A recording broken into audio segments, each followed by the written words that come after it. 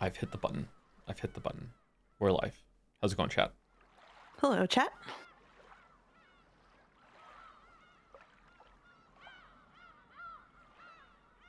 First message is, oh shit.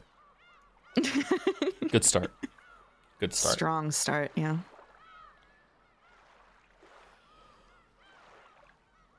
All right, we're unpinning this. It's done. Lock it in, laddie.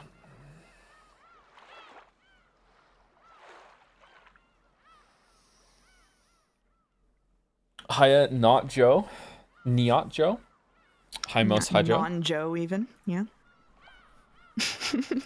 Non-Joe?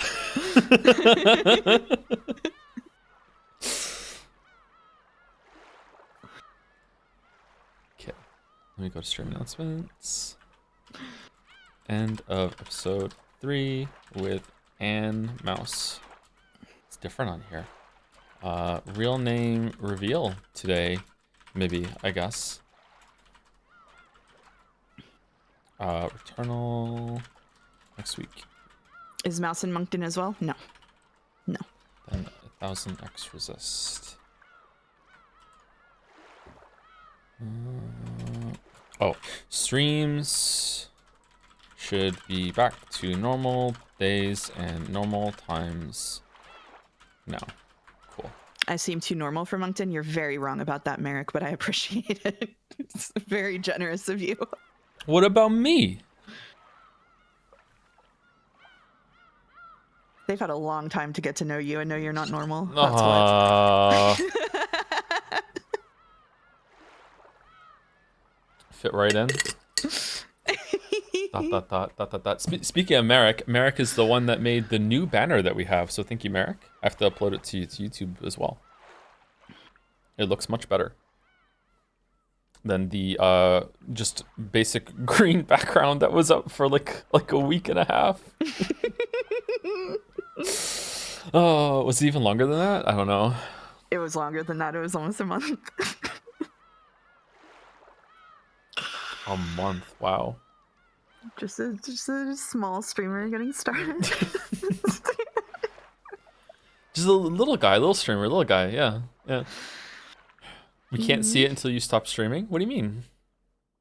Can't you just go to the main page and see where the videos are? I think it should be there, shouldn't it?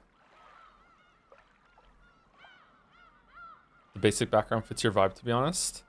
Thanks, yeah, thanks. Hold on, I can put it on the screen then in case some people can't see it. This is the new one. I just hit the wrong button. Control F. There we go. This is the new one. Cool. It is cool, isn't it? Thank you, Merrick. Great job, Merrick. There are a lot of details.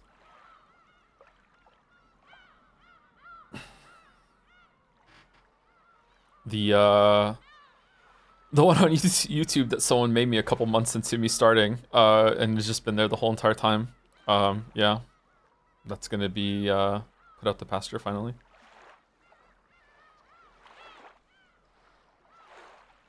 Catching up on yesterday's VOD, but just wanted to pop in and say that the doctor you saw was insane. Cholesterol, liver function, blood sugar, etc. Also, there's random stuff like thyroid issues that will affect so many aspects. Anyways, much like, yeah, it's what I thought too, but I'm not going to argue with the doctor. That's what I was saying too. Like, what was she yapping about? Like, who is she? Like, that was crazy, actually. Yeah. You got to hear me rant about that like 5 minutes after it happened too. It's like, what the fuck is this shit?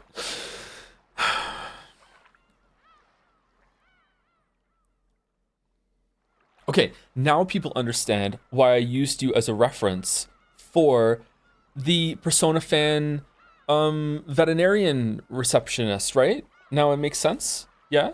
Now, yeah, right? Help? Does it? What do you mean, does it? Just the silence, just like letting me just flounder and die. Okay, I'm owned. Okay, fine. Okay, fine.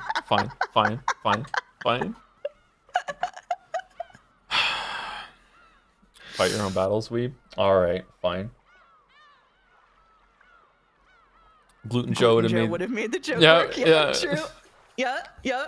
I'm gonna beat you to reading your own chat. What are you gonna do? I don't know. Kind of used to it by now. Did he reveal his real name is Satoshi yet? No, not yet. That is God. That is my name though, yeah.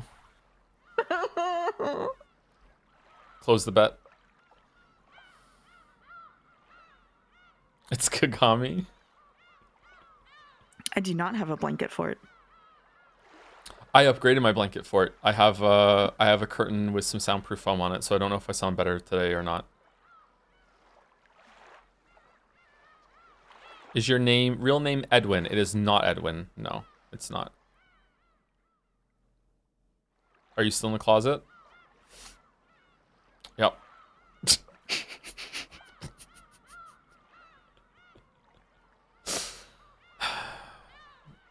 Congrats on not leaking your real name live on stream up until today. I know, thank you. I thought I would have like said it by now. You know what? There's still time for me to fuck it up. Absolutely. There's still time. Anyway, so links are out. We have fan art today. And then we will maybe do a reveal, and then we will get into the story. I think we have a longer stream today, don't we, Mouse? We sure do. We're going to be finishing episode 3. And it's going to take us at least 5 hours, not including fan art. Yeah. Strap in. Yeah. So thank you for being here to help me read, because I don't think I could do that again, especially after yesterday. There were some times yesterday I was really having trouble continuing, but I'm glad I did. No, we got it. Including Tea Party and question marks. Yep. Has there ever been a character in the streams named like you are with the same name that I have, like my real name? Yes, at least twice. At least twice.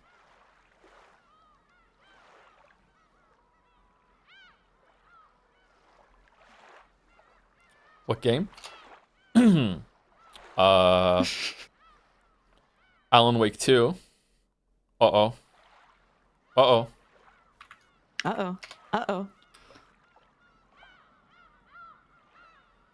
Alan.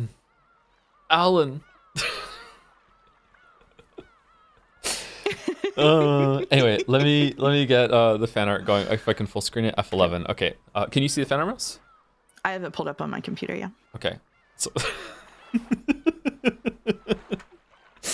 I think this image is giving me too much credit for coming across as a voice actor, actually. Thank you, Adros. A little photo edit I did in celebration of today's Umi event. It's just an edit, but a medium effort one, so it might still fit in the wrap it up section. It's leading, actually. It's leading, and I'm realizing now that I full screen this that I don't have chat. 1 second. This was before the blanket fort revelations. Otherwise, this would be a very different picture.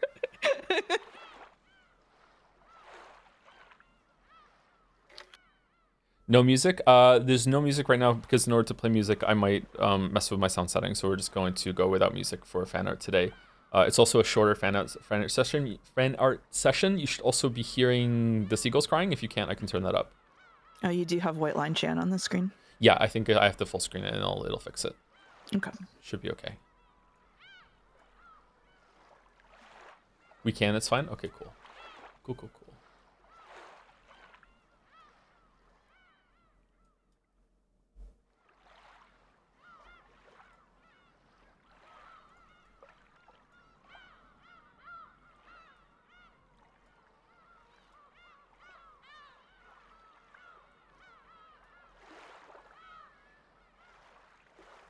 This is also a short fan art session. Vodder's spooling through the VODs, still in the fan art after 2 hour mark.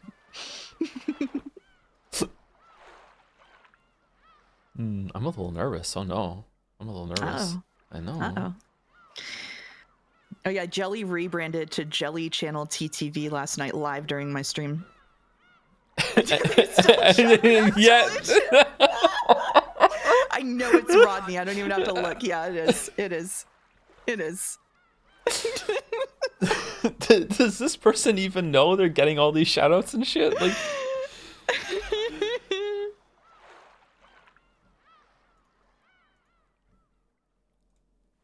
okay, if I full screen now, white line shine has gone away? Nope. No? Nope.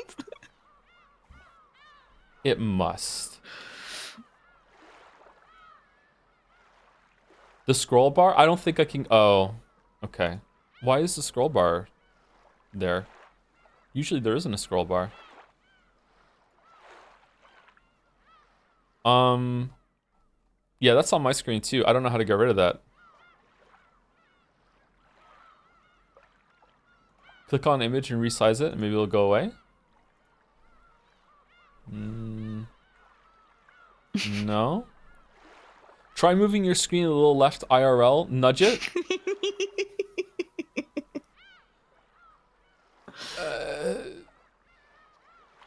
It's fine.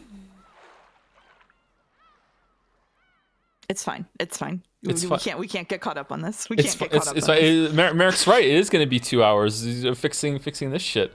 Okay. All right. Okay. Thank you, address. Thank you.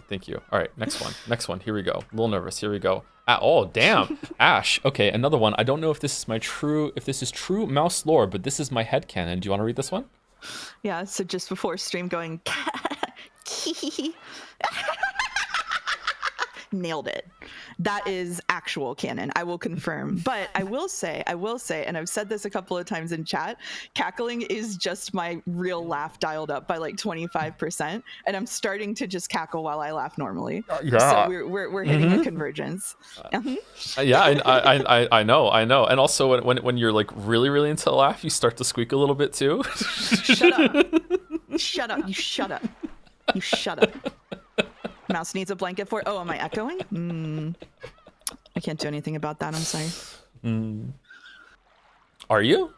I don't hear the echo. I don't know. They say I'm echoing. Okay. Maybe it's if I'm talking... Oh, maybe I can turn you down a little bit on my end, and that shouldn't affect Discord at all. Oh, the echo is coming from your headphones. Oh, yeah. They can hear me in your headphones. I see. I'll just turn my master volume down. It shouldn't have any issue on your Discord volume whatsoever. Okay, that's fine. I see. Yeah.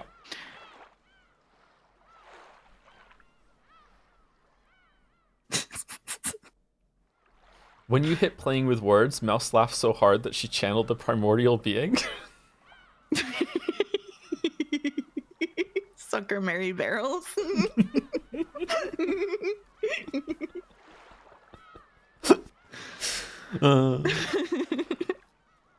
Thank you, Ash. Thank you. Oh, Cackle E gets its own tag on Janet now? It sure does. Wow. It sure does. Wow. 6 of them. There's more also by Ash. Squeakle E. Yeah. Yeah. Yeah, there you go. Credit to Tep and X Scarlinix for design.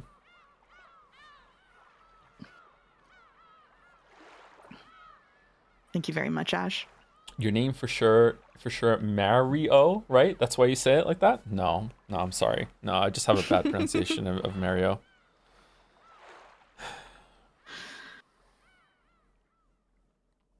$15 fan arts and they're all mouse. I think mouse is in all of them. That's why we're doing this set today. Yeah. You know. It's on purpose. Witch of laughter. Witch of streams. Yeah. We learned that on the TV Tropes page. I still haven't listened to the TV Tropes roasting. And, I had one. Does that mean my pronunciation of Mario is bad too? I'm not having this fight, especially when someone else is on voice with me that disagrees with me. I don't want to have the fight live. Fun fact, August made the TV Tropes page years ago and you saw it? August, we read that out loud on my stream. Did I really? I don't remember that. What do you mean?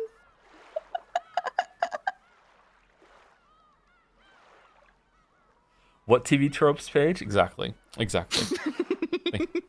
you, Ash. Animated Huey Umineko Pest?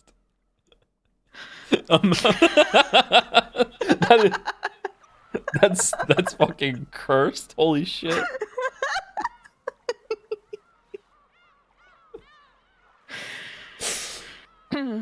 So the TV Tropes page is completely out of date in every way, except someone went and added all of the memes about Battler.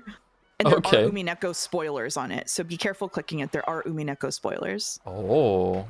Yeah. Okay, I won't go on there then for 6 months. Just to be safe. Don't want to get spoiled. Yep. Unpin it. Are you a turtleneck type of old man? No, I'm not a turtleneck type of old man. I'm a different kind of shirt old man. I'm a Henley old man. I don't like turtlenecks. They kind of itch. Maybe I just had a bad quality turtleneck. I don't know. I think so. You can get turtlenecks made out of stuff that doesn't itch. Yeah, yeah. Rachel Amber kind. I do wear some flannel. Yeah, yeah. Wore some today. You're a V-neck type of old man? I don't think I would go as far as V-neck. Not sure about that. Merino wool is comfortable. That's true. Now that the mouse is out of the bag, how much of a factor was she in the Umineko streams becoming a real thing? Not a factor at all. That came afterwards. Yep. Yep, 0. Mm-hmm. Does that like make it less magical? I'm not sure. Although you could argue that during the Leap Day stream, you might have crashed out. That's true. Yeah, I didn't realize that was you until much later. Yeah, yeah. That's the first time I ever spoke to you. And it was on stream. Yeah. Yeah. Yeah. You warned me about the boobs line with Shannon, right? Yeah. Yep. So Kasoro trolling you led to this? Yep. The dominoes are insane. The dominoes for this to occur, very unlikely. Very magical event. Extremely unlikely. Don't put this evil on me. Everything is dominoes. Do you miss the old style or no? No, I like the mod, the art stuff from the mod the best. Yeah, this is the PlayStation 3 sprites, right? That's I think those are the best ones. Mm-hmm. Yep. Thank you, animated Huey. Michama? Cackle theorizing.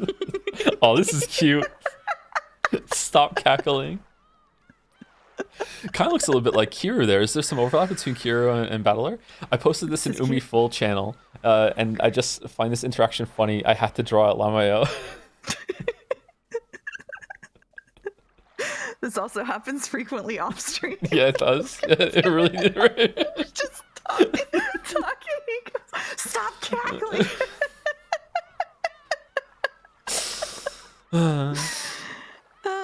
Okay.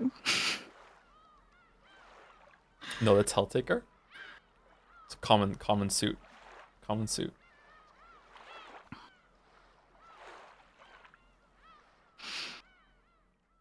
I love this mouse too. I love this mouse. I know we have anime girl chanified mouse, but this mouse is very cute as well. This is a very cute mouse. Yeah, I agree. Yeah, yeah. This is a pretty cute Joe as well. Mm-hmm. This is not the decrepit high law Joe. With liver spots. A few weeks ago in Jazz, Joe gave me the uniqueness award for having Umi dates with my partner, and I've been malding about this since yesterday.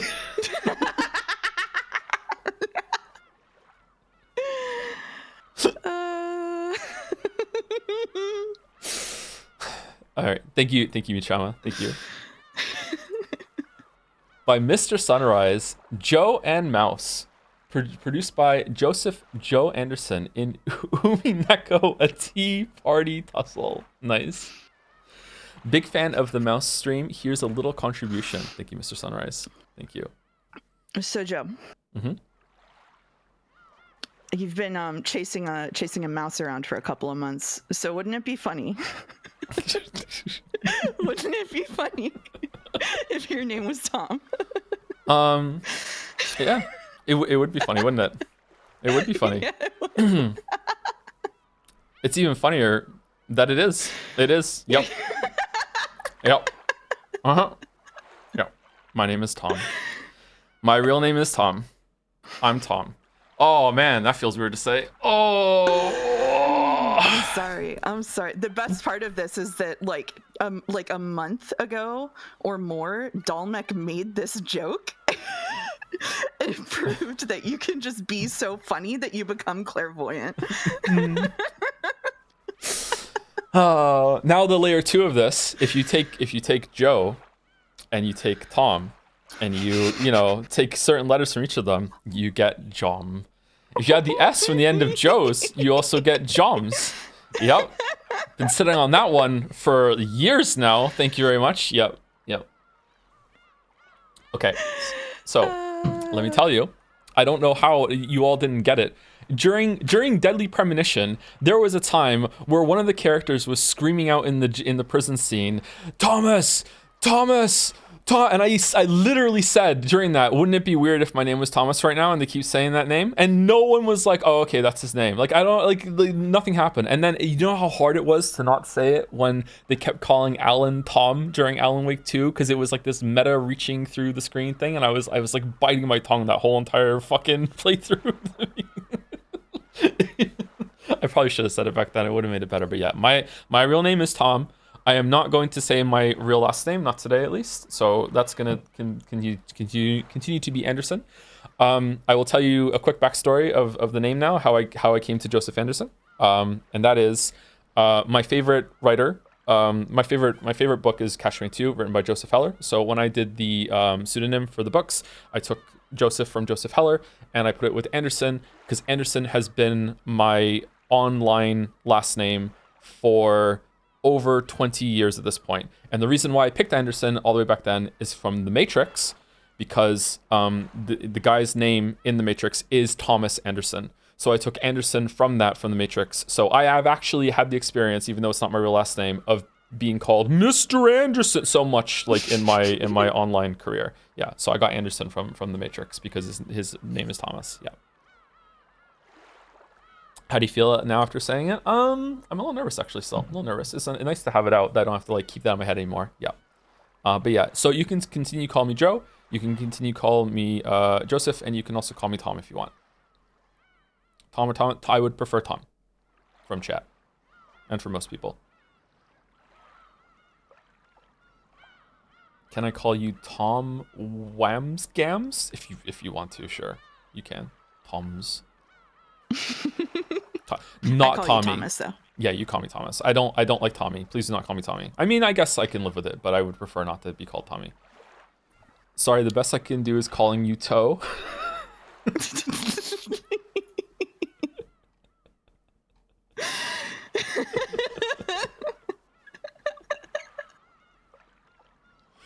Can we call you Jamas?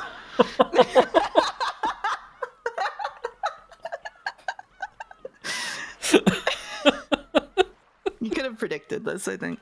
I could have. I didn't. No, I didn't. I didn't. Oh god. Oh god. So is Joe a dead name now? No, you can call me Joe. You can call me Joe still. It's fine. I'm fine with that. I just don't want it to be I have to like have a separation of my name on my head from forever from now on. What if I call you Neo from this point forward? You can call me Neo, sure.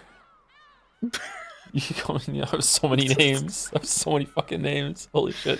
Anyway. Name searching is about to get tough in Discord. That's true. The ego searching. Anyway, thank you very much, Mr. Sunrise. Oh, damn. By Oko. Mouse is so cool. I wish rodents were real. I love Oko. Damn.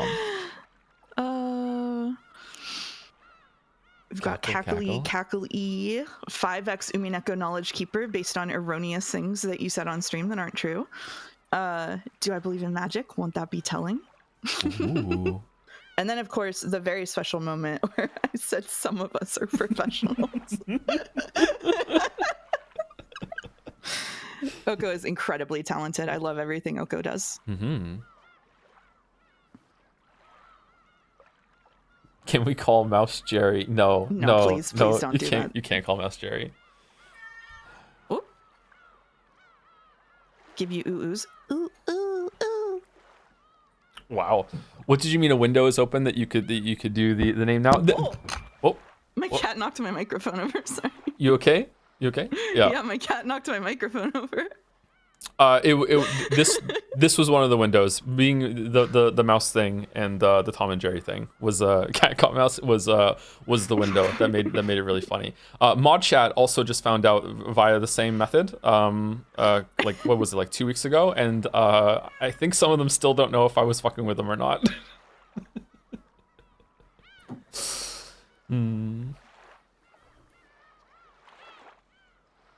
You could still be lying? I guess so.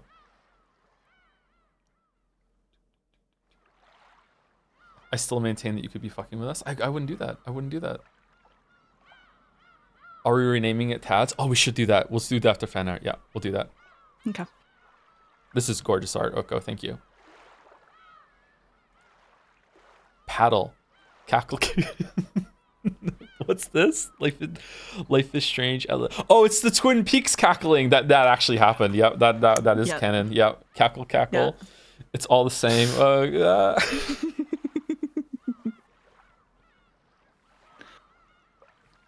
Still only 2 episodes into that. We need to watch another one. Yeah, we do. We do, actually.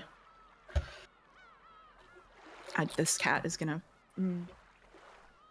Sorry. Which one is it? Casey. Yeah. What the fuck is Tads?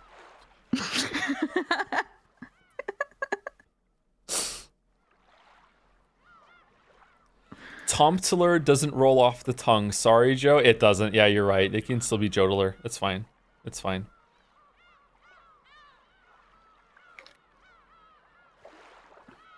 So is the dragon status as your persona, or Tom the cat will take over? Oh no. No. No. No.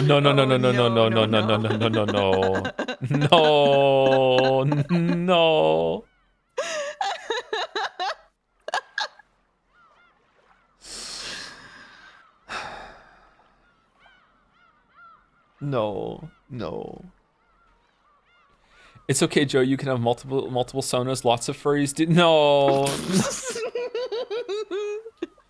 Can I call you the Tank Engine? I loved that show when I was a kid. Yeah, I love that show because of the name, I think. Thank you, Paddle. Thank you. These are really cool expressions.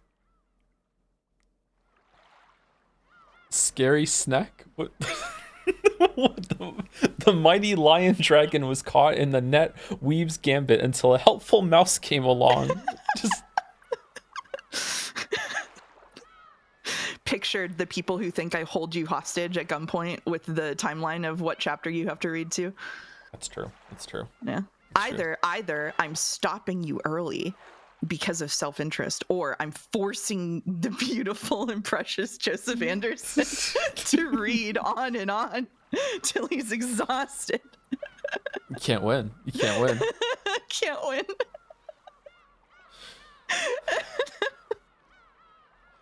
The stream is really tense and uncomfortable with this new guy, Tom. So that's why you love Bullet Train? Oh no, I do like trains. Maybe yeah, that's a good point actually. Maybe I do like trains because of the Thomas Tank Engine. I do like trains. Bullet Train was just a really good movie though. Yeah. Now you will forever remind me of the time I was puking for 2 straight weeks and was watching 4 hours of Thomas the Tank Engine when I was awake every single day. Why would you do that? What? That's so much evil to put on me. Just think of me as Joe. It's fine. Just Joe.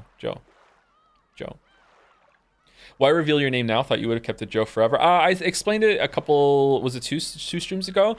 It's doing like, I don't know, like it's not like big time like mental damage, but just a little minor mental damage, like chip damage, like over time, to just like keep the name association out of my head and to not say it on stream. But mostly it was about when I started going to the gym last year, I started hearing people call me by my real name regularly for the first time in years.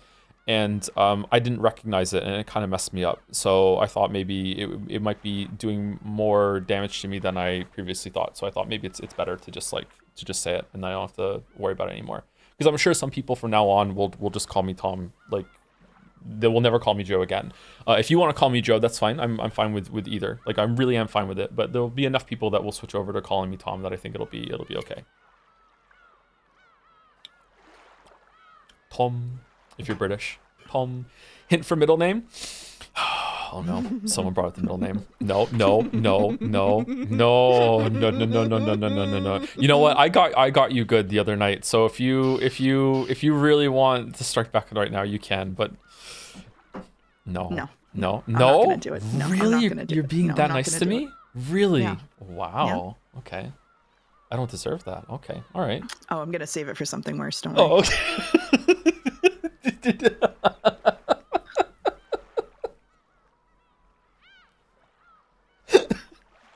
The vulnerability isn't high enough. Okay, all right, I respect it. I respect it. I hate my middle name, chat. I hate my middle name. Hate my middle name. Yeah, yeah. Have you ever heard my last name before? Me, Mouse? Yes. Really? Really? Yep. I've never met Yeah. anyone that's heard my last name before mine. Really? Holy shit. Okay. Yep. Yeah, I worked with someone with the last name. You have two, Sereth? Oh, I never asked you that. Okay. Didn't you say your last name was funny? It's not funny. It's just it's unusual, but maybe it's not as unusual as I think I thought it was. Do you know Welsh? I do not know Welsh. No. Thank you, Scary Snack. Tep? Oh, it's the Mouseitar, an unofficial official mouse anime girl design. You're anime now. How does it feel? Oh, weird, but good. Tep did me a really big solid because Tep messaged me and said, "Hey, do you want me to draw you as a cute anime girl before the stream tomorrow, so that people have something to riff off when there's art?" And I was like, "People are gonna do art? Sure, I guess that sounds like a good idea." And I'm glad that they did, because I don't mind people doing like the cute little mouse stuff, but it's nice to have like a slightly human shaped representation of myself. This is very cute. Very cute. It all worked out. I'm wearing pants like this right now too. Nice. Matching the pants. I don't know why I said that. I don't know either. How many people from have known your real name from this community? I would say no more than 20 have known my real name before today. I have said it to some of the mods in the past. The entire mod team found out, like, I think last week or the week before. Sereth and Wuggy knew. I had to mail Sereth and Wuggy some stuff with my name on it. So like, they've known for a long time now. They've known for years. H Bomber guy knew a couple weeks ago, but he didn't know until then. I think I told Mandalore one of the first times that I spoke to him, and he knew that Joseph Anderson was a pseudonym.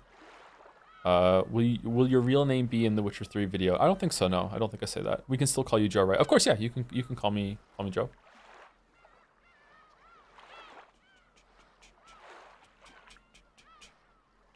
I think you're called Tom in the Fallout 76 1001 glitches video. I don't know, because Mandalore's audio was a little scuffed, and I don't know if he was referring to me in that clip or not. But he does say like as an example of someone that works at Bethesda's office, like yeah, hey Tom, yeah, like that sort of thing. I think he does say that in the video, yeah.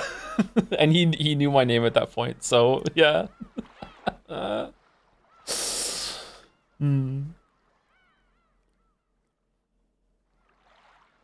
I thought your name was Griffin or something. I was close. Griffin? Thank you, Tep. This is one of two. There's another one. Oh. Do you want to read it? Sure. Say, don't think you'll be able to define me with the same moves. Bia Turichi. Umineko volume 6 of 75.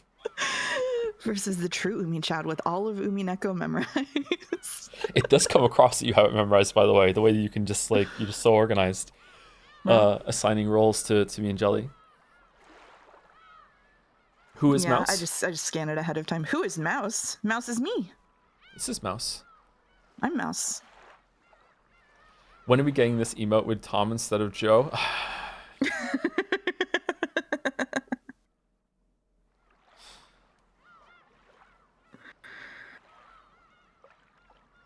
Can I do a squeaky noise? No, because I don't know what that's going to get used for. But I might accidentally do one at some point. Why am I being Tommed?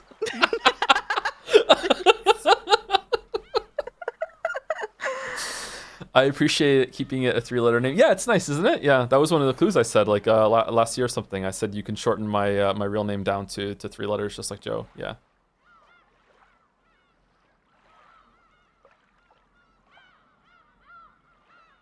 So far, my theory that Joe is your dragon persona is coming true. It's not. It's not. I don't have a persona or a scale sona or none of that. No. No. How do you feel about when people shorten it to Thom instead of Tom? I hate it. I hate it. I hate it so much. Don't do that. Thom. No, I hate it. Who would do that? I mean, a lot of people in chat are going to do it from now on because I said I hate it, but yeah. Hates Radiohead. Hates Radiohead. I do hate Radiohead. Nah, I don't hate Radiohead. I think they're a little overrated. That's all. That's all. What if Joe on the phone and Tom on the phone had a conversation? It wouldn't go well for me, right? That'd be a bit crazy. Your persona boss fight has you swapping between being a dragon, the cartoon cat, and a normal guy, repeatedly changing your resistances each time. The pseudonym will be how all is revealed. Since we're talking about having many names, the name Joseph is pronounced Yusuf in its original Hebrew form. Therefore, I will call you Yusuf from now on. Oh, I got another name now. Another name. Anyway, thank you, Tep. Oh, look at that. By Weiwei or Weiwei. Mouse Beato. Beato. Yeah, their stuff is always very, very gorgeous. Cool. I love this one a lot. Yeah. The mirror, or I guess like the portrait that she stepped out of is so cool. People love the cackles, huh? Mm-hmm.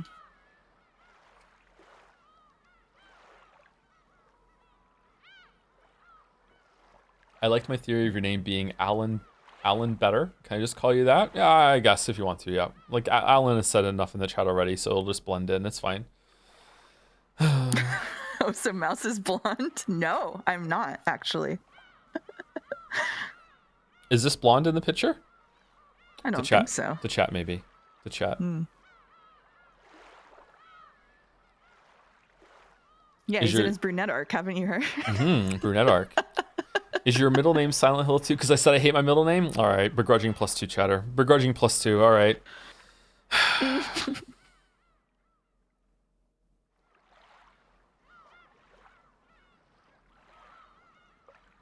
What does the JPH in Anderson JPH mean? It just means Joseph. It just shortened it. I think the Gmail that I used for it wasn't available, so I just shortened Joseph to different versions, and that's the first one that went through. So that's just what it is. I know it may present like it's Joseph, and I have like 2 middle names of P and H. I guess I could do that for the pseudonym, but like no, it's just a shortened Joseph. Joseph without OC, true. Joseph without OC, yeah.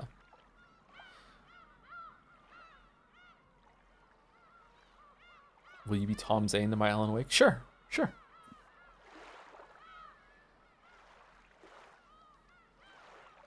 In the first Daily Permission stream, you say your name is Tom when York is introduced, and no one went with it.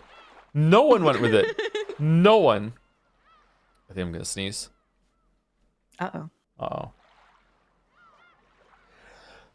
Whew. Sorry about that. We were literally speculating this today. Thank you, Weiwei. Xscarlinix. This is a cute mouse. Positive vibes for the Umineko Joe and Mouse Read Along Edition stream. Use proper mouse design by Tep as requested by Mouse herself. My previous hacker mouse doodle was of Joe's mouse roommate. I didn't get he was referring to Mod Mouse lol. It's okay. Yeah, this was because that was one of the reasons Tep messaged me, is because Scar Alien drew like eradicate at the computer, and Tep was like, we probably want to avoid that going forward. We don't want people to use that. But it was really funny. It was really good. I'm just not mad or anything. Giga Chad, Dragon Daddy, totally in control and not nervous at all. No, never nervous. Never. Umineko When They Cry, volume 1.1.2.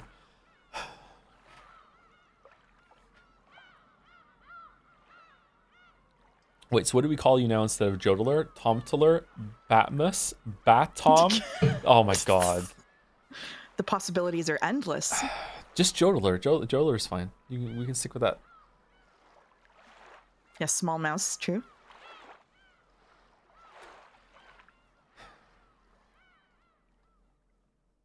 Chat's taking this well. taking this Yeah. fall. Joe is a bat on. Yeah. Fucking hell. Oh, fucking hell.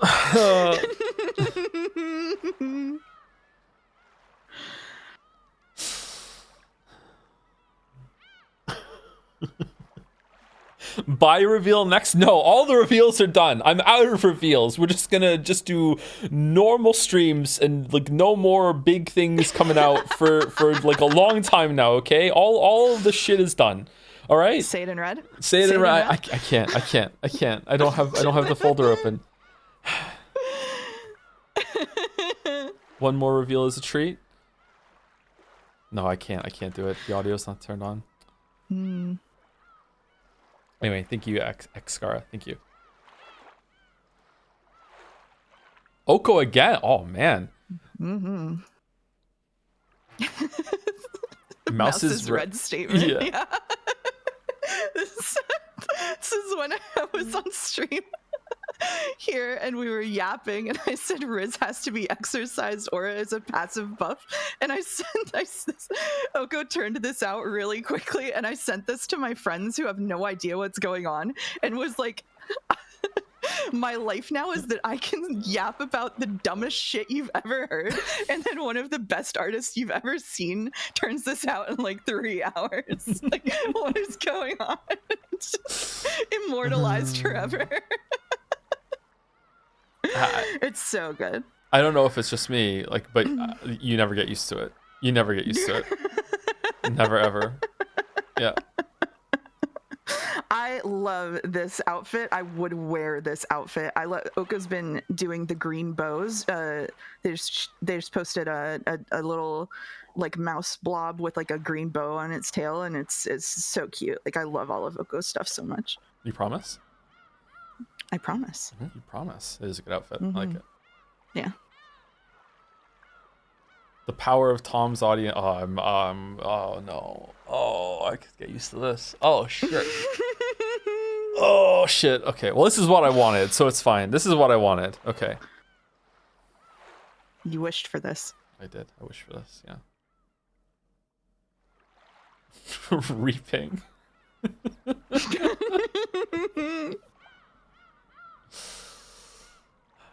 Hello, Thomas. I'm adding you to call you by your real name. Hope you get used to it soon. Tom, please. Tom. Go with Tom.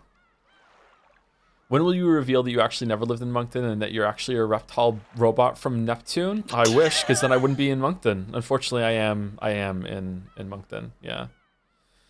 I'm glad things are going well for you, Tom Senpai. Thank you, Dalmek. Thank you. Thank you so much. Thank you.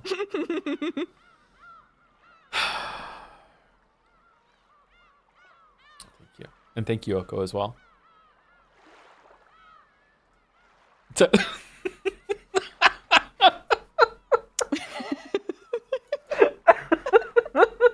This is Mouse waiting patiently for the Hempel's Raven segment to appear on stream.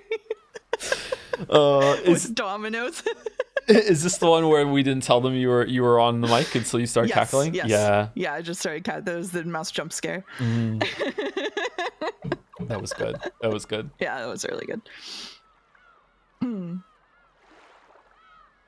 Yeah, that was I was at a party for a 1-year-old and I just kept getting messaged. Or was that that was the other week. There were 2 weeks that I was out because I had like real life plans and I was just getting the worst FOMO I've ever had in my life. And I came home and just like, you want to come on stream? And I'm like, yeah. Yeah. That was fun. Is it double cat and mouse ears? No, it is mouse ears and hair vents, as all good anime girls should have, I'm told. That might dethrone the Outer Wilds false start for best premeditated bit. When Mouse just appeared, really? Oh, that's a high compliment. Oh, that's one of the best stream bits that I've ever done. You're competing, Mouse. Interesting. Oh, Interesting. Yeah. Dangerous. Oh shit! What happened? I don't know. What happened?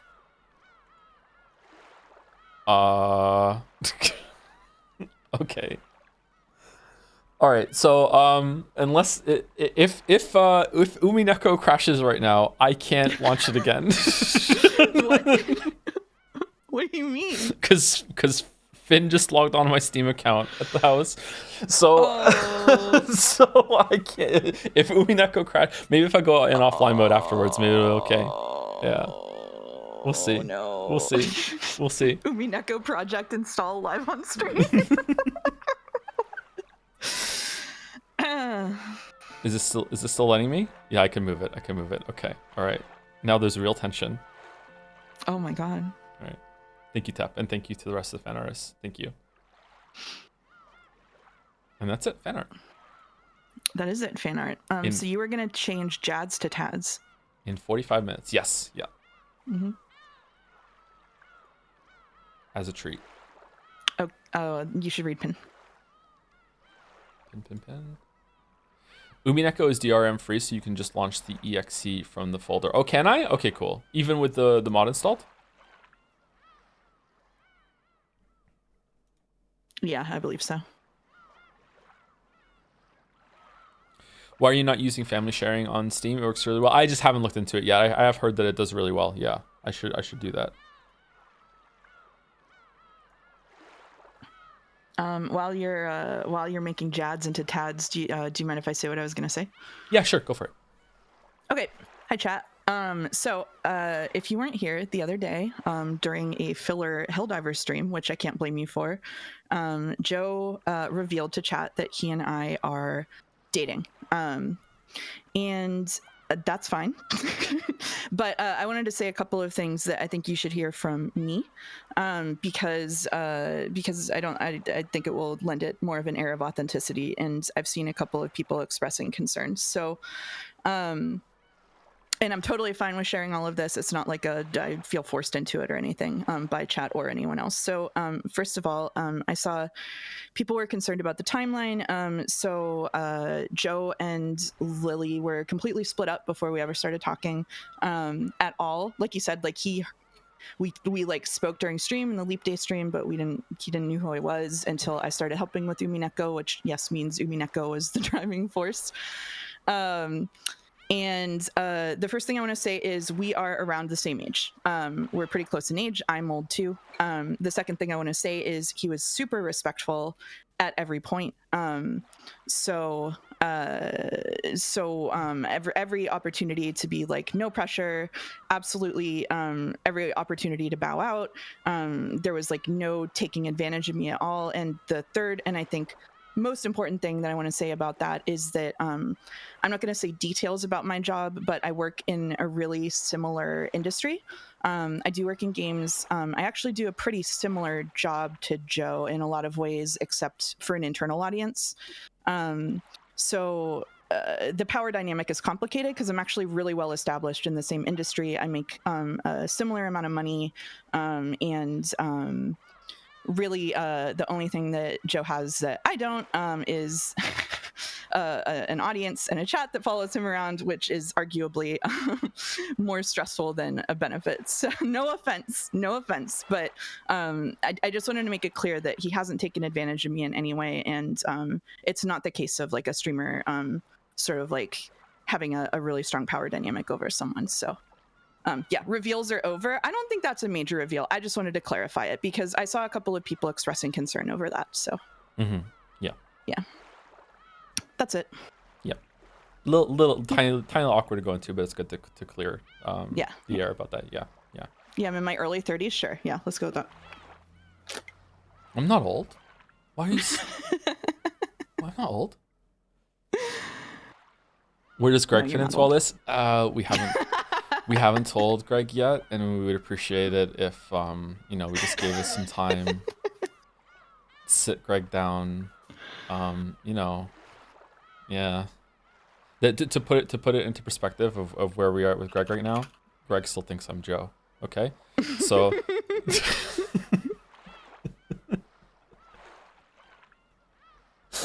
Okay. All right. Okay. I might have to like. Are we absolutely certain that I can launch Umineko from the exe, because there's this account has been signed in elsewhere, like a notification in the bottom right that's just not going away. Someone said no. A couple of No? people said no. Yeah. No? Okay. Yeah, I don't know. Yeah, I don't think it's gonna let me just go in offline mode without doing that. I'm gonna test it right Cakewalking is now. testing it. Yeah. Okay. Achievements likely won't work either if that matters. I don't care about achievements. Yeah, I don't care about achievements.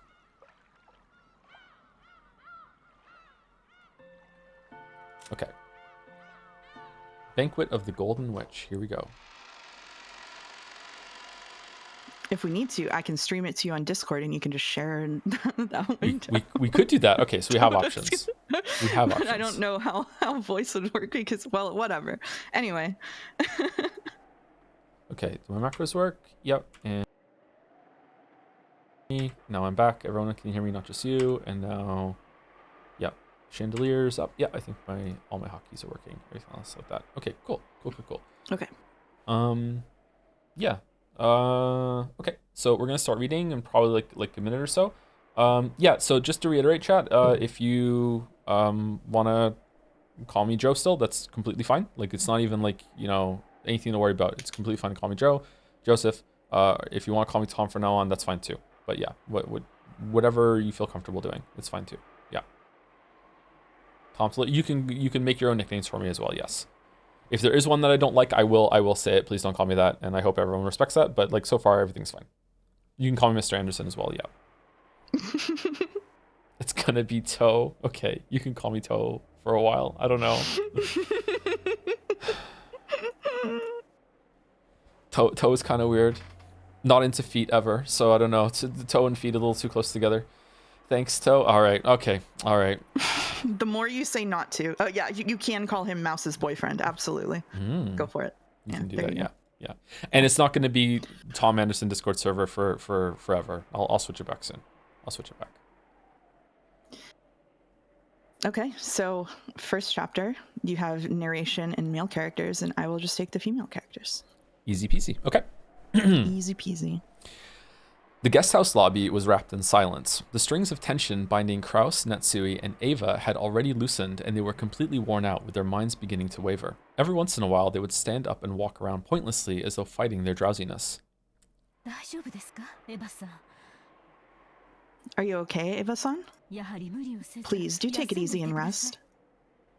I told you I'm fine. The three of us are now the only adults. There's no time to rest.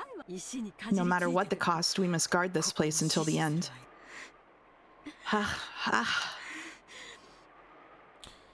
So two things. Cakewalking just confirmed that it can launch without Steam being open. Okay, so that's an option as well. And secondly, how is the sound now that we both read a line each with the game, doing voice at the same time? Usually I need to do the voice down to 5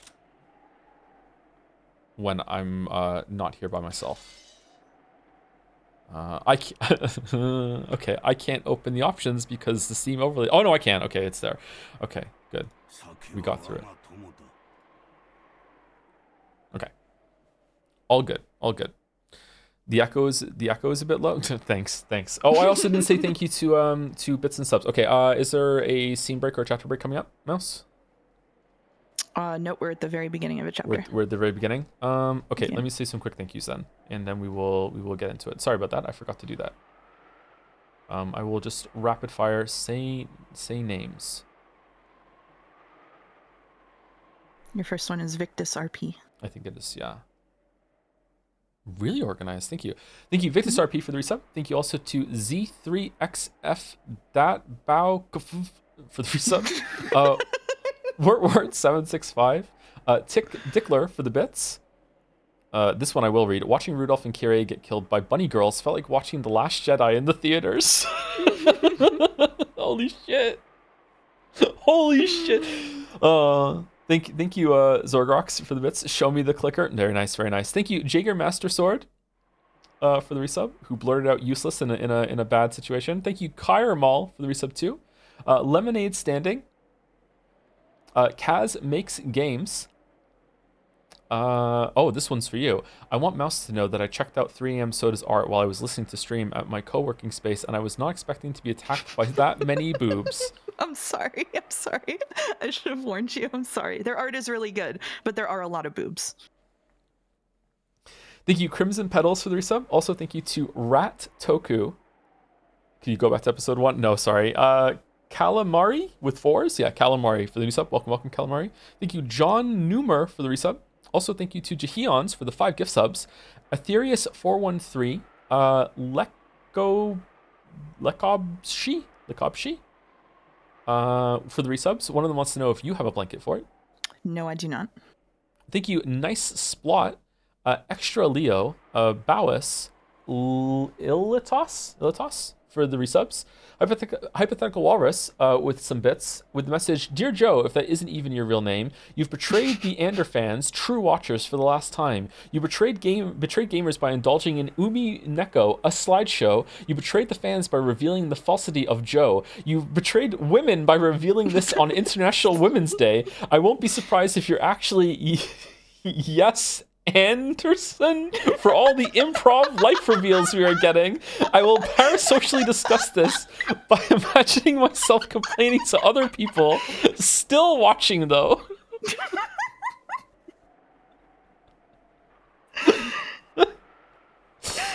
Oh shit! Thank you, Fifi de Fessel, for the resub with a very nice message actually. Thank you, Fifi. Thank you. That's sweet.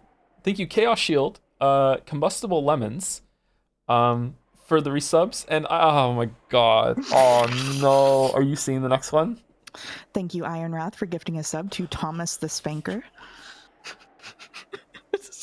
You shouldn't have read that one. You shouldn't have read that one. No, you shouldn't have read that one. No. Thank you, Azunis, for the resub. We're just tanking on. We're just Thomas the tanking on. Here we go. Thank you, Azunis, for the resub. Thank you, Naya, for gifting a sub to Jamas. Thank you, Mark, for gifting us up to Jamas as well, with an H. Thank you, Uber Supersloth, for the bits. Question for Mouse. The character introduced in episode 5. How do you think Joe will feel about them? The one with a name beginning with F. Spoilers? Spoilers. I'm going to answer, I guess I can't. I think that Joe will hate them. I think Joe will hate them, but not hate that they exist. Interesting. Okay. I will try not to remember until later. Yeah. Okay. Lose that. Right. Thank you, Serenius, for the resub. Come on, say it in red if you can. My name is Tom. I will say it in red maybe next stream, but right now I don't have the folders open in the audio setup because it's not as clear cut to get Discord audio on at the same time. But I will definitely do it next time. I will. I'll say it in red for sure. Thank you, Gassian Storm, for the resub. Also, thank you to Vindy Vondo. Don't say it in red. Thank you, Enki13, for the new sub. Welcome. Thank you, Mediocrities. I can't talk today. That bodes well for this. For the bits.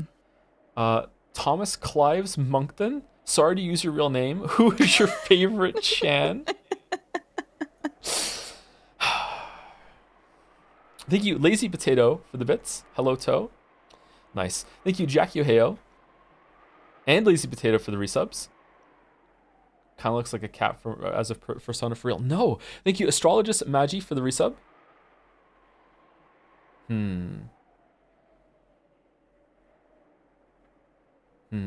I think this question will be discussed at length today, actually, when it comes to some of the magic stuff. Astrologist Magi. It was about how I feel about looking at the magic scenes through still more of a battler lens with the anti-bronze tube kind of thing. There's a question for you in chat, by the way. In chat, there's a question. Yeah. Can Mouse please confirm for us that you actually secretly love the bunny girls, and all your groans are you actually trying to hide your excitement? He does not love these bunny girls, but he did mention playing Final Fantasy XIV again, so take that as you will. Thank you, Yuri's taken for the bits. Happy lesbian couple. Okay, all right. Thank you, Yojo Dude 15 for the new sub. Welcome. Thank you, Cummy Mummy, for gifting a sub to Tom's free use boy toy. Thank you.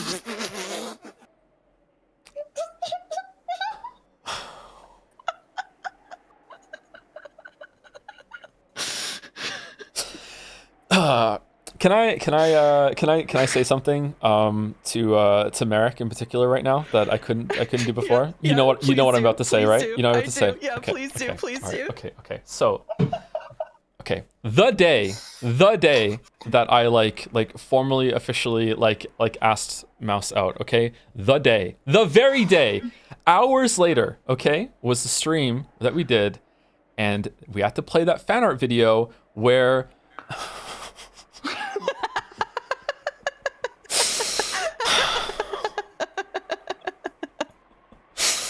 oh, all of the lewd, crazy, unhinged sex things that I said about that person that was like, I actually said something, a joke quote in bed. And I had...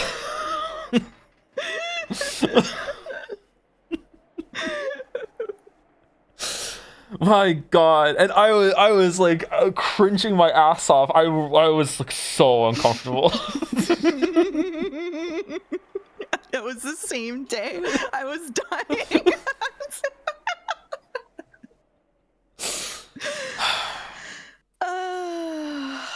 We used This to community is quite unfunny.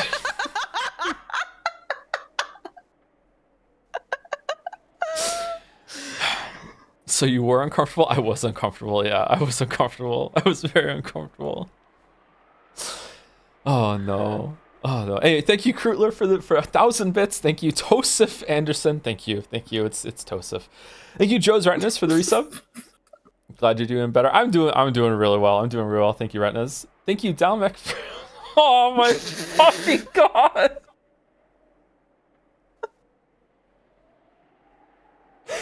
Thank you, Dalmec, for gifting a sub to Thomas the Wank Engine.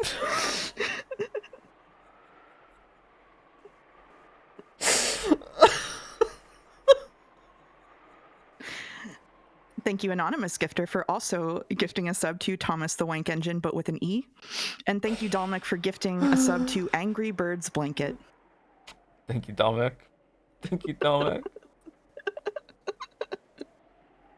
My face hurts. Oh no. All right. Thank you, Annie, for press for the bits. Is your last name Talarico? Because that explains why H Bomber Guy was talking to you. Explains the lying about the name. What else are you hiding, huh?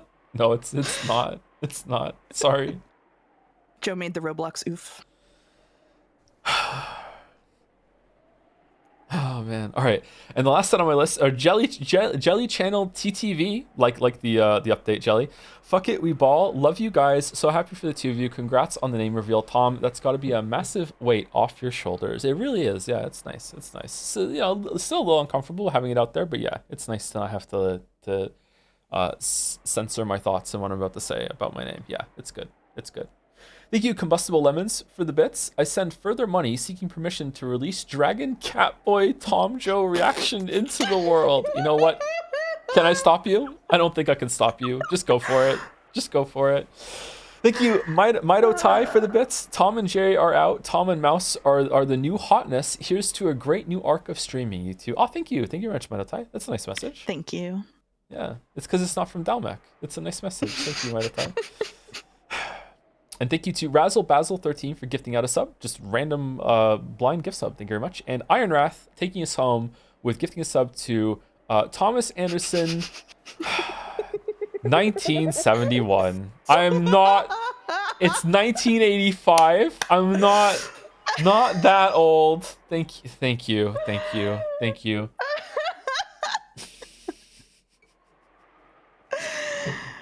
Okay.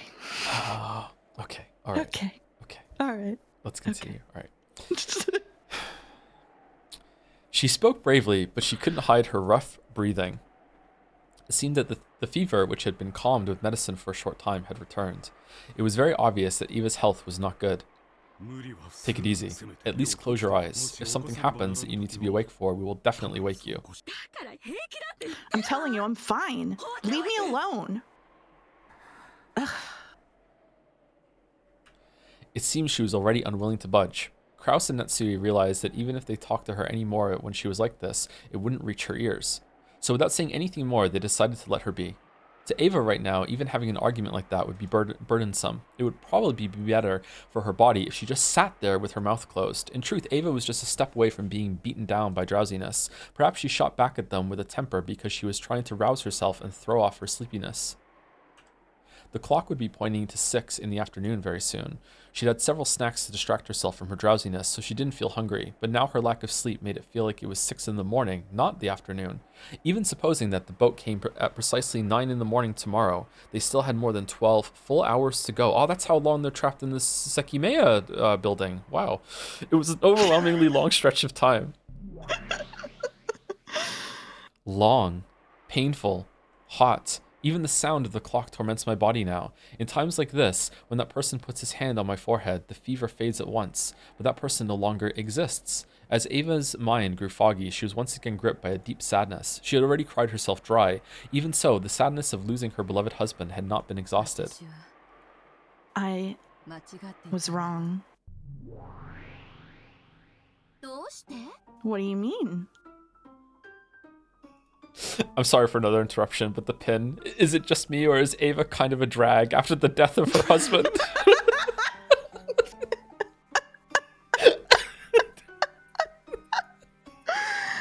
I know. The new witch and Ava were fundamentally the same thing. If Ava talked to her, she would always respond. I thought that if I could gain the position of the Ushiromiya family head, that alone would be enough. But then, as soon as I saw that mountain of gold, my greed grew. I was struck by a desire to have that mountain all to myself. That's nothing to be ashamed of. After all, it's your natural right as the Ushiromiya family head. How could you give up even a bit of it to anyone else? I was gripped by that temptation, which is why you were born. While you are a young girl version of me, at the same time, you're also my self-centered, evil heart. Because of my foolish greed sprouted by that mountain of gold, the shell of the egg that is my heart cracked, and you were born into this world. I am responsible for your birth. In that case, when I killed Rosa and Maria, and then Rudolph, Kyrie, and Hideyoshi, you were responsible for that, too. Why did you kill my husband, too? Why? I didn't want to kill Hideyoshi. He was just so annoying and persistent. And that's your fault. It's your fault for choosing a husband like that. A child like you cannot understand what made that man so wonderful. Oh, dear. What the heck? Our dreams were made real with magic, right? We solved the riddle of the epitaph, then we found the gold and got the head's ring. All of our dreams finally came true, right? What more could you want? Those weren't all of my dreams. What about living a wonderful life with that person and giving George an excellent life? I still have many dreams that haven't come true, as a wife, as a mother. And yet, those are just extra dreams you added after becoming an adult. Those aren't my dreams. That's because you're a child. Do you only care about what's best for yourself? That's right, everything is my fault. Back then, why did I resist doing what Rosa told me to? Why couldn't I announce to all of the siblings that I'd found the gold? It's all because I'm so hideous. My evil heart, which sprouted from my desire to have all that gold for myself, caused you to hatch. Looks like you really hate me, even though we're both Ushiromiya Eva. No, that isn't true anymore. And it was you who said it. I am Ushiromiya Eva. And you are the Golden Witch Beatrice. So just disappear. Witches are imaginary, illusions that only exist in fairy tales. Things like you should just disappear. Never appear in front of me again. Yeah, you're right. I understand. I'll disappear from in front of you. And I'm no longer Ushiromiya Eva. From now on, I'm the Golden Witch Beatrice. So now I can play however I want. I don't even care about you. If only you'd just give up and die. Okay, alright. There was some parallels between like Battler telling Beatrice to fuck off there as well. Interesting. Okay. Wasn't expecting that. After having a very childlike tantrum, the witch who had once been another Ava vanished. Only Ava was left behind in the darkness. And she questioned herself. Me? I killed them? Did I kill that person? Did I kill him? She could no longer answer that question herself.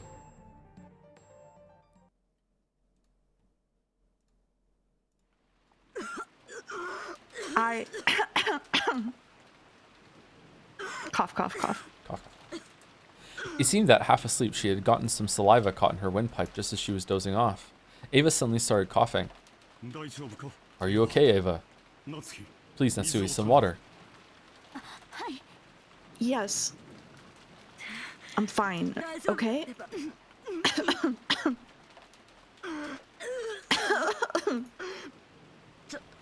I just choked a bit. Cough, cough, cough. Ava pushed away Natsui's hand as she tried to rub her back and unsteadily rose to her feet. I'm going to go wash my face. Sorry, I fell asleep. When I get back, I'll make some more coffee. Extra strong so that I won't get drowsy until tomorrow morning. Yes, please do. Your coffee's more to my taste than what Goda makes. Damn. I'm glad to hear it, even if it's flattery. I'll Did he be just back soon. invite himself the coffee? Yeah, and like tossed us straight at Godo, which is crazy. Yeah. Ava exited the lobby, heading for the bathroom. Kraus and Natsui watched over her frail back.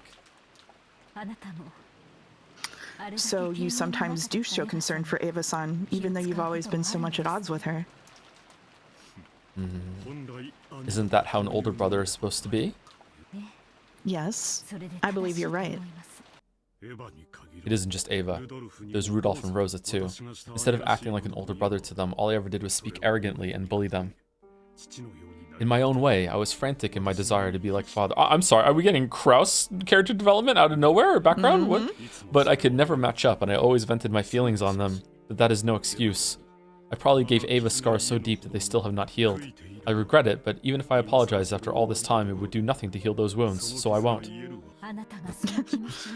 If you can hold on to that feeling, instead of only letting it last for this moment, I'm sure your siblings will come to see it sooner or later. Though by now, Ava is the only sibling I have left. If only you and your siblings hadn't been born into the Ushiromiya family, you might have had a more normal, a more fun sibling relationship. What's the pin? Thank you for keeping it 3-letter name though. So updating to Tom is a weeb was pretty easy. Thank you, Rodney. Thank you so much. Wait, does that mean I can do it? Yeah. Oh, I have to refresh my chat to be able to see it. Okay, I'll do that later. Okay. You mustn't say that. Ava will probably continue to hate me for her whole life, and she has a right to. I intend to resign myself of that fact and accept it. Dear. Ava, I'm sorry. Of course you don't have to forgive me. Of course I won't forgive you. What are you talking about after all this time? Oh, so now you're feeling guilty? If only you'd just give up and die right now. Do it, Chester sisters. Did you miss them? So much.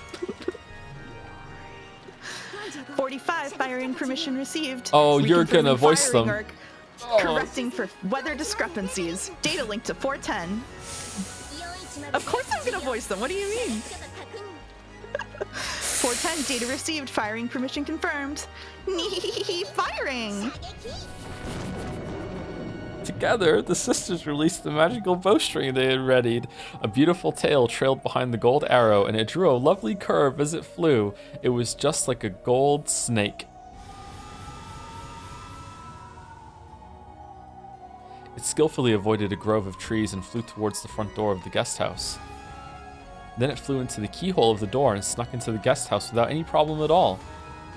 The gold snake raced down the hall smoothly, yet as fast as an arrow. The gold snake raced down the hall smoothly. Oh, sorry, I read that already. Right before it was the door to the lobby. I got there. Reading's hard. When it flew into the keyhole, Kraus and Natsui were already. For an instant, Kraus thought he saw a gold-colored sparkle in the keyhole on the door. However, at the same time as he strained his eyes to see what it was, that sparkle bent like a whip and attacked, wrapping itself around Kraus's neck.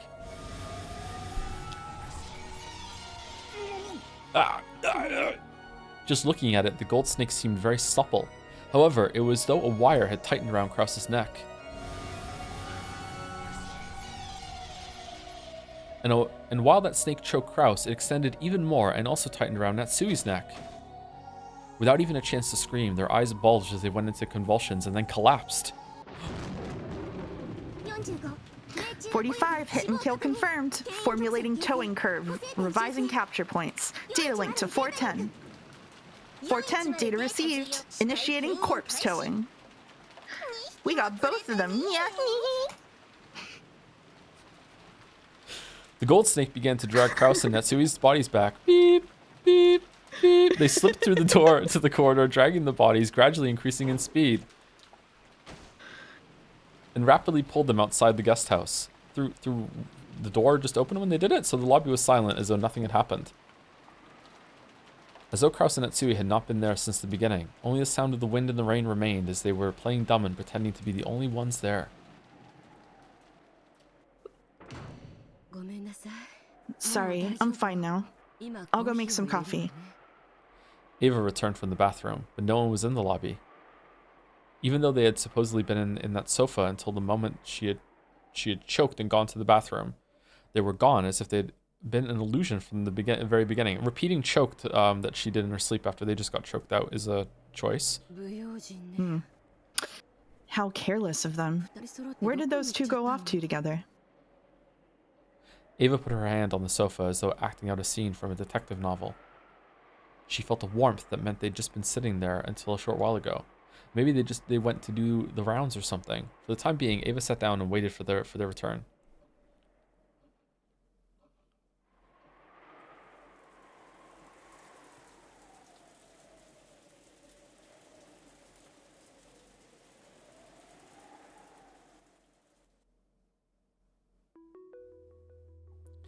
Beato and George could be seen in the parlor of the mansion.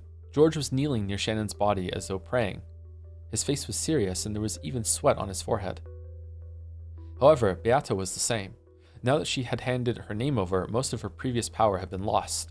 Of course, she still had more than enough power to be called a witch, but compared to the past, it was a very faint thing. Good. Don't talk to her. Don't touch her with your hand. Call to her with the voice of your heart and seek her with the hand of your heart. Only your strong feelings can make my magic reach Shannon's lost soul. George kept praying earnestly and silently. He kept frantically yelling inside his heart, trying to call back the soul of the person he loved. He strongly envisioned his soul leaving his body and searching for her as she wandered through the land of the dead. Beato turned that strong force into magical power that supplemented her own magic. This was magic that, in the past, she could have performed easily without anyone's help, but now, if she didn't rely on someone's assistance, she wouldn't be able to finish the chant, much less succeed. I'd forgotten for several centuries. Was resurrection always this difficult? Beato was wearing an even more strained expression than George. It had slipped her mind, but originally the magic to revive a life was the ultimate hidden art. The abnormal thing was her previous magical power, which could be used over and over with a snap of her fingers. So the heavy burden on her body and mind was, fundamentally speaking, extremely natural. However, sorry. This man's power, even though he doesn't know magic, it's nothing to be laughed at. I see, so he truly is Kinzo's grandchild. The strong energy pouring from George was large enough to act as magical power. At first, Beato thought it must be the blood of Kinzo, the sorcerer. However, that probably wasn't it. She had a feeling the battler had already told her what it was. It had been born from the power of George's sadness at the death of the person he loved, and from the way he had tried his hardest throughout his life, from the warm time spent together with Shannon to the size of the dream they swore to protect in the future. Is it really possible for humans to take a life so seriously, even though they only have a single one? It was only natural. To her, a life didn't mean anything more than the difference between the top and bottom of an Othello piece. If the black represented death, then she thought all you had to do is slip it over again and make it white. However, it was just like that broken vase. To humans, in a world without magic where they cannot return things to their original form, it is very, very natural for them to bet their soul and life. Sorry, to bet their life and soul. Having trouble today, sorry. So, is an endless witch who can do as she pleases, even with life and death, inferior to a limited human who can't even surpass the mountain of death? This time, the witch acknowledged it. He was able to hold a magical power that could never reside in witches who didn't understand the value of a life. Why does this thing called the endless magic exist? Even though I called myself the endless witch, did I forget what the endless magic means for 1,000 years? She looked at George's expression again. His surging earnestness was like a lightning bolt. Right now, even if George's body had been burned or smashed by a waterfall, he would probably continue to pray for his beloved without minding it, without noticing it. For the first time, she showed respect for that power. So in that instant, all magical resistance was lost, and the enormous power of George's feelings turned into magical energy in its complete form. Beatrice couldn't believe he was single. The vase was very beautiful, rich with history and value. Even as young as I was, it still forced me to take a deep breath when I witnessed its beauty. But that just made me want to touch it.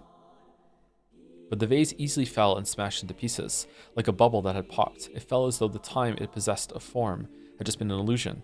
As though the time it possessed a form had just been an illusion. Okay, yeah. Lives are just that fragile, but not that fragile, just that easily lost. I realized that my foolish curiosity had led to something that couldn't be undone.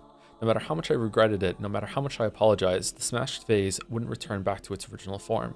A lost life will not return to normal no matter what happens. I was frightened that, even though my actions had been thoughtless and careless, they had stolen away a life that could never be revived again. Then I pitied that lost life and cried. I was frightened of myself, the one responsible for its loss, and cried even more. I'm sure Grandfather will also cry at the loss of his precious vase. Grandfather. I'm sure that all people who love Grandfather and see him like that will cry. With the loss of a single life, the whole world can be filled with so much sadness. I cried even more at how terrible that was.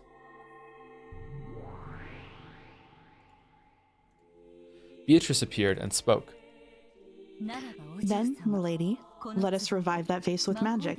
If that will make everyone happy, the vase and the magic and the spirits will happily lend you their power and return it to its original form. Come, milady, close your eyes and chant with me. Come, try closing your eyes, and try to remember. What form did you have? It was surely a very, very beautiful form. Please, show me that form one more time.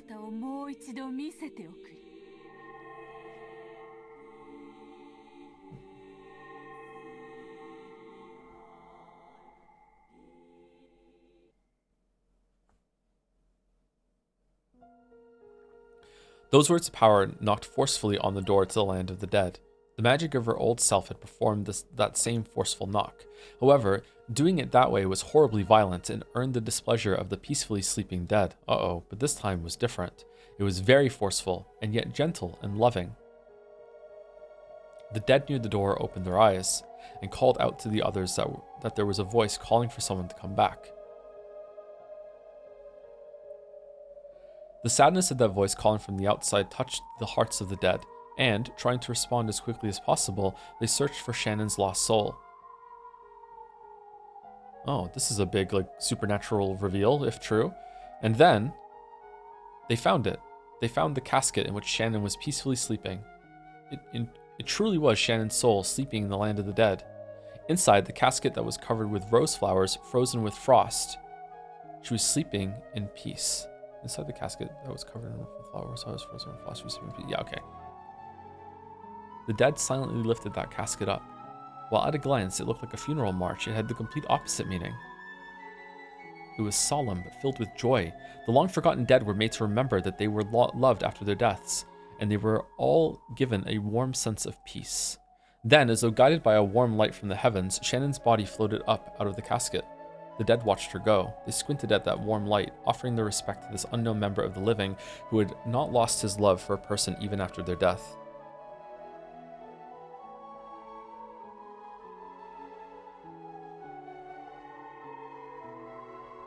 Shannon's body was enveloped in the light from the heavens and began to disappear.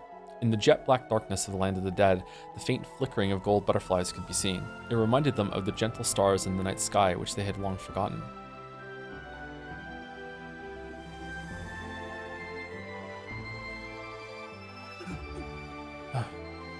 George remembered being told that he must not say anything, and he hurriedly covered his mouth. However, it felt like his heart was trying to jump into his throat, because he had seen Shannon's eyelids shake slightly. Then those eyelids slowly opened. Shannon's eyes were there, but they were still wrapped in the fog of the land of the dead. However, the human world's warmth, no, her lover's warmth, which had called back her soul, slowly dissolved that fog, and her eyes gradually regained their sparkle. Then her eyes moved and recognized George. George-san? as her lips shook weakly. Shannon definitely said that. The words were very faint, so much so that they normally wouldn't have reached his ears. However, George clearly heard them. He heard the person he cared for, his fiancée, the one he loved most and who should have been dead, call his name once again. Shannon, Shannon, do you know who I am? George-san, is this a dream? No, this isn't a dream. Come on, see here. Even if I pinch you, you won't wake up. As George said that, he softly pinched Shannon's cheek. It was how George had always responded in the past when Shannon had been surprised by something and had asked if she was dreaming. When Shannon felt the warm touch of George's finger on her cheek, and when George realized that the warmth of the living had already returned to his beloved person's cheek, they both cried. What words should a pair of lovers separated by death celebrate with when they are reunited? The words of the human world are not enough. In short, they had no need of the words of this world. George simply hugged Shannon, who was sitting up without talking. Shannon's strength was still feeble, and putting her arms around George's back took all she had. So George hugged her tightly to make up for that. To stop each other from going once more to a place the other's hand couldn't reach, they hugged each other so tightly, yet so gently. As Shannon's fingers curled around George's back, on her ring finger, the engagement ring George had given her definitely shone. That strong glint certainly wasn't just the sparkle of diamond. There definitely was a magical power that only the two lovers could possibly feel. It was because that strong light existed that they had been able to find her casket in the land of the dead. Beato understood. That ring. No. The feelings of the pair embodied in that ring were a miracle made real. Really? George and Shannon? In that moment, George definitely used magic. Beato had done nothing more than help him along. That magic had a power that could only reside in those who knew of the importance of life, who knew what it meant to try with all one's might. It was the power of a miracle, one that the endless witch couldn't possibly know of. A miracle that only the power of the finite could give rise to. By now, she had no choice but to accept it. She had to accept that true magic, true magical power, exists in the place furthest away from she who called herself a great witch. Beatrice-sama. She brought you back to life. Thank you, Beatrice. No, I did nothing. What revived Shannon was your magical power. It was your magic. The Ushiromian blood, which makes miracles come true, surely saw you through.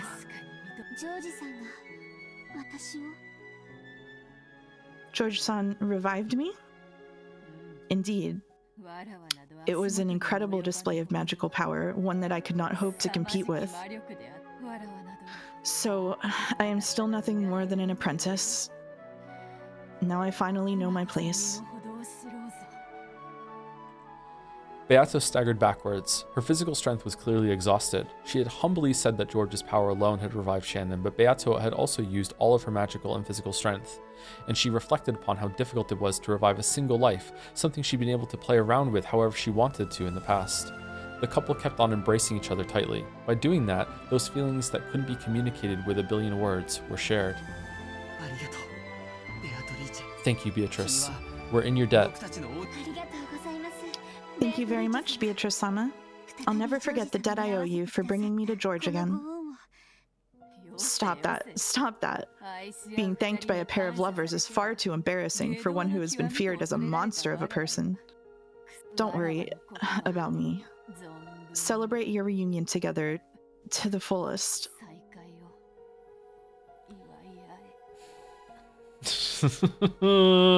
What is she doing? What? Okay, she's still tired.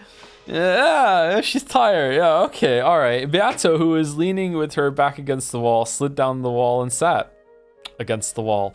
How many centuries had it been since she last grew this tired from using magic? I probably haven't been this tired since the time I first succeeded in magic. Didn't teacher praise me that time? Oh, but didn't I kill that same teacher who praised me? Don't be so naive, Beatrice. Isn't that what killing means? Finally. It seems you finally remembered how to use magic.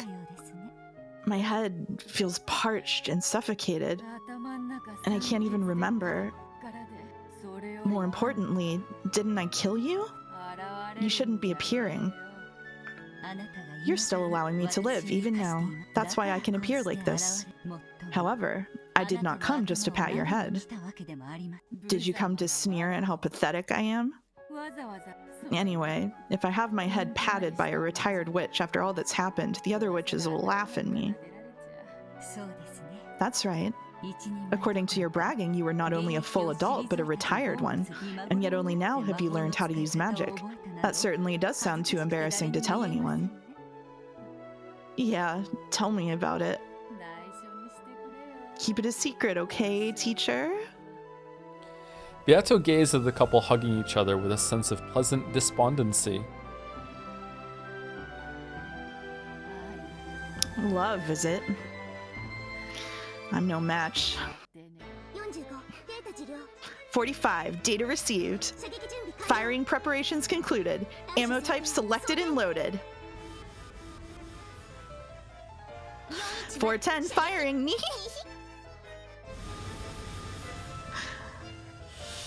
The gold snake arrow fired by the Chiesters weaved its weaved its way through the bushes in the rose garden, weaved its way through the hedges, and climbed the stone steps. It is a game towards the mansion's entrance, aiming for the keyhole.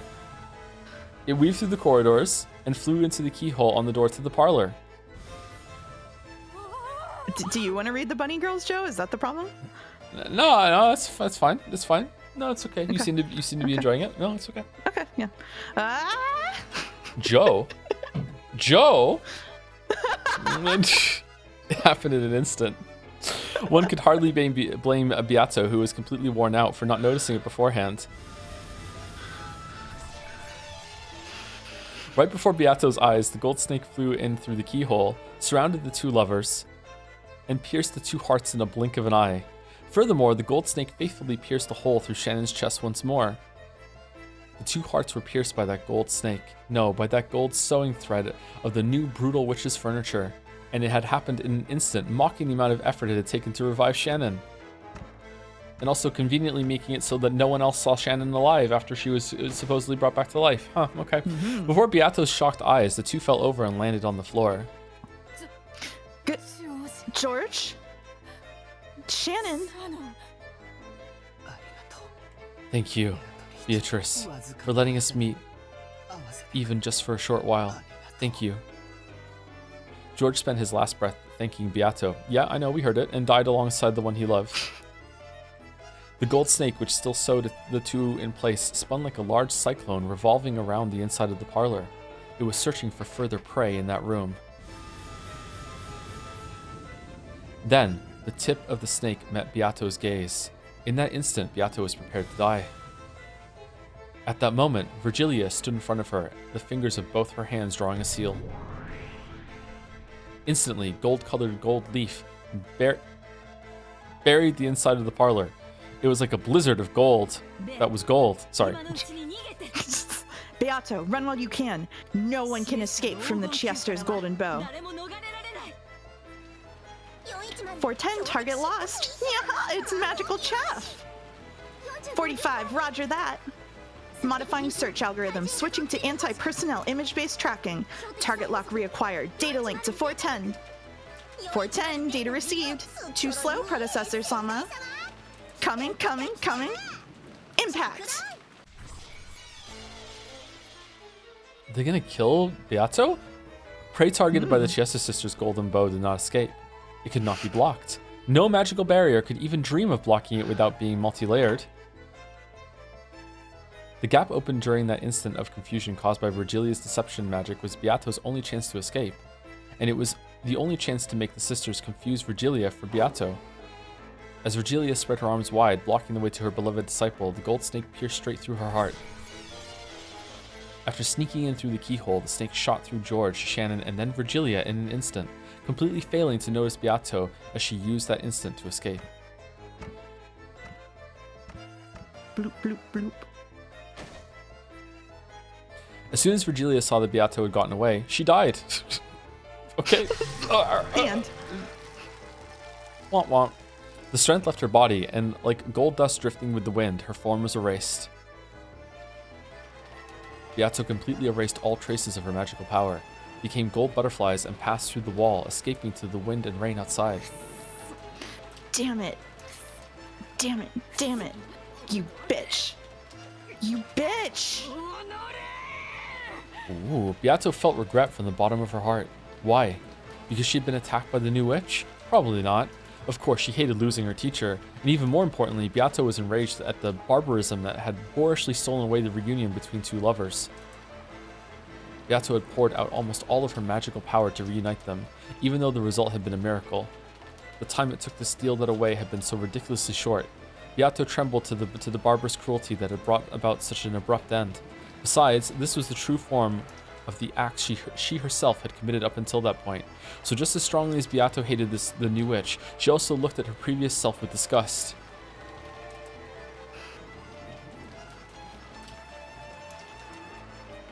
Okay, alright, okay, alright, but now she had to escape. If she was targeted next, she would probably lose her life.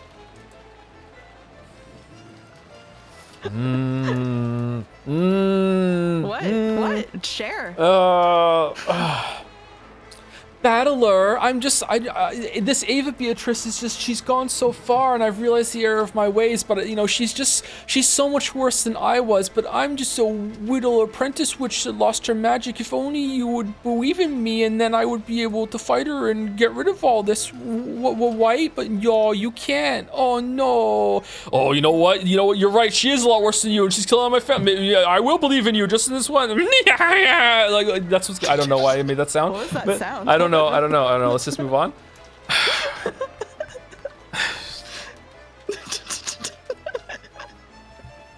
Go ahead. No, I'm done. I think I'm done. It's your turn to read. Oh yeah, to think that a chess player had descended, thinking they were like a god, only to be attacked by the pieces. New Tom noise dropped. Yeah, clip that one for Jadzia. 45. Impact confirmed. Target scattered. Without a doubt, we crushed the predecessor, Sama. Looks like our pile of kill medals is just gonna get bigger again. Yeah. What was that about loving couples? You get to enjoy tearing the two apart by death, reuniting them, and then tearing them apart again, right? Should I try the dolphin sound? If you think you can do it, go for it. I don't know though, it's hard. I don't think so. And along with that, I get to say goodbye to that damn fussy old hag. We've said bitch and hag on International Women's Day. That's rough. We're doing so well. Ronave, you don't have any complaints, right? I do not, Beatrice-sama. That person interfered with the ceremony of the witch's epitaph, you see. She revived a sacrifice from the first twilight without permission, obstructing my ceremony. She's got no right at all to complain. I'll just let her do that. Okay. But it sucks that she didn't leave a corpse behind, and I thought I'd be able to torture that old hag to death over and over again, endlessly.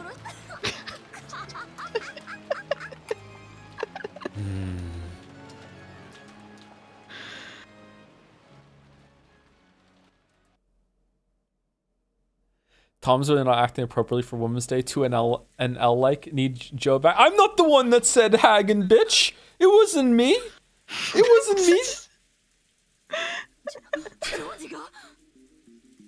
George did?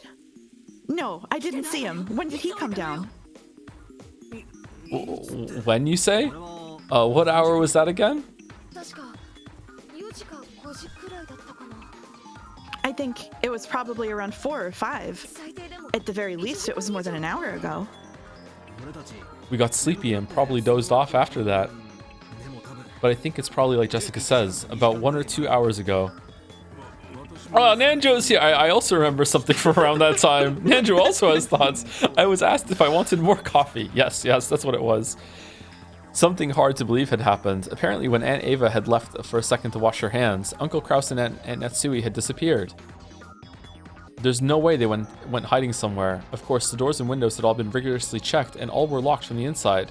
Not one of them was broken, and that wasn't just true for the first floor. The second floor was the same. Again, all the doors and windows had locks built in a way that made it impossible to lock them from the outside.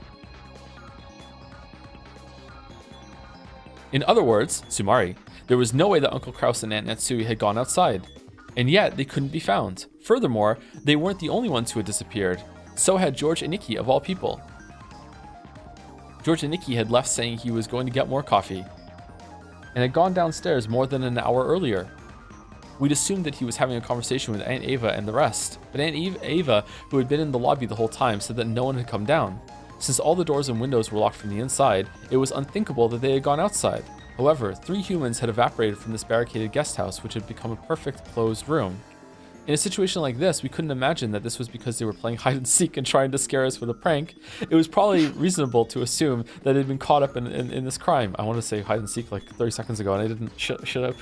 When Aunt Ava had learned that only her son was missing, she had gone half insane, running from room to room, yelling his name, and Jessica, who had suddenly lost both of her parents, had chased after her. Cries of George, George, and Mom, Dad had continued to echo through the guest house for some time.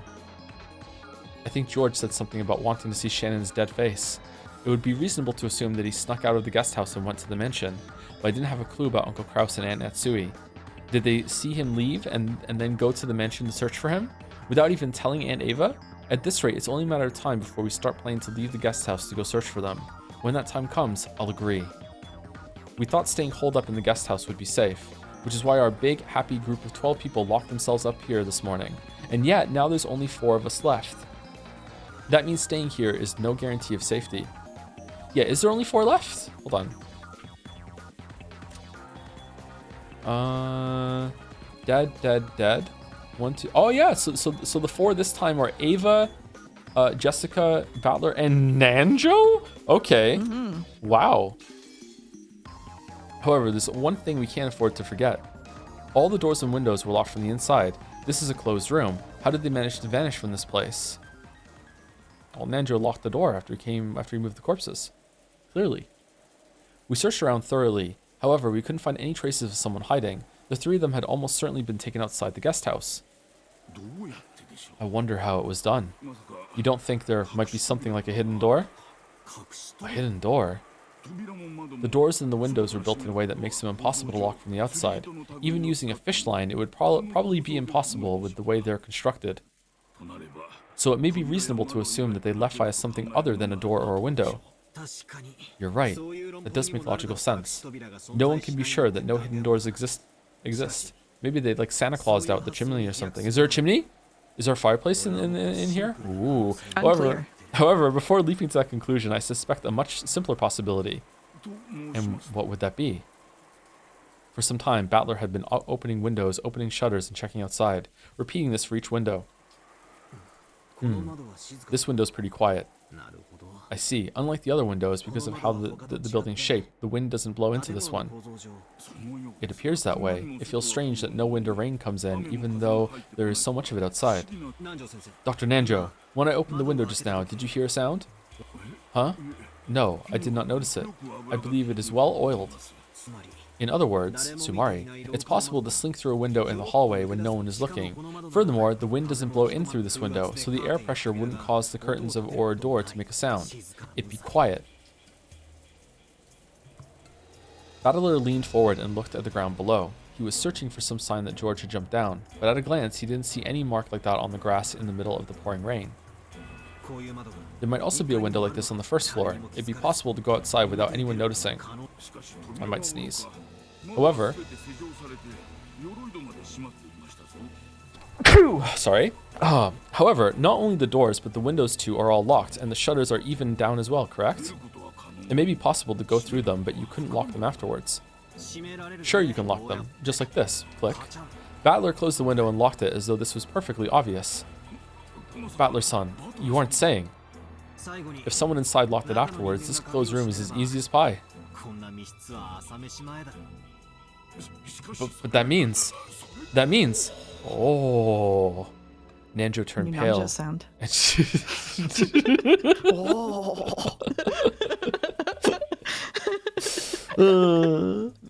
Nanjo turned pale and shook his head several times, because the thing Battler had said had forced him to face a fact that it was frightening even to imagine. That's only if the trick I'm thinking of actually happened, okay? However, with this trick, only a very limited number of people can be suspected. He didn't want to say it in front of Nanjo, but after eliminating Jessica, who had been with him the whole time, only Nanjo and Ava could have done it. I did not do anything of the sort. Yes, I swear it. In this case, it becomes a battle between Aunt Ava and Dr. Nanjo for an alibi. We just have to suspect both of you and confine the two of you separately. To say it the other way around, the more survivors there are, the more effective this trick might be. But since our numbers have shrunk so much, it isn't effective at all. No, on the contrary, there'd be a chance of having your own neck strangled by using it. It would have been more advantageous to make it look like the culprit was outside, to intentionally leave a door unlocked or break a window. If this disappearance drama had taken place midday today, I'd be able to claim this theory with full confidence. However, at this stage, I'm not confident at all. What's going on here? What in the world does it mean? This closed room. You don't think, What is it, Dr. Nanjo? Even if it's just a thought, please say it. Nanjo looked like he was trying to swallow his words, even though he thought of something, so I urged him on. After Dr. Nanjo refused several times, saying that it was just a foolish idea, he finally said it out loud. Well, don't you think this might actually be the work of the witch? Ooh, really? From you? Ridiculous. There's no way witches exist. The witch is trying to make her case to us, specifically because she's doing things that humans cannot do. She must be trying to make us accept her as a witch. To me, this disappearance from the closed room of the entire guest house feels like that kind of message from the witch. It's something I must not think of. Surely it cannot mean anything. Oh, I am frightened. As Dr. Nanjo shook with fear, it looked like he was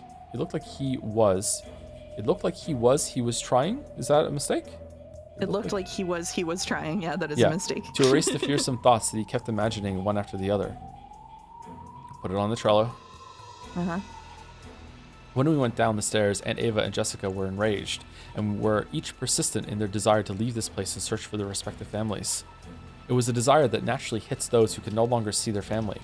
Aunt Ava told Dr. Nanjo and me to stay here, but I shook my head and started walking. I've been shut up inside for a long time already. I started wanting to breathe some outside air. Yeah, if we're going, let's go quickly.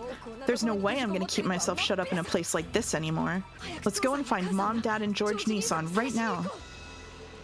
The blood had all risen to Jessica's head. I hope it doesn't set off her asthma. If anyone wants to stay, go ahead and stay. We'll be searching outside. What about you, Dr. Nanjo? Will you watch the place by yourself? No, allow me to join you. Rather than holding up alone in a guest house whose security was by no means guaranteed, it would be better to enter a danger zone as a group of 4 people. Aunt Ava had a gun. Moving separately from her was almost like asking to be made into the next victim.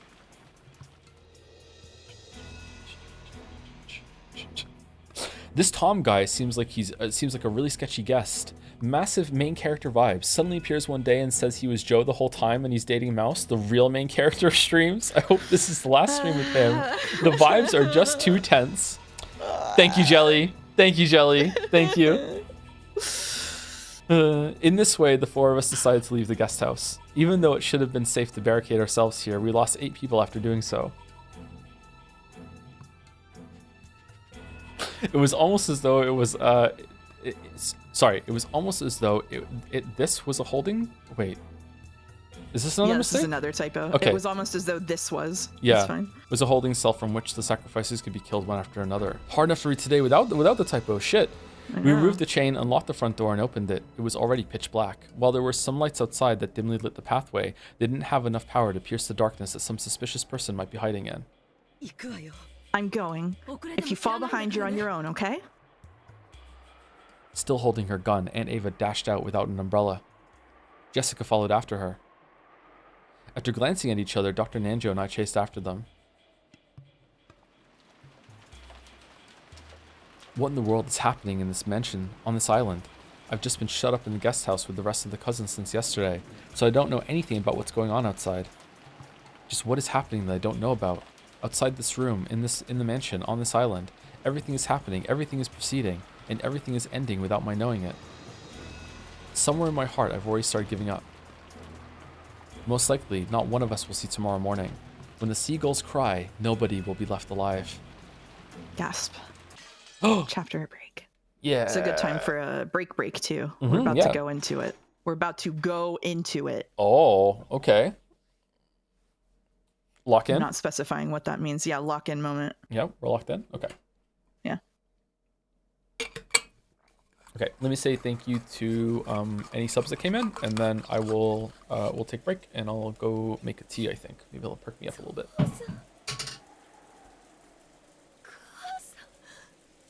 Let me save it just in case. Okay. Will Tom Tingles be making an appearance this stream?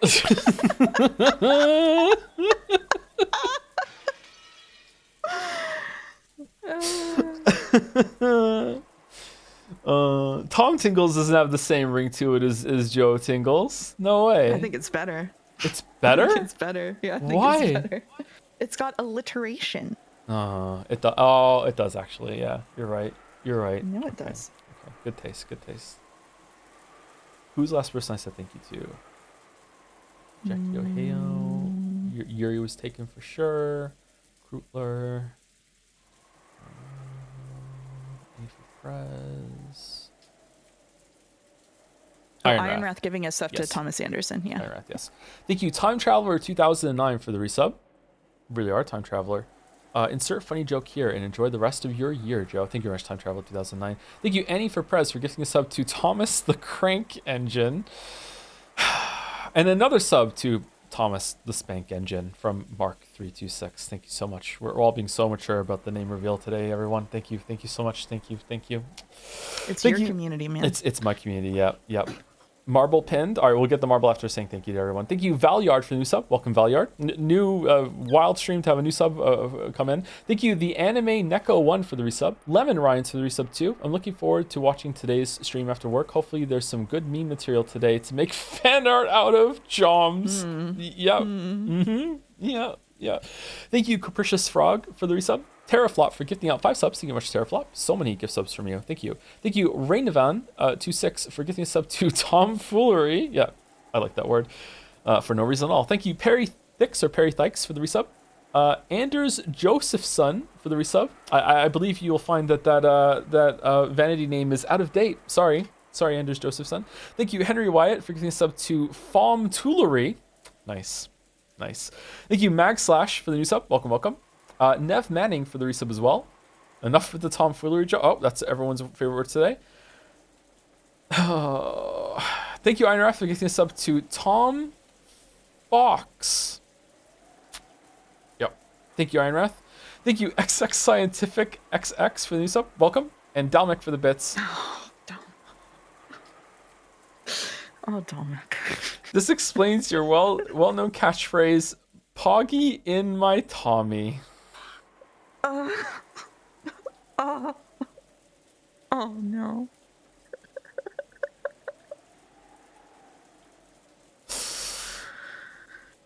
Oh no.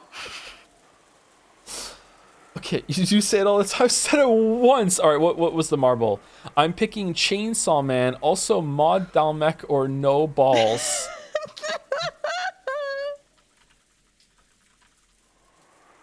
On Twitch? You know what? I will. Don't mod Dalmek. Do you I know will. what he does on my stream? Oh, I will. No. Oh no. I will. Oh no. Modded. I'm going to get tea. I'm leaving. I don't want to see this. I'm reading Chainsaw Man, and then I will also be making a tea. Here we go. Denji is robbed of a normal teenage life, left with nothing but his deadbeat father's overwhelming debt. His only companions is his pet, the chainsaw devil Pochika. I feel like we skipped something over there. With whom he slays devils for money. That inevitably ends up in the Yakuza's pockets. All Denji can do is dream of a good, simple life, one with delicious food and a beautiful girlfriend by his side. But an act of greedy betrayal by the Yakuza leads to Denji's brutal, untimely death, crushing all hope of him ever achieving happiness. Remarkably, an old contract allows Pochita to merge with the deceased Denji and bestow devil powers on him, changing him into a hybrid able to transform his body parts into chainsaws. Because Denji's new abilities pose a significant risk to society, the Public Safety Bureau's elite devil hunter Makima takes him in, letting him live as long as he obeys her command. Guided by the promise of a content life alongside an attractive woman, Denji devotes everything and fights with all his might to make his naive dreams a reality. How does this have 8.46? My brother is in this one. Is he really? Yes, he is. Wow. My brother is a voice actor, chat. The poster has a chainsaw for a head and two chainsaw for no, they're not chainsaw arms. They're coming out of his hands like he's Wolverine, but with chainsaws. New mouse lore. You know what? Let's just let that new mouse lore simmer, like the tea that I'm about to make. Oh, what a transition! Yeah, All right. absolutely. Yeah. Muting the mic. So you'll get up Be and right walk back. around. Get up and walk around. You've been seeing the whole time, chat. You're back.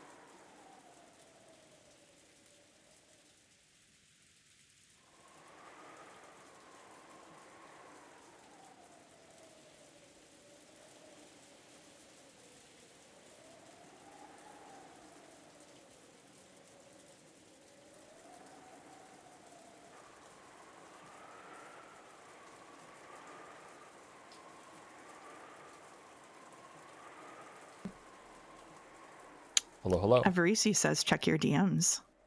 Oh. Oh. For what? I don't know. Hello again, chat. This explains your well-known catchphrase, Poggy in my Tommy. Did you say it all the time? I said it once. All right, well, but back then it was like, oh my god, Poggy in my tummy. I don't know why I said tummy, but Poggy in my tummy. Poggy in my tummy. Poggy in my tummy. That one doesn't count. It was in fan art. That doesn't count. No.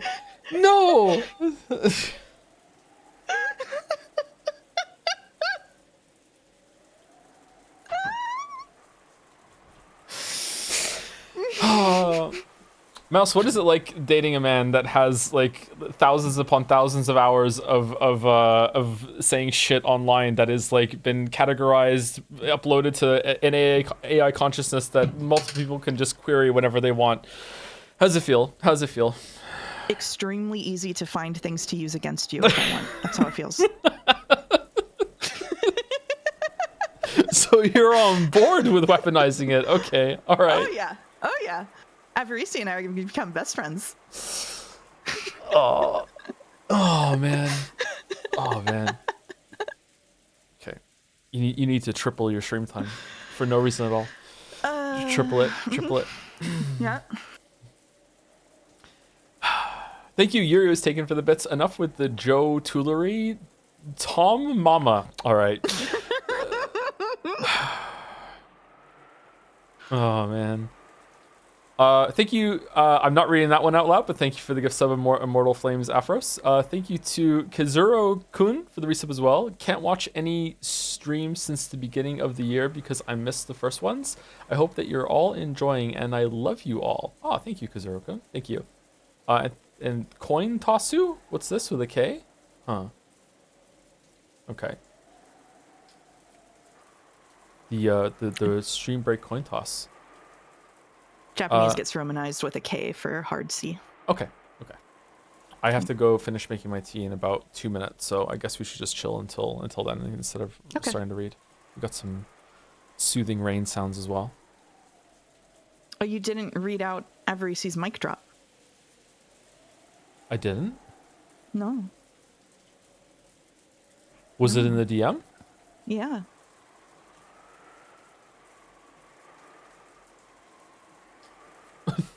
Yeah, there was a mic drop. Okay, sorry.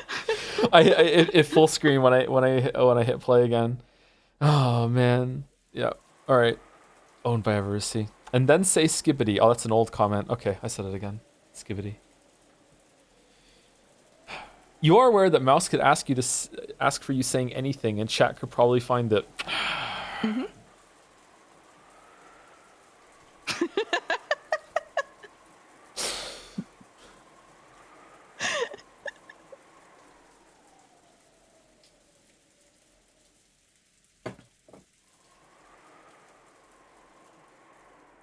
I'm in love with Northern Lion. Well, now I just said it right now, so there you go. No one, you don't have to go find that one. We have a lot of folks saying that we should name the podcast Tom and Jelly. Thoughts? I saw it. It's pretty funny, but I think Joe has like I'm not rebranding as Tom, so I think it's just going to be Joe. So Jelly Jonah I think is better. But Tom and Jelly is really funny. Have you considered if you call it Jelly Jonah, then Avarisi is going to make a compilation of every time you've said nut? He probably has that one in the chamber already. Mm-hmm.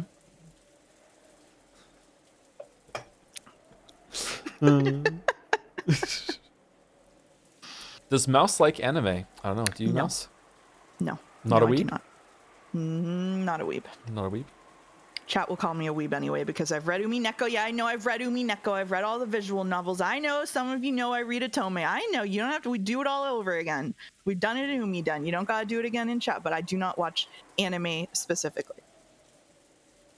Say it in red.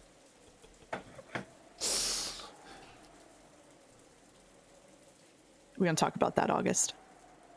We don't talk about that, Kusoro.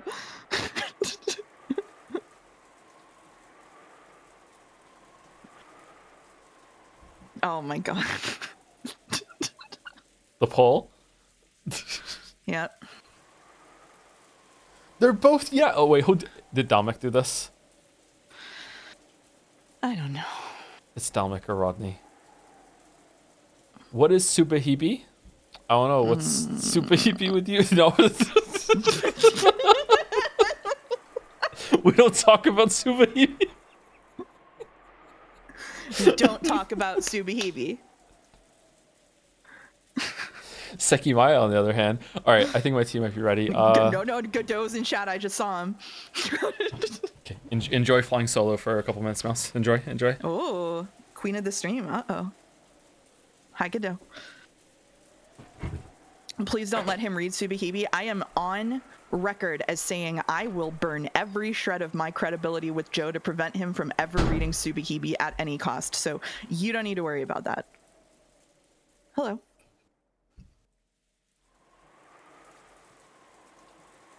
Do I like any other Ryukishi VNs? I haven't been able to get into Higurashi because I don't do very well with Slice of Life, which is one reason I don't watch anime. And I read a little bit of Seconia and haven't gotten too far into it, but I was vibing with it so far. What about House and Fata Morgana? I do like House and Fata Morgana. Yeah, I liked it. I think it's a good. It has similar goals to Umineko in some ways, but it tells it in a completely different way, and I really vibe with the way that it does it, so yeah.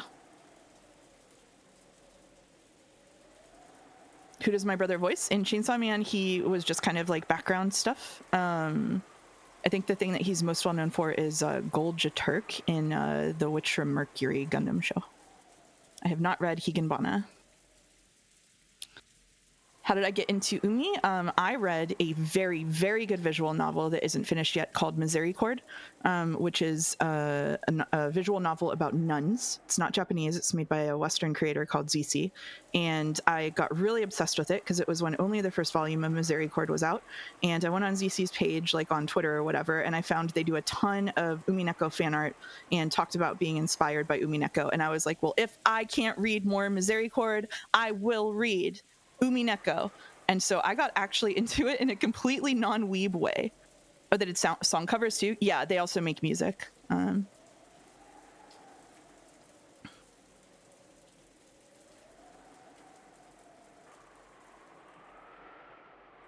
Yeah, my brother uses a stage name, so I'm not doxable from him. Have I done the BDSM quiz? Yes. And is Misericord that good? Yes, it is. I love Misericord.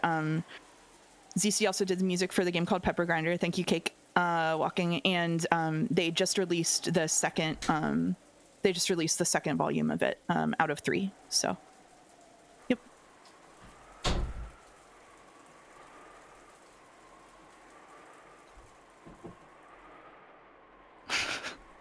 Chat goes really fast. How does he read anything? Okay, what I miss? Just talking about Misericord. Ooh, good topic. Yeah. He doesn't. I said, how does Joe read chat so fast? And they said he doesn't.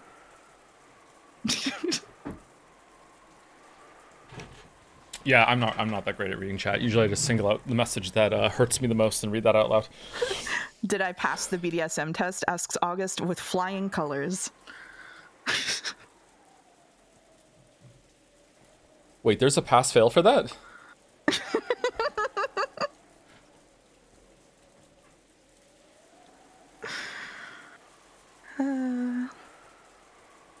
Is Toe Tingles your new toe massage parlor? No, fucking okay. All right, okay. All right. Thank you, Ochachaz, for the new sub. Welcome. We're gonna read. All right, here we go.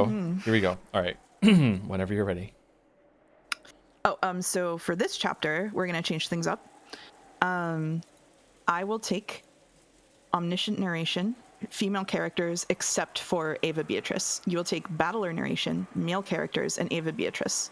All right. And then we're gonna swap it a little at one point. So I'm sorry. So male characters, battler narration. Mm-hmm. So, and you're taking the other one, and I'm taking Ava Beatrice. Okay. All right. Okay. Yep. Mm-hmm. We're on Jessica, right? Yes. I'm nervous about it. Okay, cool. Dad, Mom, Who would do something like this? Wah! Jessica's woeful voice echoed through the rose garden. Perhaps it was the intuition of a person who lived on this island. After checking the part of the rose garden where Aunt Rosa and Maria had fallen and seeing nothing, Jessica went to look in the arbor next. Normally, the arbor was probably a wonderful location to enjoy tea peacefully while appreciating the roses on a good sunny day. Maybe even Uncle Kraus and Aunt Natsui had days when they relaxed and enjoyed their tea together here. In that arbor lay their corpses. At least they aren't drenched in the rain like Aunt Rosa and Maria had been. But there was no way I could... Yeah, this is you, actually. Sorry. Oh, but there's no way I could say that out loud to Jessica at the moment. All right, we switched midway through. Okay. So their bodies have been staged in the same place that George proposed to Shannon, or is there more than one of those arbors, or is it unclear?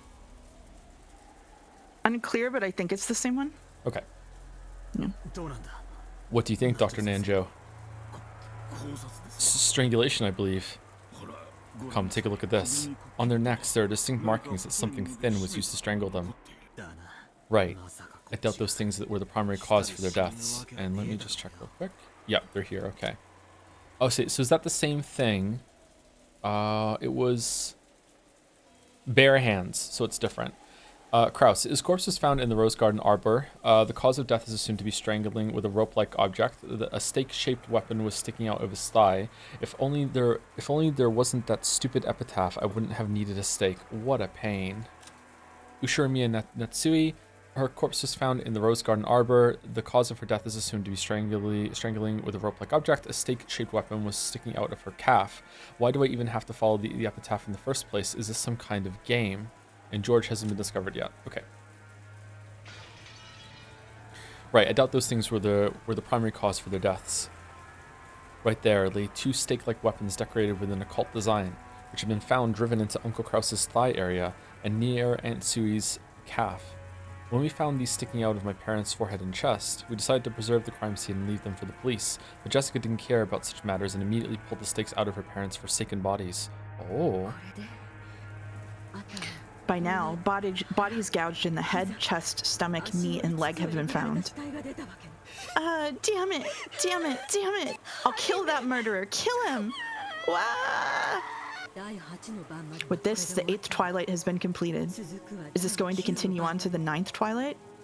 The witch shall be revived, and none shall be left alive. Bring it on.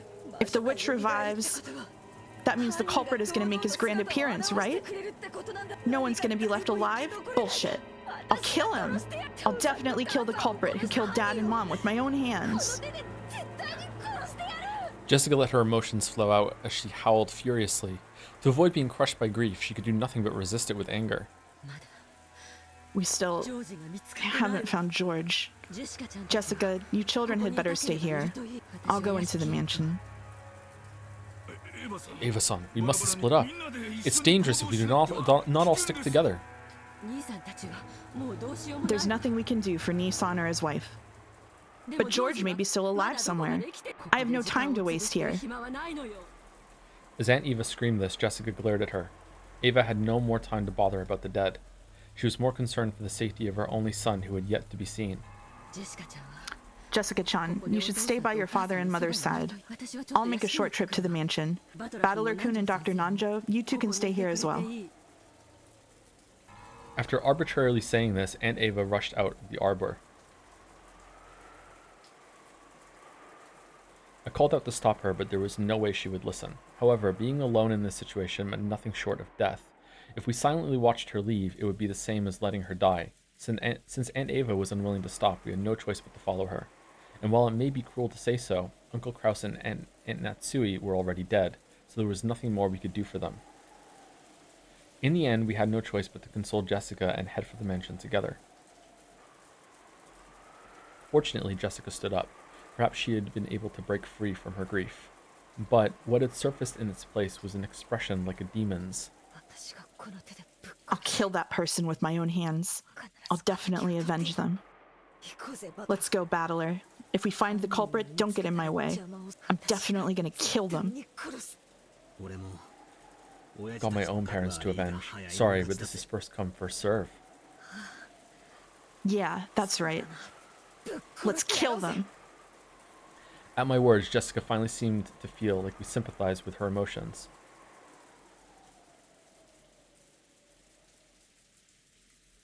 We? Okay. She still had that dark expression, but I felt that Jessica had regained some of her sanity. We took off, chasing after Aunt Ava. Through the rose garden, up the stone steps, running at full speed towards the mansion, whose large, intimidating shadow flashed in the lightning. Ooh. With this, the murders of the epitaph have reached the 8th twilight, and then, on the 9th twilight, the witch shall revive, and none shall be left alive. Hold on. So, right now, my brain is, telling me that the most suspicious person is Ava, but maybe that's too obvious. The way that like, you can't really trust the murder scenes, but the way that everyone has been like Ava, what did you do and everything like that, it seems like Ava is the one that maybe is like with some bout of psychosis. And I was really suspicious of Rosa in episode 2 because she wasn't forthcoming about everything, and her paranoia, I don't know though, maybe she was just doing her best to take control. But there is that problem with the letter showing up on the coffee table at the end of the parlor, and unless there's some unreliable thing with Battler, or maybe Maria did it, I don't know. This is kind of weird, and that's making my brain think that maybe in each episode, it is one of the siblings does it. So then the question would be, who is doing it in episode 1 if that's the case? And I would probably guess it's either one of these two faking their death in the shed. I really don't think so. Like the trend would be Rosa was the focus of episode 2. It turns out she's the killer. Ava was the focus of episode 3. It turns out she's the killer. I don't know if that's true or not, but that's just the theory I'm running with. Natsui was the focus of episode 1. She's the killer. I can't see Natsui doing that. I really can't. I just don't get that feeling from her whatsoever. And I wouldn't get the feeling from Rosa either, except that Rosa lied at least once. And she was also lying to the servants a lot too. So maybe she lied and I just didn't catch it? Shannon smile emoji.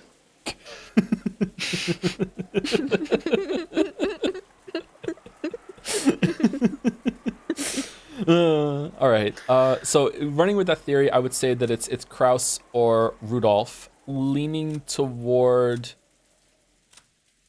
Oh, I don't know. Rudolph had that weird line that he said to Battler at the beginning about him dying, which kind of makes me think that he was trying to like let his son know something without telling him what he planned to do. But like, would he do that? And does that mean Carrie was doing it with him too? Because Carrie seems kind of like ride or die for Rudolph. Rudolph seems ride or die for her too. Actually, the two of them are a really good team. Would they do that? But wasn't Kraus one of the ones that his face wasn't fucked up like completely? But maybe that's a red herring, huh? Red herring. Oh, that's a funny thing to realize. Shit. Okay. Right, that is my speculating. And then, on the 9th twilight, the witch shall revive, and none shall be left alive. I will most likely lose my life, but at the very least, I want to burn the truth into my eyes. That's the only thing motivating me to move right now. We were able to meet up with Aunt Ava, who was having trouble with the lock to the front door. It seemed that all the blood had risen to Aunt Ava's head. That was probably making her fingers clumsy. It looked like she couldn't even handle the simple task of inserting the key into the lock. Then there was a faint sound, the sound of the door unlocking, just as though it had waited for all the survivors to unite before opening. It felt to me as though the malicious mansion was trying to swallow up all the remaining humans at once. Wait, the door unlocked itself, or she finally got the key? That was kind of ambiguous there. Perhaps the stench that erupted outwards the instant the door opened couldn't be described as just a smell. It wasn't just the charred smell from Grandfather.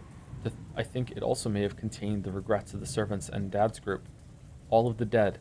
What did it mean as it floated out, overwhelming us? Was it the cry of the dead telling us not to enter? However, Aunt Ava didn't even flinch at something like that, and we who had to chase after her were forced to step into the mansion even after receiving that message. George? George! If you can hear me, answer. George! Aunt Eva shouted at the top of her lungs. Considering the situation, it's probably far too optimistic to imagine that he's alive. When we started following Aunt Ava's example and calling out George's name in loud voices, Aunt Ava spotted something and stopped walking. She was standing in front of the door to the parlor. What is this? Dr. Nanjo, could you come here for a second? What is it? I'd heard about the eerie magic circles written on doors like the one on the parlor from the adults. Eerie is the only word to describe that thing, which was scribbled with a deep red paint reminiscent of blood so that it slowly dripped down. However, oh, hold on. Is this...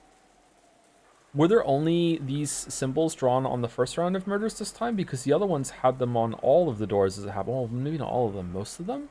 Definitely episode 1 had like they updated it with the red things on them. The second one, I think, episode 2, I think, did they have them on the servants' room before they were moved? I'm not sure, I can't remember, but I think it was definitely on the chapel doors.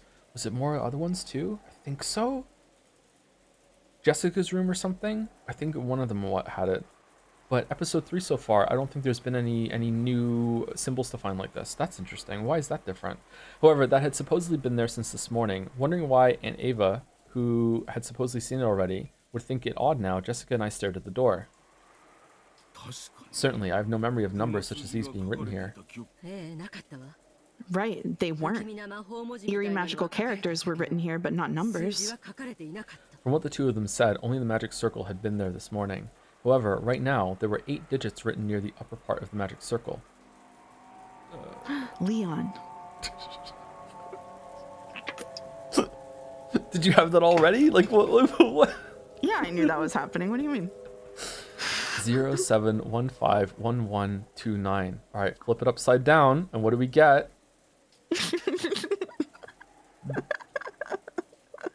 Be slow. Nailed it. Umi didn't pack it in. I solved the puzzle. I didn't know what it meant, but I didn't even want to imagine what someone had been thinking when they wrote it. It was drawn with the same paint as the magic circle, but it had clearly been written very recently. The way it had dried and the condition of the color was completely different from the magic circle part. Are they like coordinates or something? I'm sure it just has some magical meaning. No point wasting time thinking about it. Jessica intentionally spat those words out in an attempt to push it aside in the eerie feel it gave off. It could be a magic square. The idea that a ward against magic can reside in a certain sort of number play. I believe everyone has heard of the one where adding all the numbers in each row leads to the same sum. Yeah, we all watched Cracking the Cryptic, yep. Wasn't that a group of numbers buried in a rectangle? This is just a single row. I don't have a clue what it could mean. What Jessica-chan said is probably correct. There isn't any point in us wasting time thinking about it. Even though she said that, she probably suspected that it actually meant something.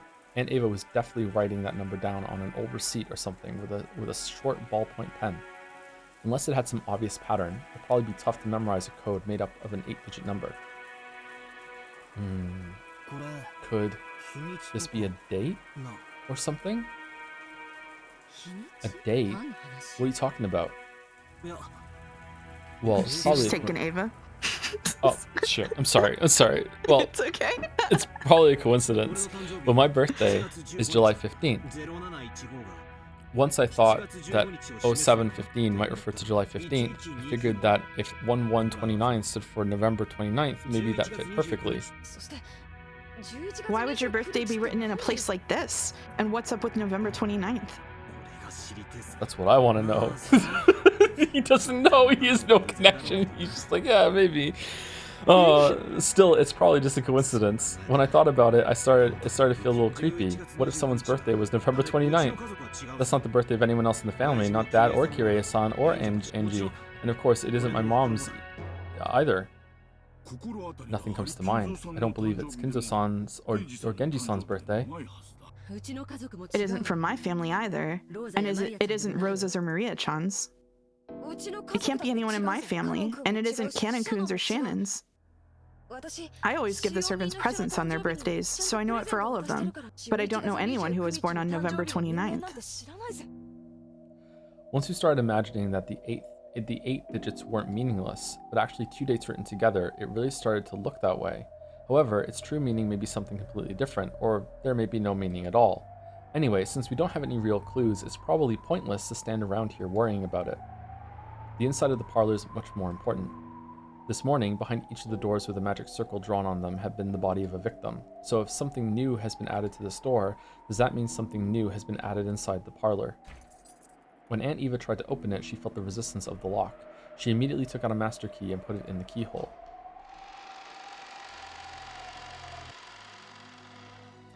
As soon as she opened the door, Aunt Eva let out a high-pitched scream and ran inside. That alone was enough to tell us what had happened inside the room. Dr. Nanjo and I looked at each other, and I shook my head slightly as we entered the parlor. George! George! Hang in there! George! Dr. Nanjo, quickly! George Neki lay there crumpled alongside Shannon's corpse. His chest was stained bright red, and judging by his still opened eyes, I'd hate to say it to Aunt Eva, but I couldn't pick up any signs of life. Wait, hold on. I heard a raindrop. Does that mean? Does that mean? Oh! Ushiromiya George. His corpse was found in the mansion's parlor. The weapon used on him is assumed to be a gun or a spear-shaped object again. Okay. In exchange for his soul, the witch gave 8 numbers, 07151129. If you say it, a small golden land will be opened. What?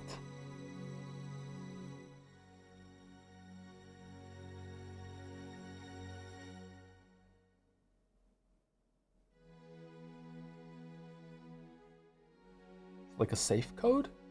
Maybe the safe in that art is important after all. No, it can't be that.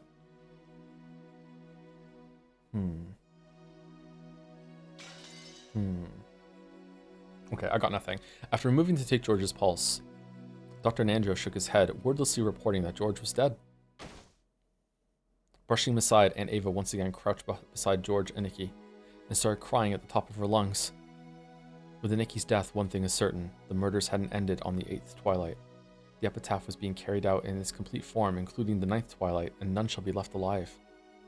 I was really starting to lose track of things. For some reason, Aunt Ava's half-crazed cries actually made me cool down.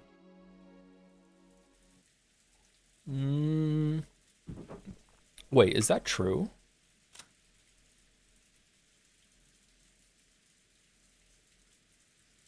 Oh, someone's asking me to see if Shannon is different.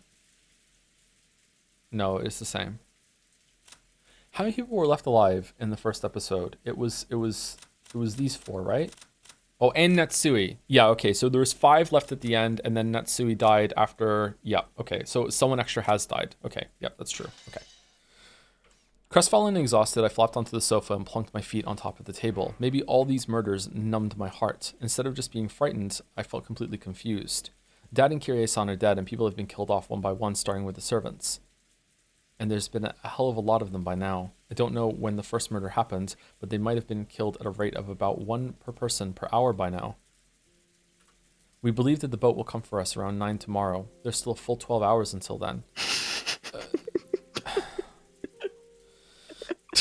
How many more We're locked in here for 12 hours?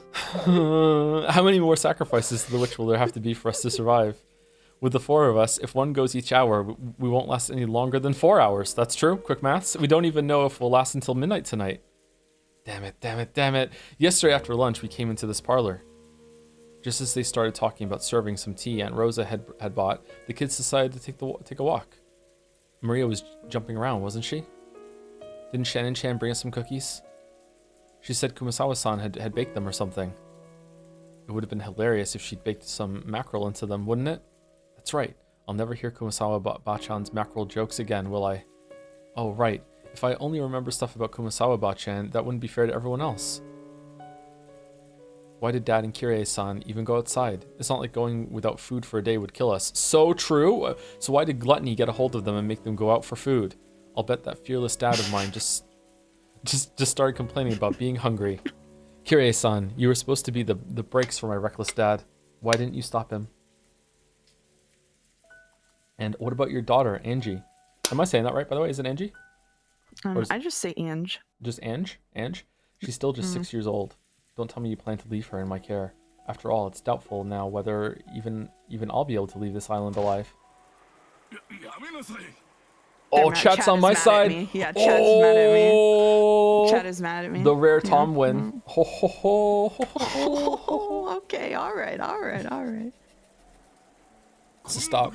Why are you fighting at a time like this? Jessica-san, stop. It's been kind of noisy for a while. By the time I looked up to see what it was, Jessica and Aunt Ava had suddenly started fighting each other. No, maybe I should say that Jessica was grabbing at Aunt Ava. Aunt Ava killed Dad and the rest. There's no other explanation. How foolish. Why should I know anything about what happened to your parents? Who was on the first floor of the guest house? Aunt Ava. Dad and Mom were in the first floor lobby along with her. And who was left alive? Only Aunt Ava. Why?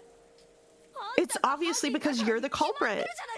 You killed Mom and Dad, carried them outside, and then shamelessly locked the door, trying to make it seem like it was the witch's doing. Then why do you think George disappeared? He never came down to the first floor. So did he disappear from the second floor? And who was on the second floor? You people were, right? You knew, didn't you? You knew that George slipped out of the guest house, and you brazenly acted as if you didn't know anything. If you'd stopped George, he'd be...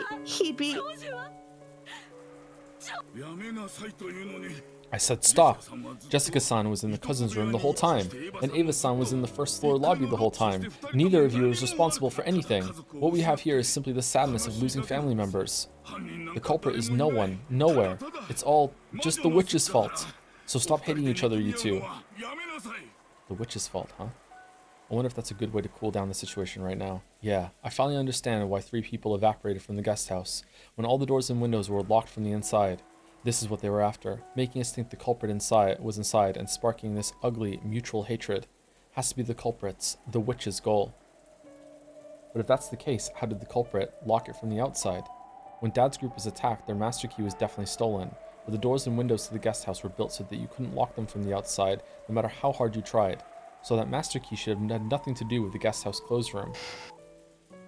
Jessica and Aunt Eva were turning their sadness at losing their blood relatives into anger at the person in front of them. Dr. Nanjo was trying to step between them. And I sat in the sofa, staring up at the ceiling, thinking about things that didn't even matter anymore with a worn out expression. Chat, is there some places in the world where they do say I sat in the sofa instead of sat on the sofa? Or is it a translation thing?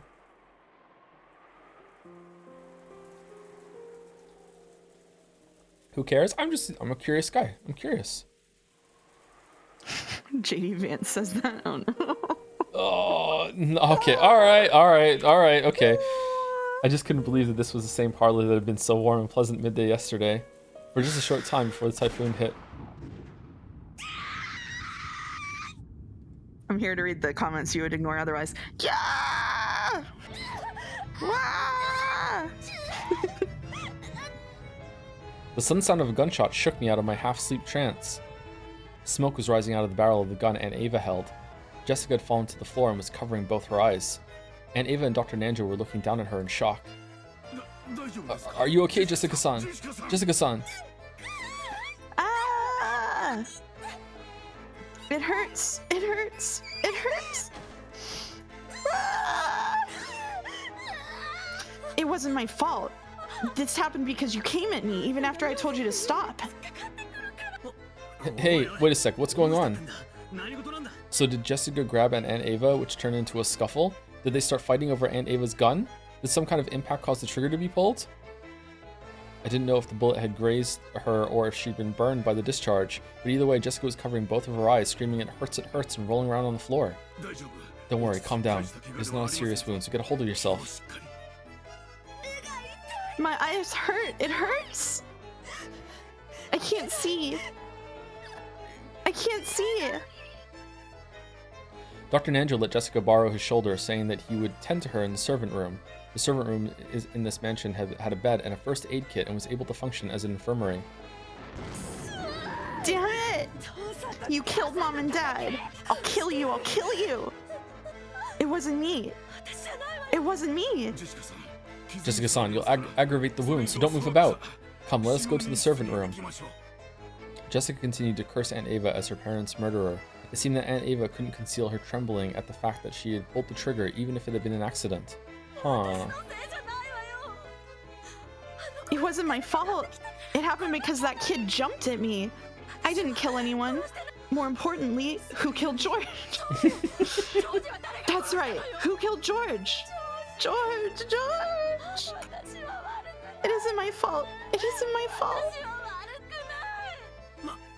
Man, Ava's become a real drag since her son died. Yeah, I know. Wait a second, Ava, don't go off on your own. I didn't know if it was because Aunt Ava couldn't bear her mistake, or if she'd given up control of her body to anger at the person. What? Control of her body to anger at the person who had killed her only son. There we go. Or if it was both of those all mixed together. At any rate, she ran out into the corridor yelling, fearful, and screaming. I was also worried about Jessica's condition, but right then I couldn't leave Aunt Ava alone. Why would she go off on her own in this mansion of all places? Is she suicidal? Dr. Nanjo took Jessica towards the servant room. I chased after Aunt Ava, dashing into the depths of the mansion.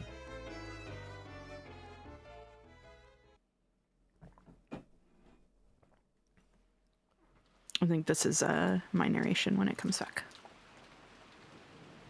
After sitting Jessica on the servant room bed, Nanjo told her several times not to touch her eyes and examined the affected area. The barrel had probably been near her eyes. There was a possibility that the flames from the discharge had injured her corneas. There was no threat to her life, but it would probably be necessary to take her to a doctor as soon as possible. What's Nanjo then? Yeah, exactly, yeah. Nanjo applied emergency first aid, covering the affected area with gauze and wrapping it with a bandage. As a result, Jessica completely lost her field of vision. Is that okay? The wound may hurt or itch, but you mustn't scratch it at it or rub it. When tomorrow comes, let us go to an ophthalmologist as soon as possible. I think I would have got that one actually. Okay. That bitch. She really was trying to kill me. If the angle had been just a little bit off, I'd have been killed by now. I'll definitely turn her into the police. Ava-san would do no such thing. That was an accident.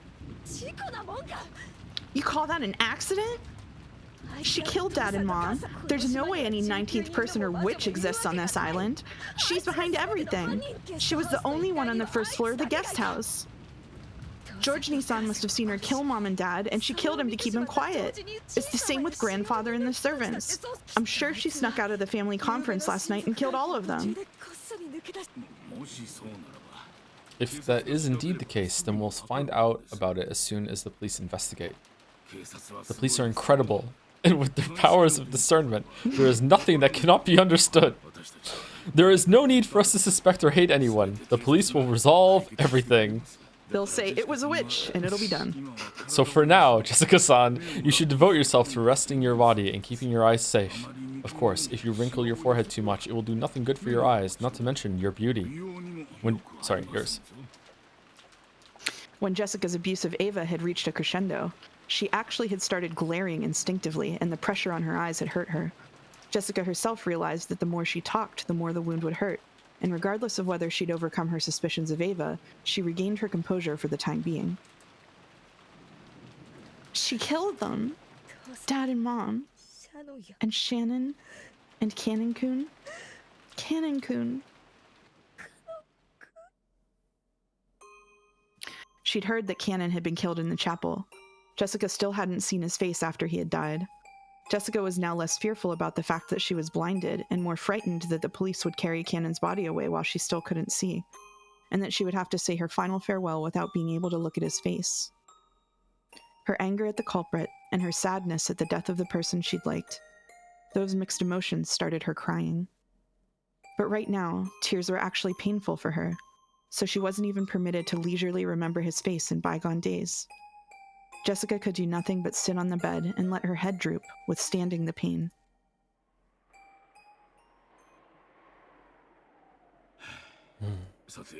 Well then, now I am worried more about Ava-san. I hope she isn't too shaken by this. Realizing that Jessica had calmed down for the time being and letting out a sigh, he stuck his head out into the hallway to look for any sign of the others coming back.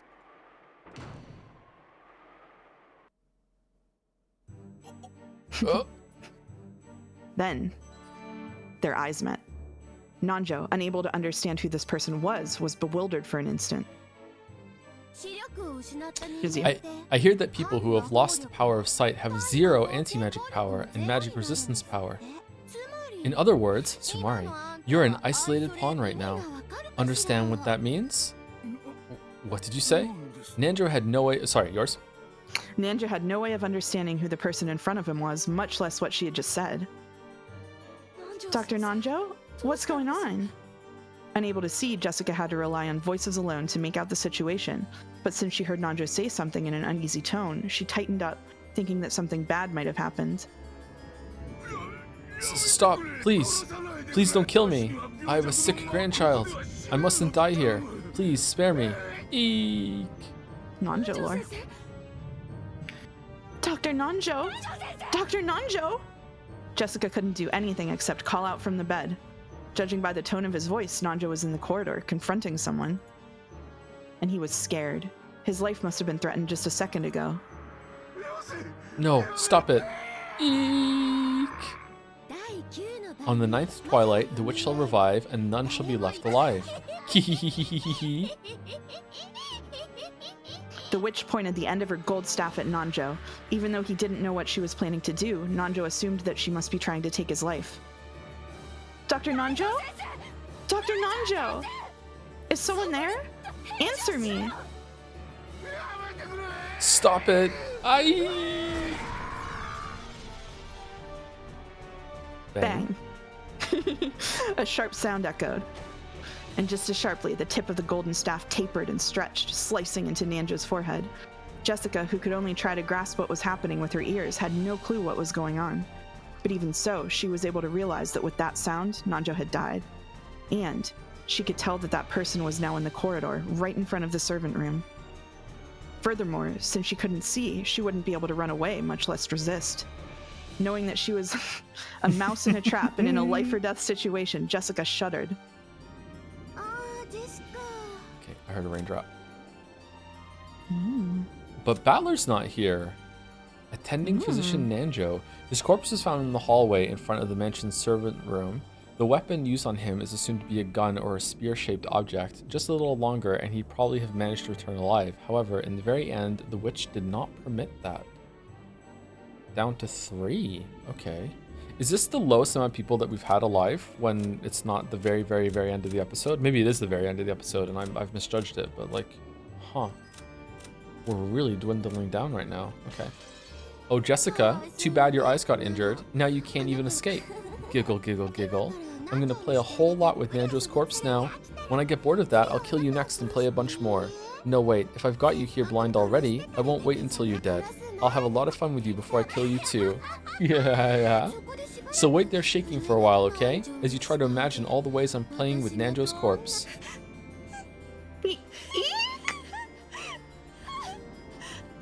Jessica was struck with fear and let out a frail scream.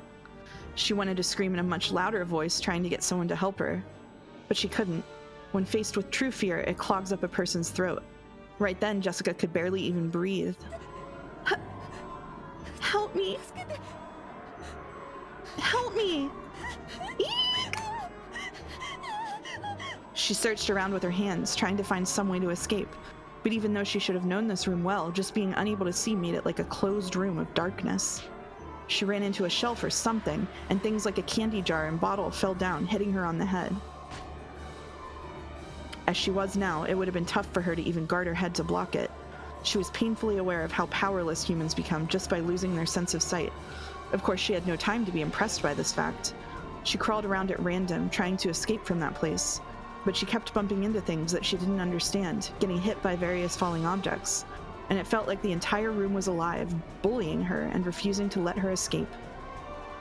Then a footstep could be heard from that presence in the hallway. And then a voice. She'd probably poked her head into the room since Jessica had been so loud. You really are noisy. Act like a lady and wait there on the bed, because I'll give you a wonderful blood-red death outfit fitting for such an honored daughter. Something good enough to make the person who finds you faint, okay? Dolphin sound.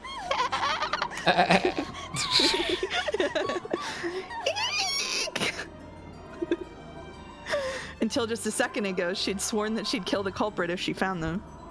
However, she was now very powerless. She couldn't do anything except let out a scream, crawling around on the floor and bumping her head into the bed and the legs of desks. Help me! Help me! Someone help me! Dad! Mom! Battler! Someone come! Help me, Canon-kun! Or Jessica. In the corridor, as the witch thought of how to toy with Nanjo's life, a single gold butterfly secretly watched that scene from the corner of the hallway. Uh-oh. It was Beato, who had barely escaped with her life once before. The gold butterfly softly returned to human form. It was faint and transparent like a lace curtain. By now, her power was so weak that even maintaining this form was difficult for her. Right next to her, Ronove also appeared. Okay, so here we go. I can save Jessica if only Battler believes in me. I think that's what's going to happen. Okay, here we go. It is unlikely that Jessica will survive. Of course, there were to be no survivors from the very beginning. She's grown feelings of love for Canon. I've toyed with them at times. However, such behavior was shameful for a witch. Love is a single element. Romantic love is even more pure, more sacred, though for some reason you seem to despise it thoroughly, milady. Teacher told me, magic exists to bring people happiness. That's something I myself must have been aware of in the past. Ever since I forgot that, I stopped being a witch. And so, I lost the right to be Battler's opponent. I can hardly believe it, milady. Do you actually intend to rescue Jessica? It will be dangerous. I know. Even if I do save her, she will become a plaything of the witch's banquet when the door to the Golden Land opens. But even so, that death would be far more compassionate than what that person would do to her. The witch's banquet steals lives in a terrible way, but it does not do so more than once. It does not toy with life and death. However, that person is different. She kills over and over. She kills for fun. There's not even a trace of compassion there. I want to at least save Jessica from that kind of cruel fate. Certainly, by carrying that out, you would probably be praised as a good witch. However, the new Beatrice-sama already views you as a hostile, milady. If you were to be seen by her again, you would not have any method of escape this time, correct? When I reunited George and Shannon, I finally understood what a witch is, and what magic is. I am a witch, I must act as a witch, and I must be acknowledged as Battler's opponent, and make Battler accept me as a witch this time around. The road to that goal may be long and difficult. However, if I do not take a step forward here and now, I won't be able to call myself a witch. I understand your feelings, but how do you plan to rescue her? There are not many forms of magic that your body is capable of now, milady. Did you not have to borrow George's power even back when you revived Shannon? Indeed. And for that very reason, I may be able to save Jessica. Right now, she's begging for Canon to save her. If I can borrow the power of that emotion, my magic may be able to knock on the doors of the land of the dead once again. You may be able to knock. However, you would use up all of your magical energy. If you were to be spotted by the new Beatrice-sama, you would truly be without a method of escape. I am no longer your butler, milady. Understand that I cannot assist you if the situation worsens. I know. By now, I've toyed with and taken more lives than I can count. So, I may not be able to make up for it, except by saving the same number of lives, bringing them through that door. I've had nothing to lose in the first place. I'm just a gold butterfly who has passed its name and magic power on, and who is no longer acknowledged as a witch. What about Battler-sama? You are partway through a game with him. He has said that you would wait until you returned.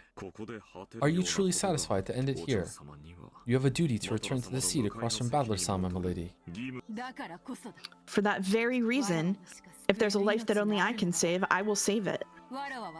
And I will be accepted as a witch. I must become a witch.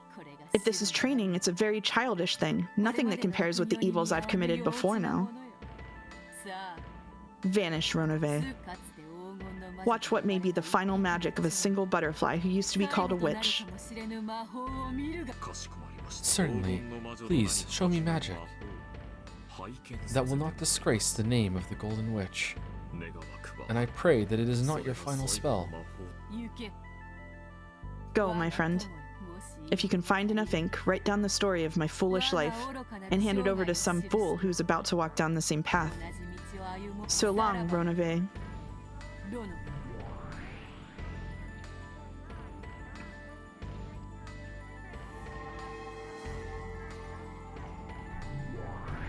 Ooh, why are we here? Oh, okay. Going lots of places. Big adventure. Chat needs to believe. Send your energy to Beatrice, chat. Send her your energy. Please. Canon-kun, where are you? Where are you? Help me. Help me.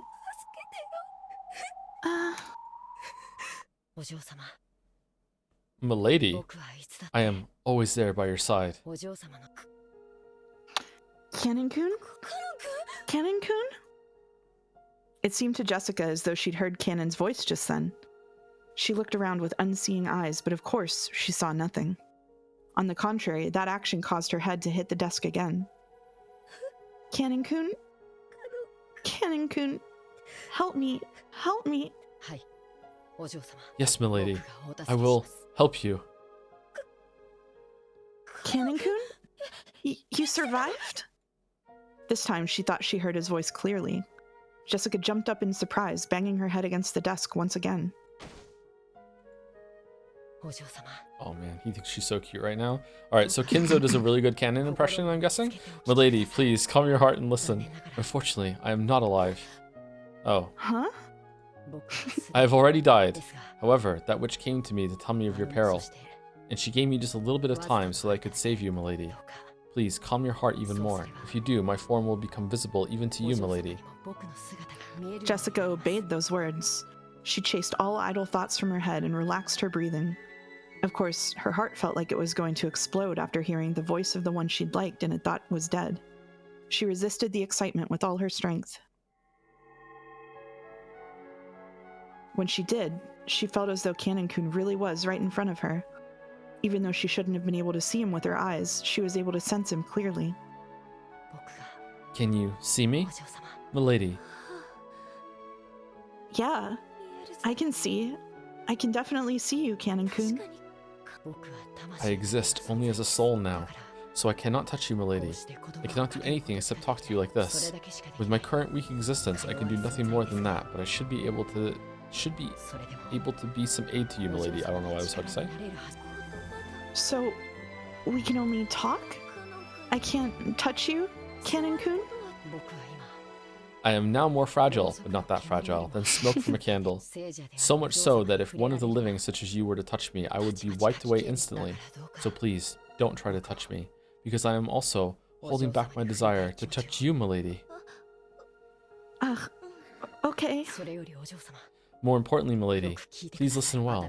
The new Golden Witch has a cruel heart. She surely plans to make you meet with a horrible fate. You must escape from this room and hide. How? I can't see anything.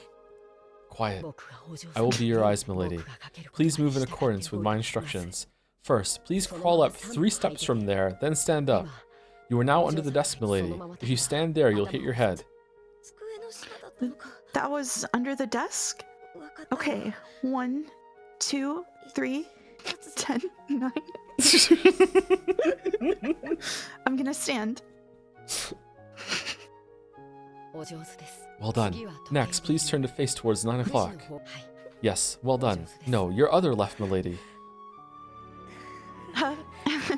This is pretty embarrassing. Ow, ow, ow. Are you okay? Does your wound hurt? No, I'm fine. What next? Jessica thought that if this was a dream, she didn't want to wake up. And if she were allowed to, she would have wanted to take off the bandage covering her eyes and see him. However, if she did that, Cannon might vanish like frail candle smoke, just like he himself had said. She was afraid of that. So she satisfied herself with just listening to his words once more, repressing her desire to see him, to hold him. Therefore, what hurt her eyes now were tears of gratitude. Tears of gratitude for the god, or maybe the witch, who had given her this miraculous moment.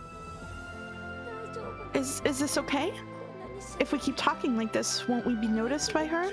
Won't our voices be heard? I have erected a secrecy barrier. Of course.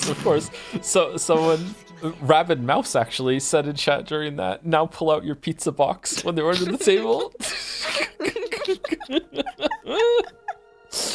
As long as you don't make any loud sounds or speak noisily, no one will notice us. That's why people can't tell when I'm around. Oh, okay. I don't really get it. But anyway, we'll be fine as long as we stay quiet, right? What should I do next? Please walk 10 steps in that direction. You will touch the sofa. Please continue along that. Do it slowly. Stay calm. Believe in my words. Sure. It's weird. Even though it's so scary not being able to see, I'm not scared at all if you're with me, Cannon-kun. Yes, that is the sofa. Trace it to the left while advancing slowly. There is a table just to your left. Be careful not to bump into it with your shins. It was a very, very strange and bizarre team effort. Even though she would have been killed in an instant if the terrible witch noticed her, there was no fear in Jessica's heart. She was being protected and guided by Cannon, someone she thought she'd never be reunited with. It would probably be just a momentary miracle. Even so, Jessica was deeply grateful for it. If she hoped for too much, she was sure that he would disappear, so she tried not to ruin this faint miracle. And trying to engrave this moment into her heart for all eternity, she slowly continued to walk, obeying Cannon's voice. Okay, if you walk 10 more steps, you will exit the servant room. Then, please turn to face 9 o'clock and keep walking very slowly. Put your hand on the wall to your right and keep on following that. I will take you to a safe room. It feels like we're playing Keep Talking and Don't Explode. If I go there, will you leave, Cannon-kun? What do you mean 9 o'clock? Am I stupid? It's a reference to a direction based on where you're facing at the same time. So it's not like she has to have a point of reference. It's just like when she gets to the door and opens it, 9 o'clock from where she is at that point. So it can make sense as long as she doesn't turn her head for no reason, which she might do. Yeah, it's not exactly foolproof. Yeah. Cannon didn't answer, but his lack of an answer was enough to tell her the truth. Then, no way. I don't want to go. If you stay here, you will be killed by the witch. I don't mind. If I'm killed, I can go to the world where you are, Cannon-kun. Milady, please listen to me. The human world is too bright and painful for the dead like me, so I cannot stay for long. So, milady, please allow me to use what time I am allowed to guide you to a safe place, because after that, I will stay with you until my time runs out. Is that the very best you can manage, Cannon-kun? Yes. In exchange, I will stay by your side as long as possible. I will stay with you and talk with you, milady. Talk about what? What do you want to talk about? I don't care what, as long as you're willing to tell me, Cannon-kun. Well then, I will tell you the story of a cowardly servant boy who lacked all courage. The story of a foolish and pitiful boy who fell in love with a young lady as radiant as the sun. Even when the lady confessed those same feelings to him, he lost to his cowardice and was never able to be honest with his feelings while he still lived. Yes. Then, I want to tell you a story too. It's the story of a cowardly girl who couldn't muster the courage to tell the boy she loved how she felt, much more often. The story of how that girl, after being reunited with that boy by a miracle from God, used that chance to finally muster up her courage. I wish Jelly was here to tell me who they're talking about. Oh well. I also want to hear that. So for that reason as well, let us go to a safe place. Yeah. If I could be with you, Canon-kun, I would walk however far, however long it took, 500 miles. I don't need eyes anymore. If you tell me to step forward, I will take that step, even if it leads off a cliff. Thank you. Come, milady, let us go. The first 10 steps. No, I don't like it. I won't do it, unless you call me Jessica. Understood. Well then, Jessica, take the first 10 steps. Yes, Canon-kun. 10. 9. Baldur said, why is he doing the ASMR? You're one of the daughters of the Ushiromiya family. You've been blinded and your servant boy has come to guide you out.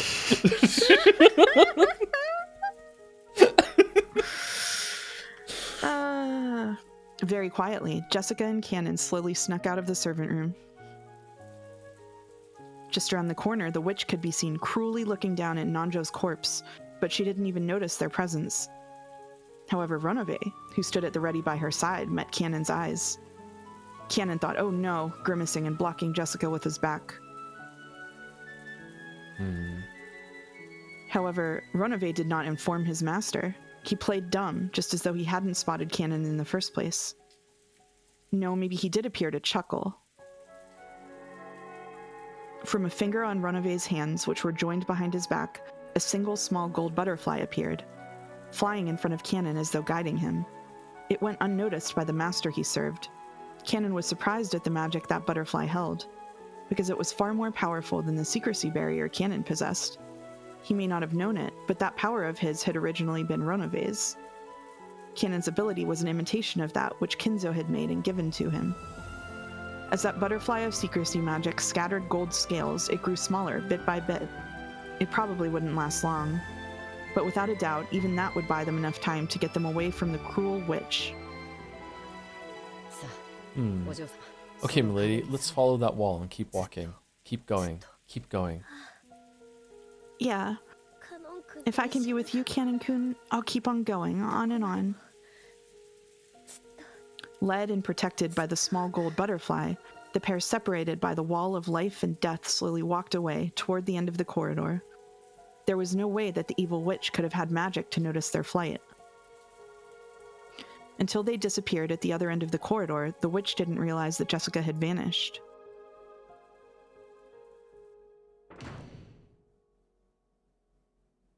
By the time the gold butterfly Ronove had sent evaporated completely, Jessica had reached the parlor.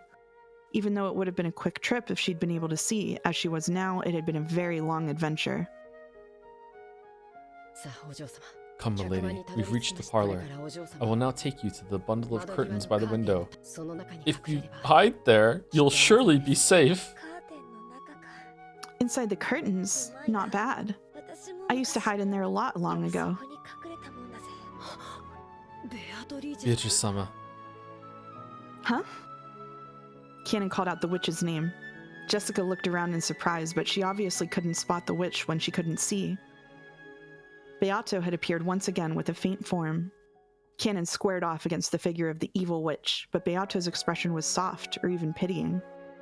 I don't know what sort of whim led you to revive me, nor do I understand what you're thinking now. Oh, it was nothing more than a whim. No, this is how witches should be. It took me 1,000 years to realize that. That is how foolish it is. Who is it? Who's there? Milady, be quiet. She is the witch, Beatrice. I owe her because she let me be with you one more time. The witch? Beatrice? Forget about me. More importantly, you should quickly hide that girl in the shadows of the curtains. You probably don't have much time left. You may spend it having a final conversation with Jessica. A secret meeting inside a bunch of curtains? How clever you two are. Subdued cackle. Thank you, Beatrice. Thank you for letting me be with Canon-kun. Jessica didn't know where Beato was, so she said that while facing in the wrong direction. Oh, they're going into the blanket fort, says Jen. Perhaps because she found that funny, Beato snickered. I will now leave this room to the pair of lovers. Evil witches have no need for tales of love. Allow me to depart. Beatrice-sama, thank you very much. There's no need to thank me. You know that something like this cannot compensate for all the evil I've done. I offer my gratitude to this good witch as a parting gift. I don't know what has happened before or what will happen later. However, at this very moment, you are without a doubt a good witch. Knowingly turns to Battler. You flatter me, Furniture. The next time we meet, I may be an evil witch who doesn't betray your expectations. And with that, farewell. Beato left the parlor and closed the door, and mustering the last of her remaining magical power, she sealed the door. The fact that those two had escaped into here would eventually be noticed, and now that the 9th twilight has been reached, no matter how much they struggled, their inescapable fate had already been decided. However, until that final moment, they should be given the chance to speak with each other of their love. The witch poured out all of her magical power to protect their time together, so that no one would be able to defile their time alone until the last possible moment. At that time, Beato noticed something. Her body had been detected by a magical searching technique. The evil witch's furniture had sniffed this place out. So, boorishness is the witch's way of doing things after all. To think that she doesn't even intend to let those two young ones speak together of their love. 45, data received. Checking target, confirmed as the predecessor Lady Beatrice. Analyzing parlor defensive wall. 72 layered, multi-layered defensive wall, attack-proof barrier, and anti-magic armor. Sniping into the parlor will be impossible. Data link to 410. 410, data received. Then we've just got to kill predecessor Sama first. Great, Lady Beatrice, your firing permission, please. Go ahead and shoot! Oh, and avoid her vital areas. There's something I want to ask that old hag. Oh, wow. 410, firing. The Chester sisters' gold bow released a gold snake. It crawled down the corridor, starting from the front of the servant room, aiming for the parlor as it drew a soft, snake-like curved line trajectory. And pierced Beato's chest. And then she died. No, just kidding. Gold butterflies gathered, and the cruel witch appeared along with her furniture. Predecessor Sama, no further obstructions will be permitted. Ugh. Oh, I didn't think they would be. Still, the Chester sisters really have gotten rusty. To think that they failed to bring me down. And twice at that. Ronove spoke in a manner befitting the witch's butler. As she pushed her pain aside, Beato grinned and spoke back. My apologies, Predecessor Sama. We were ordered to avoid vital areas. As soon as we get the order, we can pierce you at any time. We can pierce a hole in your ears, a hole in your belly button, any hole you like. The gold snake that had pierced Beatrice grew even longer, drawing a funnel-shaped helix and awaiting its next order. It was prepared to pierce a vital spot as soon as the evil witch told it to. For what reason would someone like you, who's no less brutal than I, make them avoid my vital areas? New Beatrice. I want to ask you something. I don't know what kind of trick you used to escape, but we thought we took you out, right? Why is that even though you could have escaped by hiding, you took the risk of appearing again? It can't be that you came back just to protect those two young people, right? Well, who knows? And just a second ago, why'd you do something as soft as reviving the lovers and reuniting them? The more I hear about you, the more I learn that I don't even reach up to your feet as an incarnation of evil. If you're like that, why do you suddenly start acting so mildly? That's what I wanted to ask. I'm brutal, therefore I'm fickle. What purpose could questioning that possibly serve? Chester sisters, sew her. When she ordered that, the gold snake that was curled in a helix and suspended in space moved as fast as a real snake going after its prey, and pierced Beato's body multiple times from both sides, its gold tail drawing an X shape. As the cruel witch had ordered, it drew a cross-stitch through Beato's chest. The gold thread made a squeaking sound and tormented Beato. Rather than a gold snake searching for its prey, it waited for orders like a sewing needle ready to sew Beato. If it's you we're talking about, there's no way it could have been a whim. I've heard about you, and I've learned. You're such an incarnation of evil that I don't even rise up to your feet. I thought I was truly a fitting successor to you. But you've always been in the way. You always say warm, pleasant things that shock me. What changed you? You explored the depths of evil for 1,000 years, and I let you live because I wanted to know what happened to make you change so much. Oh. If you really want to know, then I suggest you waste 1,000 years as well. So.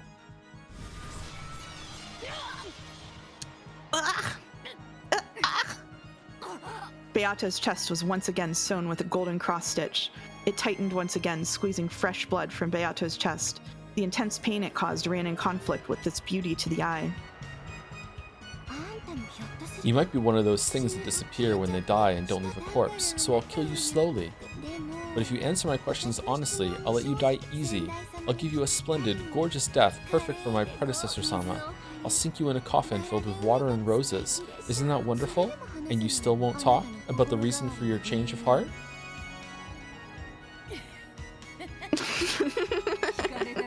Not answering when she's asked is another one of an evil witch's pleasures.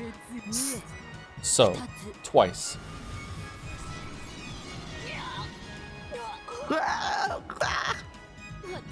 Of course, you don't have to answer. After all, that way I get to torture you. The endless magic truly is wonderful. When you think about it, though this world is limited in every way, the endless cannot exist in the human world. Because gods are without limits, the human world is deprived of all limitlessness, so that they can be looked down upon. So in other words, Sumari, this endless power is the power of the gods. A wonderful power where the more you play with it, the more fun ways of playing you find. You used that power as you please for 1,000 years and went on a rampage. Why are you having a change of heart only now? You aren't going to say you regret handing it over to me, are you?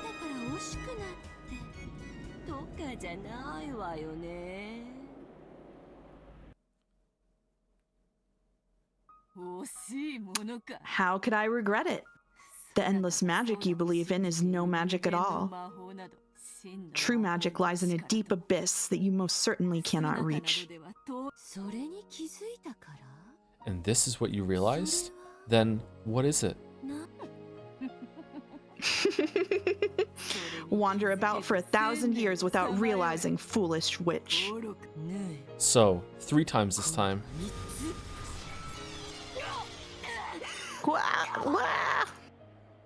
Beato's chest had been embroidered with the gold thread. It tightened even more, causing Beato more and more pain. Well, that's fine. I'm no longer curious about what kind of revelations an old hag who refuses to die might have had. I'm bored now, so I'll just kill you. If I do, the barrier around the parlor will dissolve. Then I'll torture Cannon and Jessica to death a whole bunch of times. Being able to have 2 lovers as my toys at the same time sounds pretty fun, right? Kill her.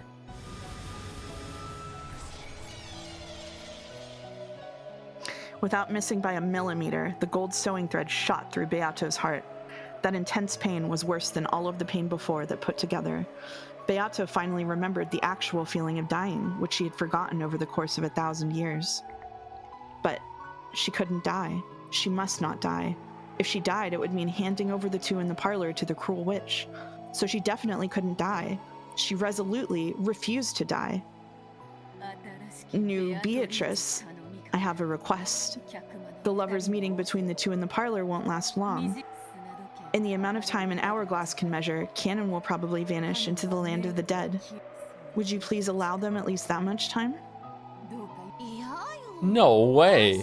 Isn't tearing apart 2 who love each other fun? You said it yourself, so I want to try it. In that case, I mustn't allow you that pleasure. Yes, it can be fun tearing apart lovers. Really? I'm sure it is fun. So don't get in my way. So more. So. 410 understood.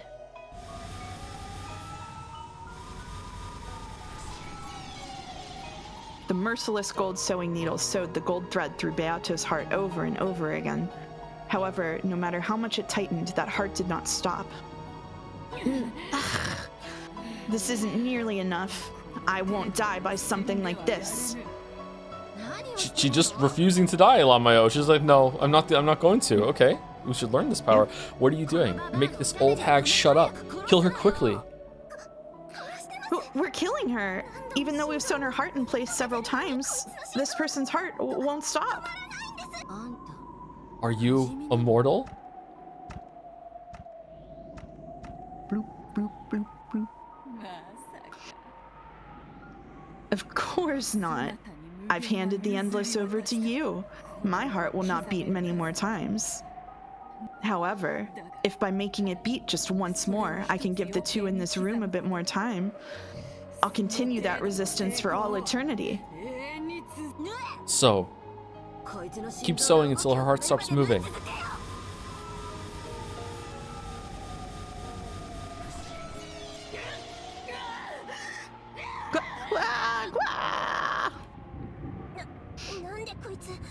Why doesn't she die? It's impossible. Why isn't her heart stopping, even though it's been sewn in place? Who cares? We'll make the heart explode from the inside. Yeah. How pitiful. And you could have died cleanly if you hadn't resisted us.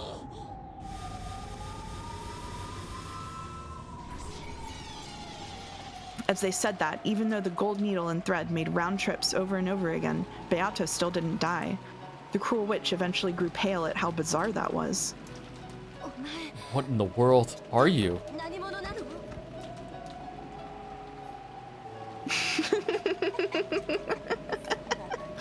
You probably can't understand. Even I didn't understand. And yet, somehow or another, it seems that this is true magic. In other words, Tsumari, I have now become it. I have become a true witch.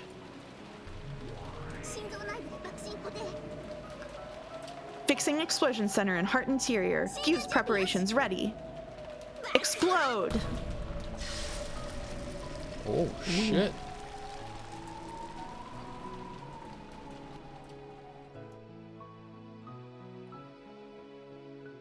There was a terrible sound, and gold leaf was scattered around the area, along with a cloud of gold butterflies. Beato's chest had opened wide from the inside, and from that, gold butterflies and gold leaf poured out, staining the surrounding area gold. Then Beato's flesh crumpled. Like a puppet whose strings had been cut, she crouched down and crumpled. However, a gold heart tied by gold threads floated in the air and continued to beat. What the? Eek! Monster! Eek! When the Chiester sisters saw that, they fell on their butts in shock. Somehow, even though Beato had become nothing more than a heart, it still kept beating, continuing to protect the barrier to the parlor. It was an immeasurably vast magical power, impossible to measure. In other words, endless. Immeasurable and impossible to measure. Check it out. Endless, even. I'm the Endless Witch, right? Why is this old hag still alive after all this? Chiester sisters, smash that heart, quickly. It's impossible. My apologies. We can't do it. Indeed, it probably will be impossible. No number of people could crush that heart, and certainly not the soldiers who serve under His Highness, the Dragon King. What, you don't know the Dragon King?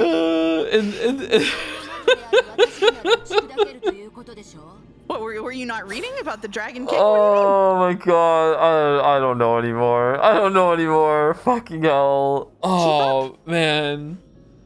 Oh, it's like it becomes school kids LARPing on the playground for a little bit sometimes. And in that case, an endless witch like me should be able to crush it, right? My power is that of a god. I'm afraid to say that your power cannot leave a single wound on the endless of Beatrice-sama. Just what do you mean by that? Just as there can be no light without knowledge of shadows, there can be no infinite without knowledge of the finite. Before Milady Beatrice's true endless power, your frail magic is quite lacking. What is that? Ah. The cruel witch was surprised and stepped back. It was thinner than a lace curtain, but Beato's form, no, Beatrice's form, was still standing there. Even after being laid bare so tragically like this, she refused to let evil through that door. At that time, a shadow just as thin as Beatrice stood behind her. It was Canon. Beatrice-sama, thank you very much. I won't forget what you've done for us. I'll hear those words of yours once the number of my blessings has surpassed the number of grievances I've caused. Was that long enough? Yes, truly, thank you very much. And Beatrice-sama, you have also done enough. Please, be at peace. Is that so? Is this enough? What's going on? Why are you guys calling that old hag Beatrice? Beatrice is my name, right? It's got to be, since I'm the new Golden Witch and Endless Witch, right? How rude. How dare you claim Beatrice-sama's name? I'm afraid to say that the name of Beatrice-sama belongs to the one crowned as the Endless Witch. Right now, you are the predecessor. Just riffing over there. What did you say? Farewell, Canon. I'm sure I'll see you soon enough. In a new nightmare. In the nightmare of a new night, I will once again be your companion, Beatrice-sama. With that, if you would excuse me, my curfew approaches. Canon's form grew faint, and he disappeared into thin air. Someone in chat's going, question mark, when did the Senate? After watching him go, Beatrice's form also grew faint, and before disappearing, it slumped over onto the floor. Then, there was a splat.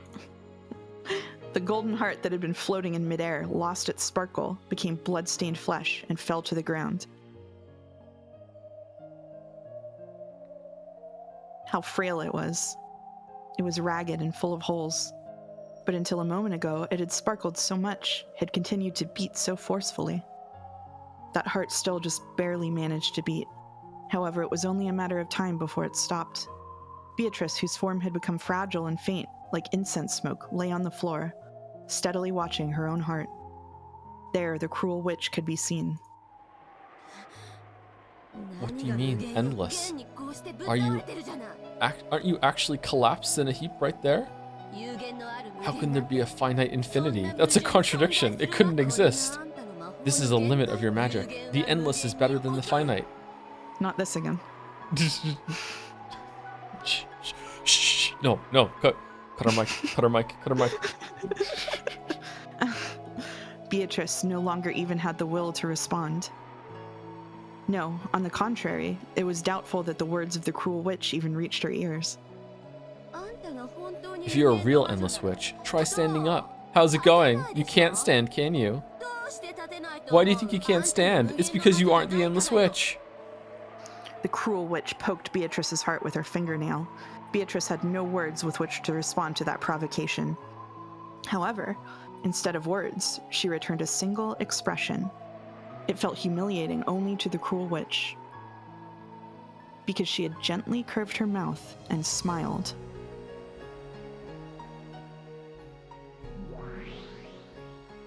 Footsteps were approaching that place. There was no way she had misheard it.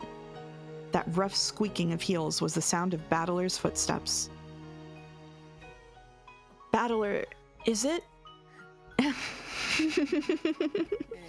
After talking so tough, I ended up like this.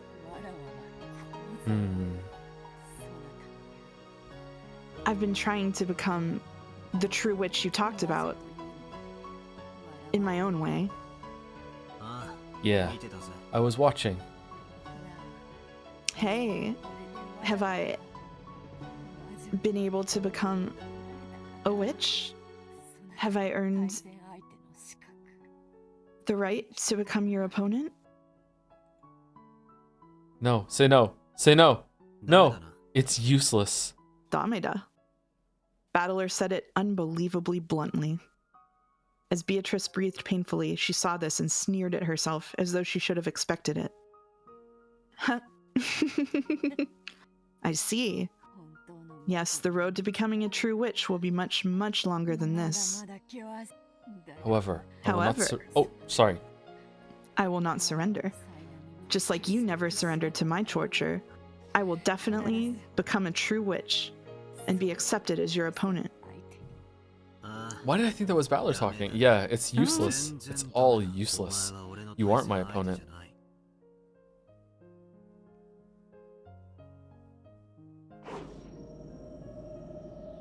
The cruel witch raised her foot high. Below it was Beatrice's frail heart. Die, you old hag. Let's see how endless you are when you've been crushed to a pulp. I'm the witch. I am the Golden Witch Beatrice. Die! She's into it. Yeah.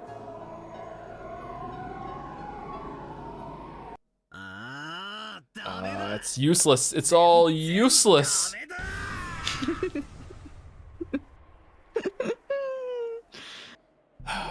just every story. Well, what is this? Where is this? Music time? Get in your seat. Beato isn't my opponent. You are. And now I will take Ava Beatrice. Okay. Battler? What kind of magic is this? Who cares? It doesn't matter. Chester sisters. 45, understood. Attacking everywhere. 410, understood. Die, Battler. The Chester sisters each readied their own golden bows and fired golden arrows. The two only pulled the bowstring together when using precision guidance. If they were fighting against an enemy before their eyes, they fired their bows at the same time, and their might did not suffer in the slightest.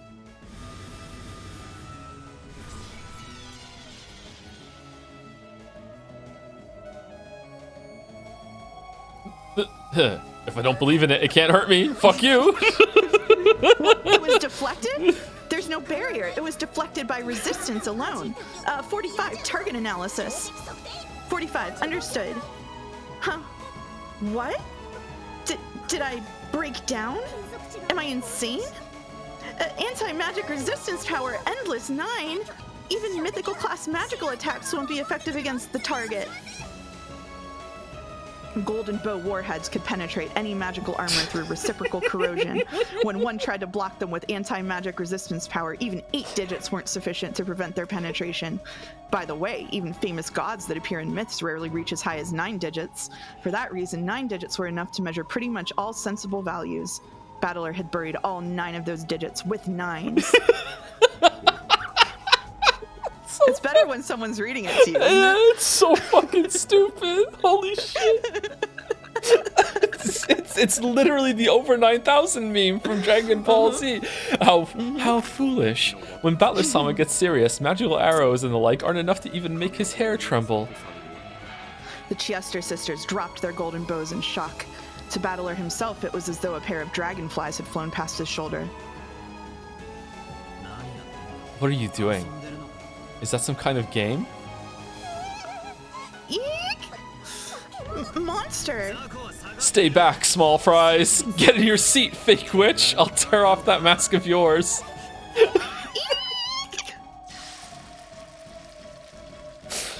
The Chester sisters couldn't hide their fear at Battler's ferocity, and they backed up as though they'd been struck. Beatrice watched the scene in shock. Battler?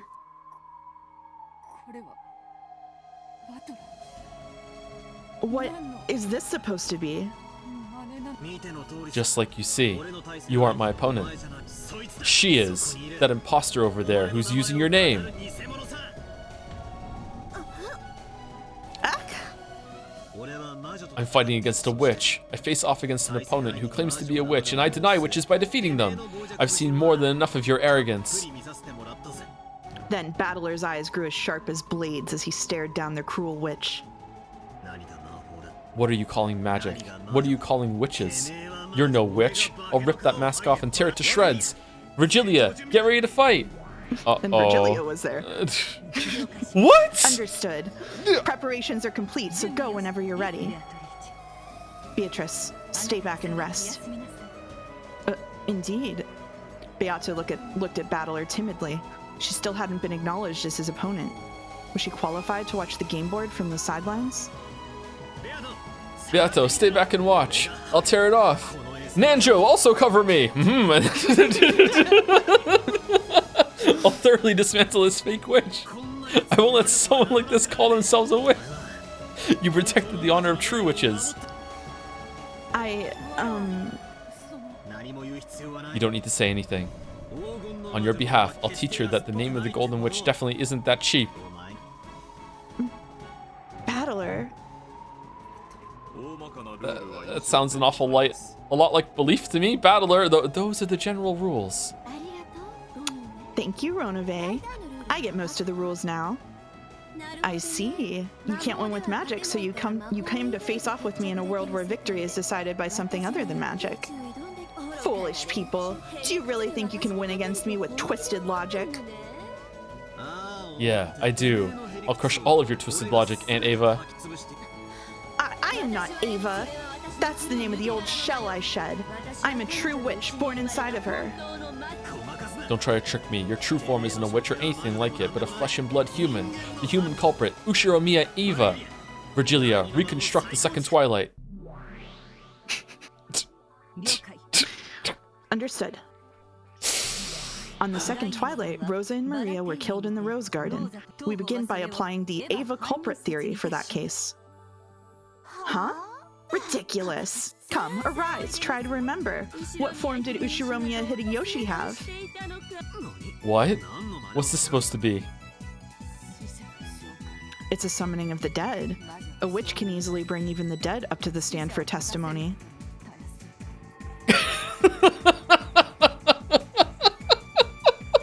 Duh. On the opposing side, a transparent Uncle Hideyoshi was summoned. Talk about convenient. He looked as though he couldn't see what was going on here, almost like a person on the other side of the TV. Witness summons. Ushiromiya Hideyoshi's testimony. Come, Hideyoshi, speak. Of all the people to be first to be in here in the Velvet Room, apart from the new usual, it's Hideyoshi? I was taking care of Ava in our room the whole time. Of course, Ava didn't leave the room. Aunt Ava. Around here, testimony that isn't read isn't worth crap. I demand that he repeats it again in red. Yeah, he is. He's so you. He's so me. Oh, yeah, that's right. Sure, say it in red. I was in the room the whole time, both before and after the time of the crime. See? Look. This makes it impossible for Ava to be the culprit, right? How will you counter this? He could have been asleep and stayed in the room. Just because he's in the room doesn't mean he was seeing everything. Ridiculous. That move's so lame. I could yawn, just like he did before he fell asleep. So never used such childish tricks, not even once. Battler. Repeat it. Aunt Ava was also in the room for the entire time before and after the crime. Uncle Hideyoshi was just there to create an alibi. You made him stay in the room and stealthily snuck out. If that isn't true, this guy should be able to say it so in red. I refuse to repeat it. Hideyoshi's evidence is sufficient. There's no need for me to repeat that, right? She is refused. You need show no mercy. This is check. Yeah, I'll take it. This opponent's slow. Check. Maybe Uncle Hideyoshi didn't leave the room the whole time, but saying he was taking care of you the whole time is a bright red lie. Therefore, no alibi exists for you. You had a chance to slip out of the room and kill Aunt Rosa and Maria. If you think you can dodge that, try proclaiming in red that Aunt Ava didn't take a step outside of her room. You can't, right? Checkmate. What the hell? I don't get it. Sorry, Aunt Ava. Even if you aren't used to the rules, beating your opponent down with all your strength is how this game is played. Right, Beato? Indeed. The witch side resigns. Let us continue on to the next game. Next is the 4th through 6th Twilights. Okay, that was fast. It seemed that the witch still didn't understand how to make a winning move, and she lost her composure in irritation. She was probably also angry that a shot had been taken at her while she still didn't get what was going on. However, it's you. Oh, however, I won't go easy on her at all. Just like she didn't go easy on the victims at all, so I won't go easy on her. Virgilia, next crime. Let's reconstruct the case with Dad and the rest. Understood. 3 people, Rudolph, Kyrie, and Hideyoshi, went to the mansion and were killed there. My move won't change. And Ava, you are the culprit. This time, you don't even have an alibi from Uncle Hideyoshi. You claim that you were sleeping in that room all by yourself, but that's not true. If you can proclaim it in red, just try it. I refuse, so tell me. Ava is just a woman, and the people who died were 3 adults with 2 guns, right?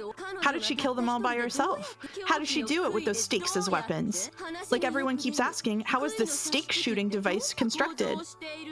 Explain that. Unless you can explain it, even if Ava doesn't have an alibi, that doesn't mean it was possible for her to commit the murders. That's not how it works around here. I don't have to. Not my burden. Fuck you. If you can't prove that that had to be magic, it doesn't fucking matter. Catch up. Lock the fuck in. I refuse to explain. It's a devil's proof. Just because I can't explain it, that doesn't deny the existence of an unknown murder technique or maybe an unknown weapon. In short, even if I can't explain how the stake shooting device is constructed, that doesn't prove that it doesn't exist. What the hell? Does that ridiculousness even count? Your devil's proof is valid. Agreed. It's a valid devil's proof. Battler-kun can claim that a stake shooting device exists without bearing the responsibility of explaining how it's constructed. The witch side cannot object to this move. Not bad. How pushy. Oh, you like it? Well, there's this ill-natured witch who trained me well. This is check, okay? Try saying in red that Aunt Ava didn't take a step out of that room. That's right, you shouldn't be able to say it. If you can't say it, it's over. Checkmate. That's so irrational. This is messed up. Those are the rules of this game. How about some black tea first? And some delicious cookies as well. I want some cookies. I don't need all that. Ah, that pisses me off. So you fight like a coward just because you can't win with magic? Don't get irritated. Drink some black tea or something. I'll take mine straight. What about you, Beato? Telling women to calm down on International Women's Day goes crazy. Calm down, you're just being hysterical. I'm fine. More importantly, Battler, don't let your guard down. Your opponent is only unfamiliar with the rules. This will only really start once your opponent gets the gist of it. But I'll crush her. I'll thoroughly crush her. Because she isn't a witch. If I accept her as a witch, all your stubbornness will count for nothing. I don't care what kind of irrational argument or twisted logic I have to use. I'll crush her with all my heart and soul. I'll even say I could have done it. I don't give a fuck. Holy shit. Battler's side then stuck with the Ava culprit theory to explain Kraus and Natsuhi, the 7th and 8th Twilights, in the exact same way. At the time, there had been no one on the first floor except for Ava and the victims. As before, no one could establish an alibi for Ava. Back then, Ava had claimed that they'd disappeared while she went to the bathroom, but there was nothing to support that, and the witch side couldn't repeat it in red either. Using the same style of argument as that question regarding the stake shooting machine, the witch side asked once more how Ava could have strangled both of them at the same time all by herself. But of course, Battler splendidly counterattacked by refusing to explain because of the devil's proof. Under the storm and stress of Battler's spirit, the witch side was completely swallowed up, having to resign 3 times during the short period of time she had to grasp the rules.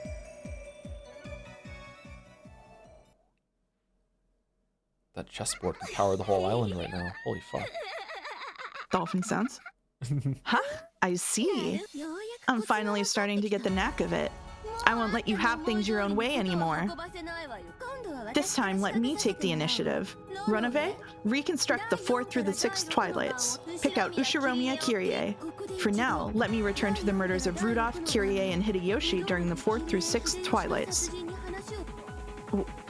What is she thinking?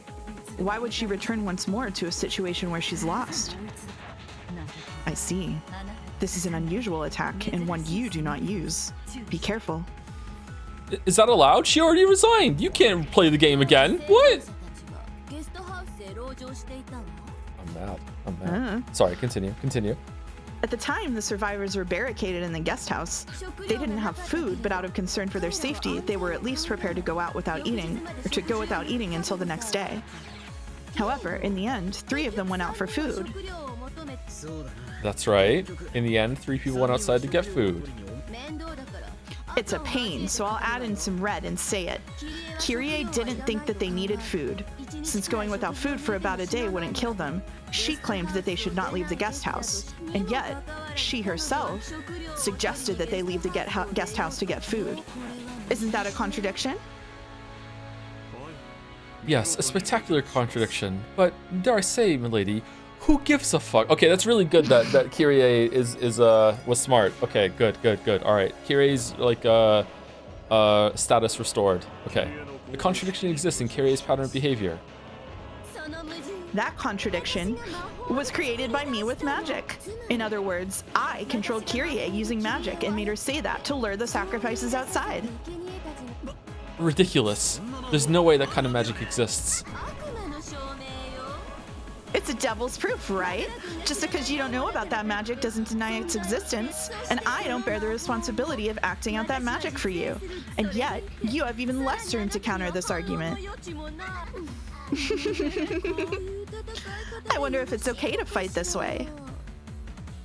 Yes, okay, so this is proving magic exists without a murder this time. It's a human just did something contradictory? What? Yes, it truly is a spectacular move. Is it? Battler-sama, your response if you please. That's a weird strategy she's taking. So just what is this? She has placed a piece attacking Ushiromiya Kirie's pattern of behavior. As has already been explained, Kirie's pattern of behavior had her saying that they should not go outside or head to the mansion in order to get food. And yet, she herself took the initiative, taking the contradictory action of going out to get food. Unless you can explain this contradiction, she will use this violent move to claim that magic was the cause. Well, that's probably what Kirie-san thought in the beginning. But she probably thought through a few things midway, then changed her mind and decided the food really was necessary. It'd be bad if when things got tough we were so hungry that we had no energy and, well... ran out of energy and couldn't finish reading Umineko because we didn't eat breakfast before stream. She's claiming that this change of heart was due to magic. In short, while it might be extremely difficult, you must explain the reason for Kirie's change of heart. What are you saying? You're talking about the inside of Kirie-san's head, right? Can I also summon Kirie-san's ghost and question her? Beato, can't you call Kirie-san here or something? She cannot. That is a move permitted only to the witch side. Sorry. Aww. Ah, fuck. She was probably thinking of us kids and on the whole thought that food was necessary and... You must present your claim through objective means. You'll need concrete proof that Kirie changed her mind and decided that food really was necessary for some specific reason. For example, if someone heard her say that or if it was written down somewhere. Too bad. The reason she changed her mind was not passed on to anyone, nor was it written down. Therefore, you can only speculate as to what was inside Kirie's mind. Okay, but she did change her mind. So it's impossible to explain. You don't have a single counter to my move. Isn't it your turn to resign now, Battler-kun? It is possible to hypothesize endlessly as to the reason behind her change of heart, and it is impossible to crush all of those endless possibilities. A detestably spectacular move. If Battler-sama were to have a method of countering, it could probably only be that move. What move is that? Well, I wonder what kind of move it could be. I have the feeling that it was Milady's specialty, but I cannot remember. Quit being stingy and tell me. Beatrice, no answers will be given to those who stop thinking for themselves. Think. Think in your own way. Why don't you resign right now? And I'll corner you even more with Red. Until the last instant before she died, Kyrie's behavior pattern of not going to get food equals not going to the mansion was maintained. Okay, hold on. Until the last instant before she died, Kyrie's behavior pattern of not going to get food equals not going to the mansion was maintained.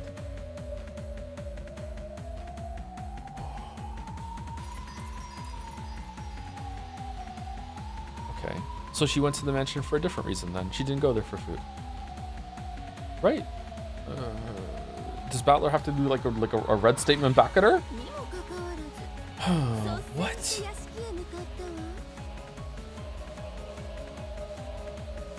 Okay, I'm done. Sorry. I'm sorry. No, you're okay. Why are you sorry? You're supposed to theorize. Because it wasn't good theorizing. That's why I got nothing. How could you? And yet, she took the initiative and headed towards the mansion. She was pushing a cart ready to carry food. Why that contradiction?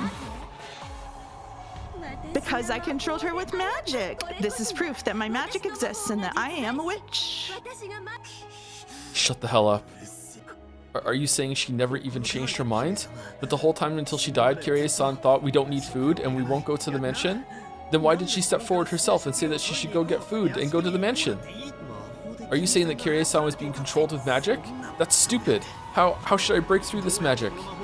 If only Kyrie were here and just told us the reason behind her change of heart. No, I've already been told and read that she would never even change her mind. Sorry, that she never even changed her mind. What should I do? There's no move that the human side can counter with. The more I learn about this game, the more advantageous the rules seem for the witch, right? Even if I lose in a lot of areas, if I can win in just one, that alone can display the existence of a witch. In other words, Sumari. Battler-kun has no way of denying witches other than a complete victory. How truly funny that even though you thought you could corner me and call me Ava, it's been all spun around by nothing more than the inside of your respected Kyrie-san's head, right?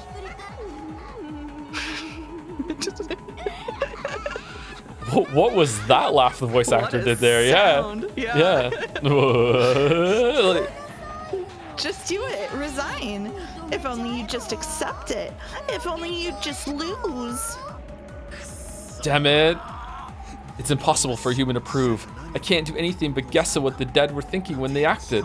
Furthermore, I can't deny the magic based on conjecture alone. To break through it, I need objective proof as to why Kyrie-san had a change of heart. But damn it, it's been said and read that no proof exists as to why she changed her mind and wanted food. What should I do, damn it, damn it? Battler-sama, is this your resignation? Not going to get food equals not going to the mansion. But then how should I understand Kyrie-san's thoughts, which actually do contradict each other? You can't understand. It's impossible to understand and impossible to interpret. That darkness is all of the witch. Come on, it's useless to think, so quit, okay? You just can't deny witches. After all, I exist right here. I am the Golden Witch. I stole that name from the former witch over there. You can't deny that I'm Beatrice. Damn it! You have no right to use that name. Oh. And yet, I can't think of a move to deny it. Battler could no longer counter this witch who was laughing insanely in triumph. He didn't want to give up, but no move appeared. He ground his teeth, making fists with both hands. But even so, he couldn't think of a brilliant counterattack. Battler-sama, your time limit is over, so will you resign? There's a time limit?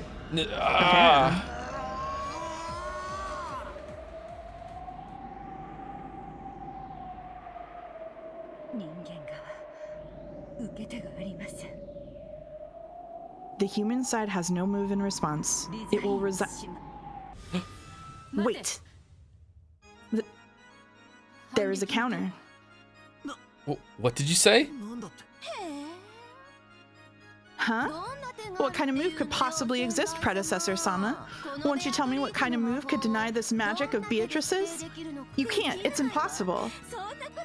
If the proposition that not going to get food equals not going to the mansion cannot be explained by itself, I will explain it with the contrapositive. It's back, baby. It's short, smarty. You can also explain it with the she still went to the mansion equals she had a goal other than food. This is less my specialty, Hempel's Raven, than it is Battler's specialty, chessboard thinking. If it was impossible for Kyrie to have gone to the mansion with food as a goal, then we can only explain it by saying she had another reason that got her to go outside despite that. In other words, Sumari, if we can prove that she had such a goal, we can defeat this magic. Beatrice waiting under the bed to use Hempel's Raven. Okay, that was pretty obvious, Battler. How did you not get that? I see. So she didn't go to the mansion with food as a goal, but she had a different goal, and she said she wanted to go and get food in order to disguise her real goal. Huh, what did she put in the cart then? True enough, it might be possible to find an explanation that way. But how? Teacher, reconstruct the scene of Kyrie's death. We cannot summon a ghost, but inspecting the corpse ought to be a right allowed to the human side. Yes, there is no problem. I shall reconstruct the scene where Ushiromiya Kyrie died. We might want to take a break here because this is a 2.5-hour chapter. Oh, is it really? Okay, seems like a good time to take a break. Yeah, then. This is a good break. This is a good break. All right, we'll be back in about 5 minutes. Chat. I'm gonna probably make another tea and have some cookies. Are you gonna have some cookies too, Mouse? I don't have any cookies. You don't have any cookies? No, I don't have any cookies. What? Sorry. You need to get some cookies. All right, we're back in 5 minutes. Fine. Get up and walk around. You You're can stay the back. whole time.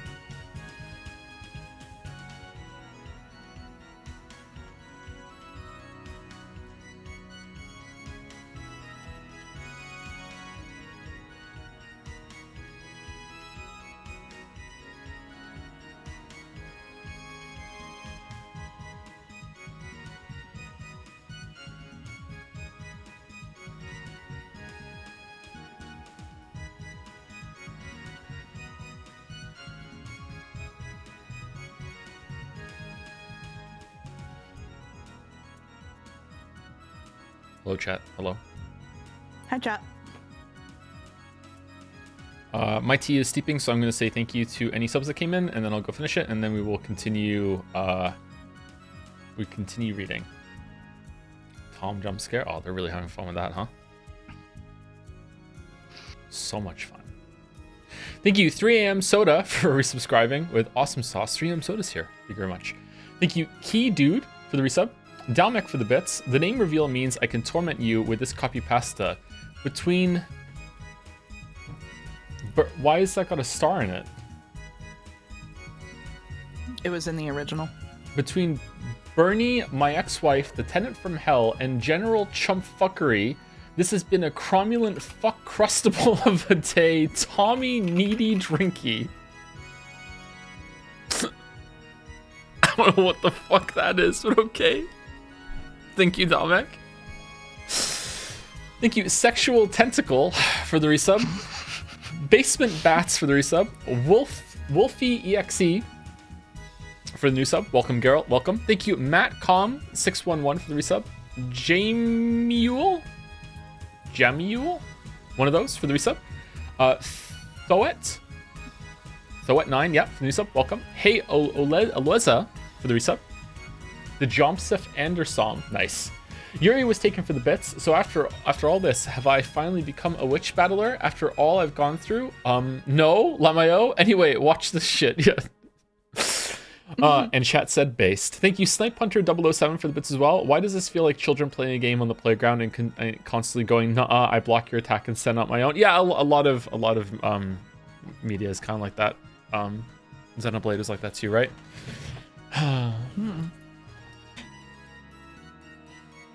What could it mean? See, the cool part about this is that Evatriss's downfall has been set up from the very beginning. Hempel's Raven was purposefully explained poorly so that when Beato used it to counter Evatriss, a literal child with no background in formal logic, she would have no way of fighting against it. Ryukushi really has thought of everything. He's done it again. Wow. Defending the Hempel's Raven introduction that I couldn't say properly just then. Still finishing the episode today? I think so, yeah. Are you feeling that you can get to the end, Mouse? Because I am. I think we'll be fine. Oh, me? Yeah, no, I'm good. Yeah, I'm ready to go. We're good? Yeah, I'm in. Remember when Beato squeezed the man so hard she extracted the final drop of blood from him, put it in a wine glass, and fed it to his sister? What a Kratos moment for her, and then kept doing it over and over and over again? Yep. Did Mouse read One Piece? No. And if no, will she read it along with you? No. Thanks for answering for me. You're welcome. No. I'll defend you from the weebs, don't worry. Thank you so much. I remember you were spooked by Monica while reading Doki Doki Literature Club, and she got your name from the system somewhere. Did she call you Tom? I don't think so. No, I don't think so. It pulls like your Steam name or like your Windows login name, I think. Okay, neither of those was Tom. Yeah, I don't think she did that. No. Speaking for women on Women's Day. Oh, thank you for protecting me. I just want a big, strong man. Hey, Tom, when Mouse flirts in the Jigglypuff voice, do you say thank you, Mouse? Yeah. Let's for no reason at all, let's not bring up the Jigglypuff voice, okay? Let's not bring up the Jigglypuff voice.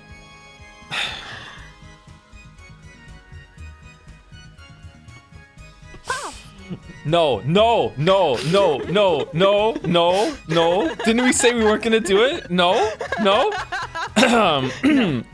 No, we're not gonna do it. We have so much to read. No. No. I'm not entertaining this. You're not doing it back to me? No. I'm not doing You're it so back good to at you. it though. No. You're not. Okay. No. All right. No. Okay.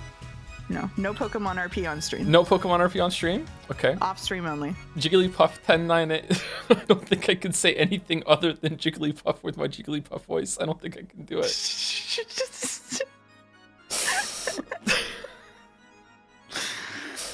All right. Are we locking in? Or did you get it out of your system? I have to go get your tea. My tea. Yeah, I forgot your tea. Yeah, it's tea. I have 2 subs to read as well. Thank you, Nightmare Sinclair, for the resub. Where are the Nekos? And thank you, Vulgus Banga, for the resub as well. Get a pet lizard. I think I would like a pet lizard. Lizards are pretty cool. I'm not sure about snakes. I don't know how I feel about snakes. Now I'm thinking about getting a pet lizard, like for real. I don't know why. Anyway, I will be right back. I'm gonna go get my my tea. Okay. Bye.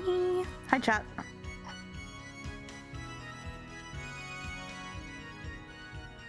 Pet lizards are pretty cool. Oh, okay. Pet lizards are pretty cool. I had a bearded dragon, but he passed away last year. But I love lizard.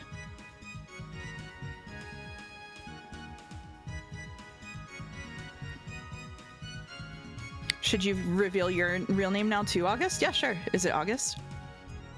If Ronove Umineko existed in real life, would I ditch Joe for him? I don't think so. I don't think so. No, I don't think so. It would be tough, you know, if it came to that, but what's my favorite mouse? This came up the other day. It's probably it's a tie between one of the mice from the Rats of Nim and Fievel from Fievel Goes West for sure.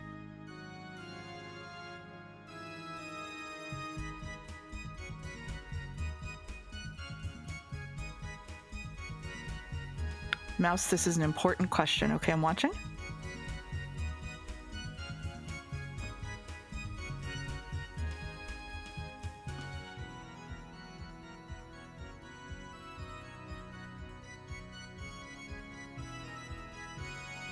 It's my opinion on rats. I like rats. I like rats. I think they're pretty cool. Read the message you replied to. Do you know how hard it is to scroll up in here and to do that? I can't get to that. Come on. What do I think about the woolly mouse and how does it change the mouse rating? The woolly mouse unfortunately got linked to me by literally everyone I know, and so thus I'm having an adverse effect to it, an adverse reaction. I don't want to look at it. I'm tired of the woolly mouse. I don't want to look at the woolly mouse anymore. Overexposure. Can I force Joe to add a nice overlay like what I have? No, I cannot. No, I cannot. Okay, I'm back. Hello. Hello, welcome back. We're just talking about rodents. Okay, good topic. Any in particular? I was talking about The Rats of Nim and Fievel Goes West, two formative movies. We talked about The Rats of Nim before. Mm-hmm.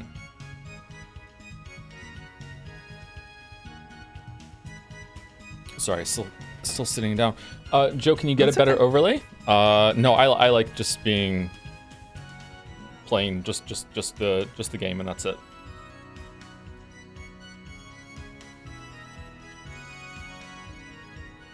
Mouse, did you hate the magic scenes as much as Joe, or were you fond of them? That's a good question. I hated the magic scenes as much as, or perhaps even more than Joe. I got very bored of them. Even after I sort of like learned the secrets behind the curtain of Umineko. Even then, you know, which all of the biggest soldiers of Umi Den are going into Umi stream chat to try to defend, which by the way, stop doing that. You know, like I still think that it is using something that I do not enjoy to make a point that I do agree with, is the answer to that. Yeah. I feel like they go on too long regardless. I feel like they have pacing problems. Yeah. I think the only one that hasn't gone on too long is probably the Kyrie and Rudolph one, and even that at the very, very end, I was like, you're hitting the line. You're hitting the line. Yeah. Yeah. Agreed. After hearing your thoughts on episode 1, I'm fairly confident that you'd like Sekime if you can get past the first 12 hours. It's worth it, I swear. I can leave after the first 12 hours, right? Be free. Yeah, didn't it only take Boulder 12 hours to read it?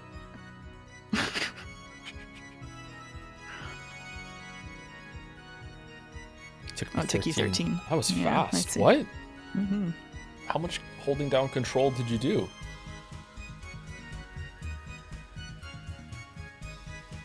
So it'd take Joe 50 out. Yeah, I'm pretty slow. Yeah.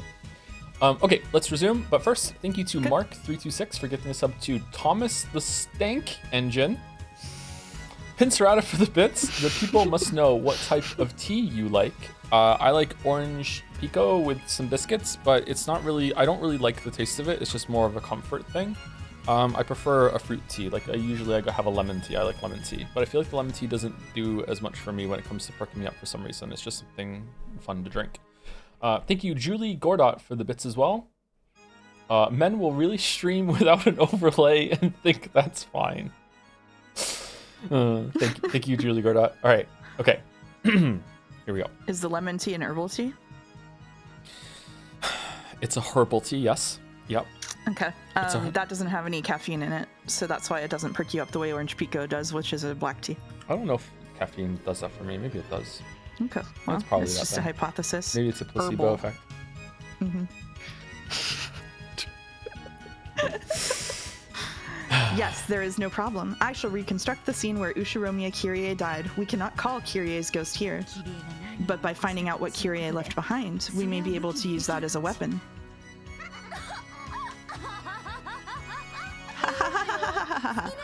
Fine, search as much as you want. There's no way you'll learn anything. I just said it in red a short while ago. Kyrie did not leave anything written down. No matter what you find, how could you possibly figure anything out? We may find nothing, but Battler is grinding his teeth, fighting to think of a move to break through you. This is all that I can do. What? Beatrice landed on her feet in the reconstructed hall, approached Kyrie's corpse, and wandered around observing. I'm completely clueless when it comes to fighting on the human side. We need to find evidence, right? And then what should I search for? The great lady Beatrice is getting down on her knees and crawling around, and she's even indecently searching a corpse? That look suits you. Say whatever you wish. I cannot do any more than this. I care not how I'm despised. However, I cannot throw Battler away as he is fighting for my honor. Even if I must crawl on the ground and search through dead flesh, I must answer to that responsibility. Bathed in the witch's sneers, Beato searched through Kyrie's corpse. She fished through the pockets, taking what was inside out and laying it on the floor. Laid on the floor was a handkerchief, tissue, a key to her house, the stub of a boat ticket, a lighter, a cigarette butt, and a single 100-yen coin. There was no special suspicious object. Although Beato was down on all fours and being sneered at, that was all she could find.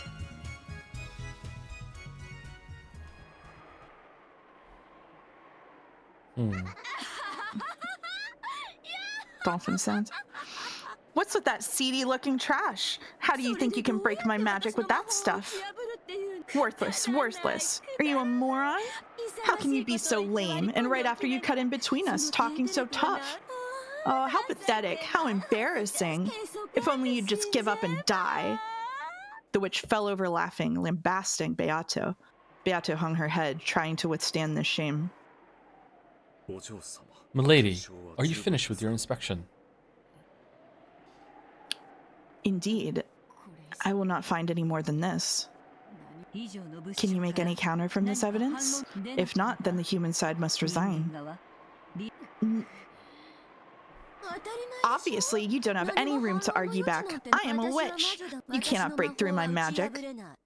You're no longer anything but a former witch. A loser who isn't even allowed to take the name Beatrice anymore.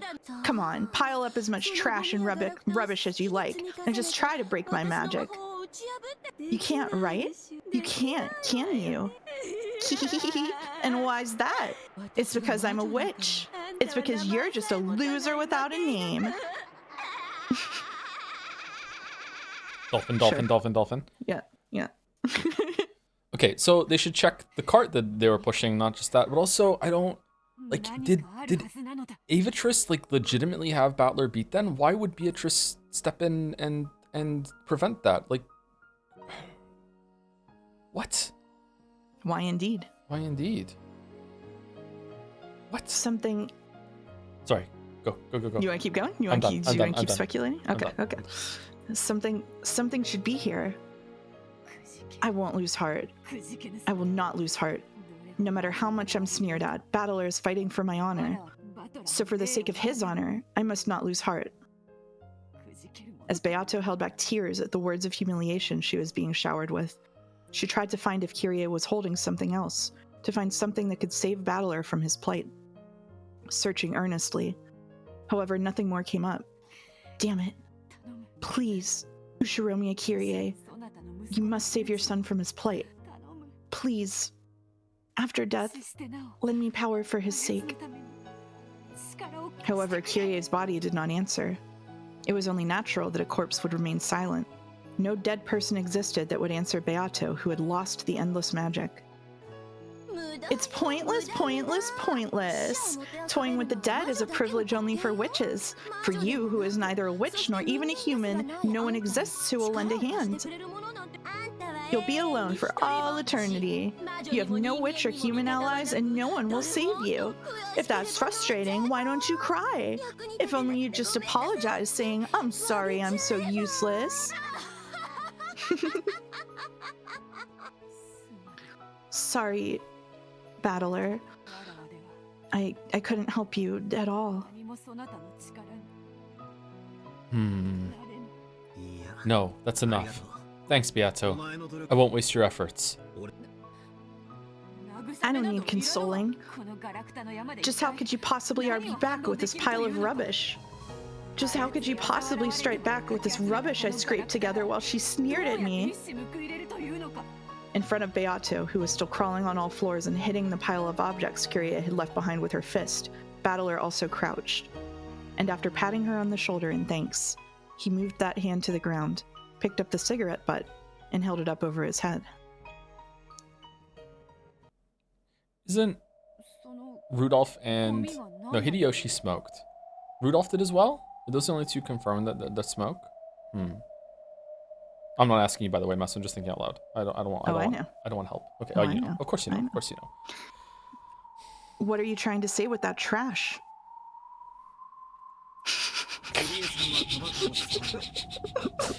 Kyrie-san doesn't smoke. But Kyrie also had a lighter on her. True, she didn't have an actual box of cigarettes, but at a glance, it naturally looked as though Kyrie had a smoking habit. Dad smoked, but Kyrie didn't. But she did walk around with just a lighter to light Dad's cigarettes. So what? If the husband smoked, then even if the wife didn't, it wouldn't be strange for her to be holding a cigarette. Maybe she just picked up the cigarette butt of her husband, who had bad smoking manners. What are you trying to say? What does this have to do with my magic? Nothing at all. I'll say more. This is a different brand of cigarette than what Dad smokes. Sorry, Beato. Could you look in the pockets of Dad's corpse too? Indeed. You mean this? Checking the brand. The brand is different from the cigarette butt. The cigarette butt Kyrie is holding is not of the same brand that Rudolph smokes. And so what? Maybe Kyrie is just a good girl who likes things to be clean, so she couldn't leave a fallen cigarette butt alone and picked it up. I wouldn't, though. Just had to add that. Beato, sorry, but one more time, please. Uncle Hideyoshi's pockets. In this family, only Dad and Hideyoshi smoke cigarettes. It's here. Is this it? Beato found a cigarette box in Hideyoshi's pocket, took a single one out, and held it up. Checking the brand, we acknowledge that the cigarette butt is of the same brand that Hideyoshi smokes. And so what? How can you break my magic because you found Hideyoshi's cigarette butt in Kyrie's pocket? That's right. This cigarette butt is a message from Kyrie-san. No, this cigarette butt itself is the reason that Kyrie-san left the guest house. Beato, thank you. If you hadn't found this, I would have given up here. Oh, did they go and find the gold? Were they pushing some gold back in the cart and that's why it was so heavy? It wasn't food? Not all of it, obviously, but some to bring it back to show everyone? Huh. Virgilia, reconstruct the situation. The guest house after it came to light that Aunt Rosa and Maria had been killed on the second twilight. Understood. Reconstructing now. After Rosa and Maria's deaths, the remaining survivors rechecked all of the doors and windows in the mansion. They constructed a barricade. They reconfirmed that their defenses were solid. There's nothing suspicious about that at all. What are you trying to say? Why are you bringing up the second Twilight when we're talking about the fourth Twilight and after? Dad carried a portable cigarette butt holder with him. I'm finally starting to see why Kirie-san went out of her way to put a cigarette butt in her own pocket. It was because that cigarette butt meant something. That cigarette butt was itself a message left by Kirie-san for us. She knew she was going to be killed, and we would reconstruct the whole entire crime scene, and we'd find a cigarette butt in her pocket, and then we would conclude that she was trying to talk to us, and we'd get the message after that. She knew.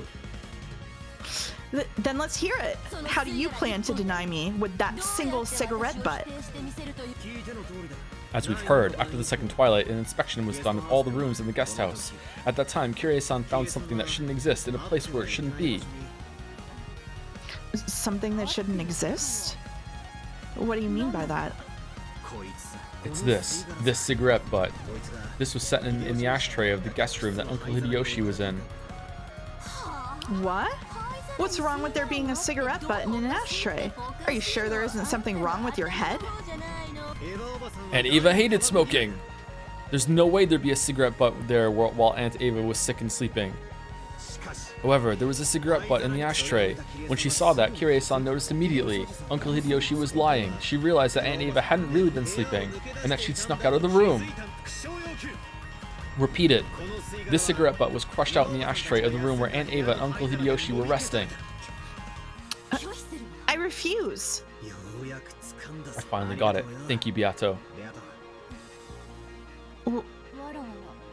Was I of some use? Yeah, you were. And I, unfortunately, have to compliment the Weeb VN. Setting up the clue earlier of Eva hating the smoking when Hideyoshi went outside to smoke with Rudolph is a great example. Maybe I'll even reference it going forward of there being a setup clue without it being like in your face. This will be relevant later. Fuck you, fuck you, fuck you. Like it was really well hidden and smuggled in a way that it really presented as like learning more about the characters and character development and the dynamics and how Hideyoshi and Ava's relationship worked. And the reason why it worked so well, I think, is because they sold it with the back half of that when he went back into the boat and they had that really tender moment of each other and showing what it's like. And now it's a clue for some of the murder, and it's like, oh yeah, they did set up that, and it wasn't like Chekhov's gun, this is gonna come back later for real. And I really like it when stories do that. So unfortunately, Mouse, you win again. I'm sorry. Why are you sorry? For myself. Yeah, you were.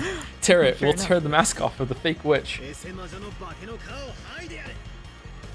From that cigarette butt, Kirie realized that Hideyoshi was creating an alibi for Ava's sake. Hideyoshi had been tasked with watching over the room to create an alibi, and during that time, he was unable to withstand the tension and smoked. Then Kirie had confessed that to Rudolph.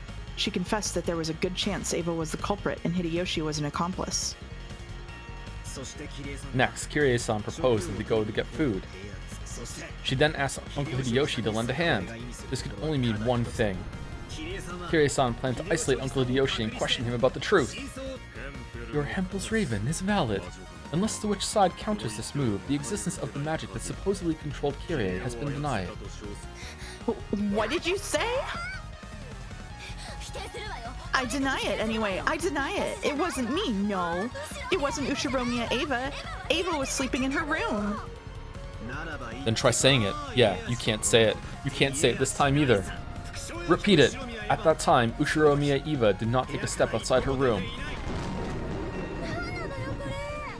What the hell is that? I'm the one who was attacking, right? Why am I the one being attacked now? When did offense and defense get reversed? I'm the one questioning you, right? The witch, me. So why? Again, do you think his hair is red because he's on the side of truth and he's seeking out what really happened? Damn. Kojima has done it again. Again, repeat it. Ushiromiya Eva did not leave the room. There's no way you can say it. It's checkmate! Does the witch side have a move in response? There cannot be one. There is no truth that can be accepted from a false witch dressed up with truths and falsehoods. You aren't qualified to call yourself a real witch. You aren't the Golden Witch. You're a human. Ushiromiya Eva.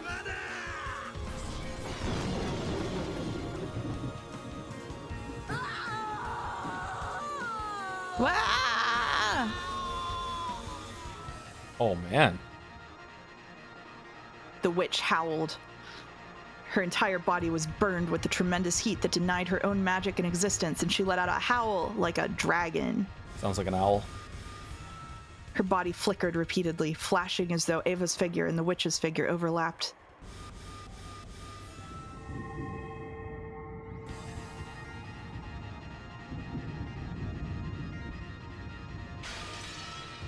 Oh shit. Uh-oh. However, that yell was sucked into the flicker, making it return to the original form of the cruel witch. One last move. Cackle, cackle? Cackle, cackle. Yep.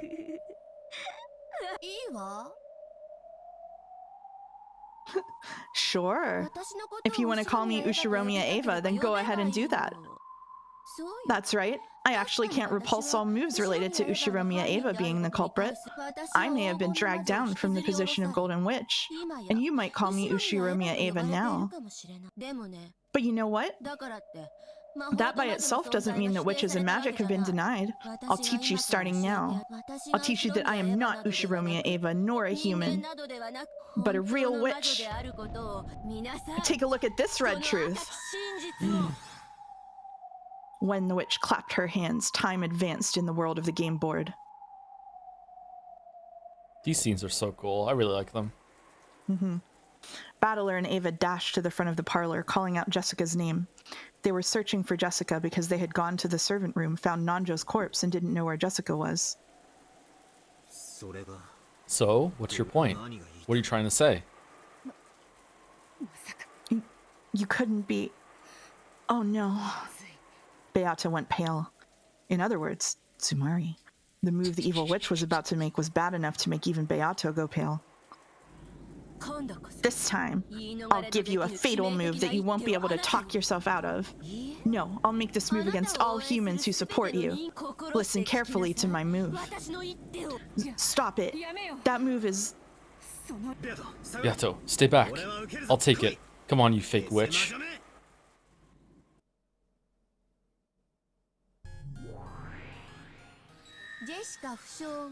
After Jessica was injured, Ava was constantly under Battler's supervision. Battler is neither the culprit nor an accomplice. By this, we can establish a perfect alibi for Ava. What? I'll seal you and humans as well in a red barrier that most certainly cannot be escaped from. Farewell, lowly humans. Sleep for all eternity in an absolute closed room of magic with no exits. Come on, listen carefully. Listen to the red truth. There are no more than 18 humans on this island. Throw away your foolish thoughts of mysterious people hiding and committing crimes. But if I say it that way, you might also suspect animal culprits. Sorry. It's okay. I couldn't stand to hear some irrational theory about how an orangutan trained to commit murder wouldn't count as a human. So I'll change it like this. No life forms other than humans have any connection to this game. That's how it is. Next, I'll explain the situation of all 18 people who exist on this island. Kinzo is dead. Kraus is dead. Natsuhi is dead. Hideyoshi is dead. George is dead. Rudolph is dead. Kyrie is dead.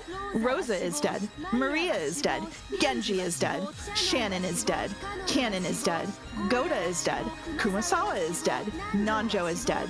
Those 15 are all dead. And Battler is alive. Ava is alive. Jessica is alive. That's everyone, all 18 of them. That Which wasn't in means- red. That wasn't in red. Oh.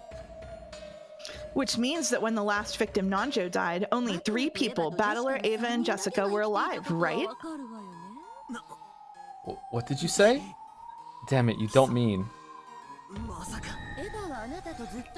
Ava was with you the whole time, so committing a crime was impossible for her. Of course, Battler-kun isn't the culprit. He wasn't forging an alibi for her, and he took the possibility that she was the culprit into account, watching over her actions carefully. No chance existed for her to do anything suspicious. In short, at the time of the crime, only Nanjo and Jessica were in the servant room. And I know what you're thinking. Your next move will be this, right? There's also a chance that Jessica is the culprit. But too bad, I'll slice it up in red before you try. Ushiromiya Jessica has not committed murder. She was not involved with Nanjo's murder. Her eyes were completely covered. It'd be impossible for her to carry out a murder like that. And here's a bonus. Neither Ava nor Battler killed Nanjo, nor were they involved. Oh shit! Wait a second.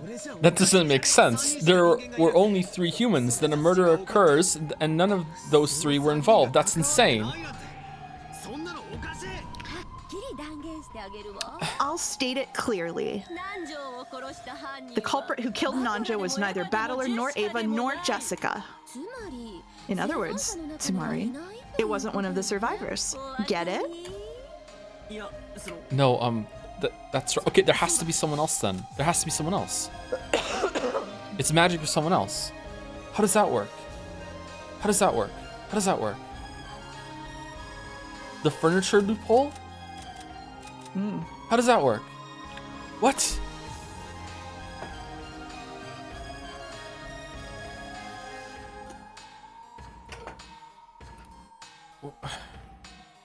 Did she confirm that Nanjo was even a homicide? Was she okay? How was he killed? Hold on. Yeah, he was killed. Okay, did he kill himself? Why would he kill himself?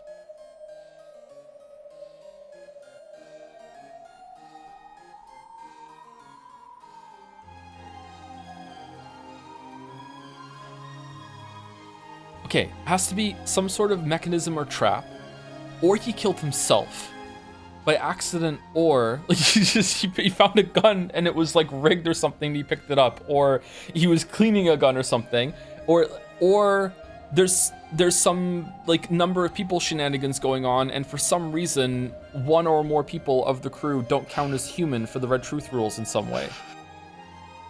Are you enjoying this, Beatrice? Are you enjoying this? Yeah, Sorry, I wasn't listening. Oh, you weren't listening. Okay, all right, that's good. Probably for the best. Too busy thinking about the Golden Land. I'm going.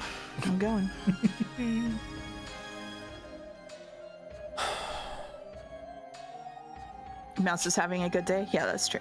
Fuck.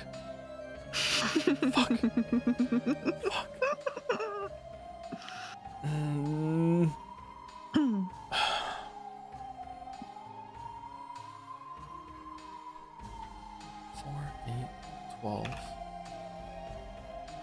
16, 17, 18.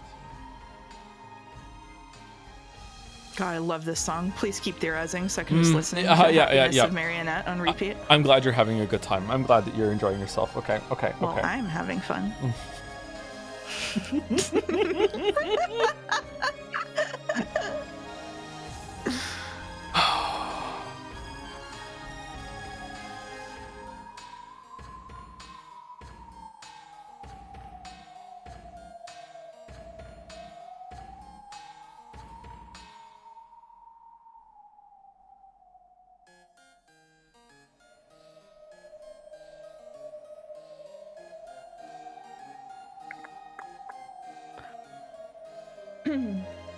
I think, I don't know why or how, I think at least one of these 3 doesn't count. And that's a loophole in the red for there to be someone else here. The reason why I'm leaning toward that, other than was trying to clean the gun or killed himself or a trap, is because she didn't say those are all 18 in red. But then why specify that these people are dead then? Is it just like loopholes in the red?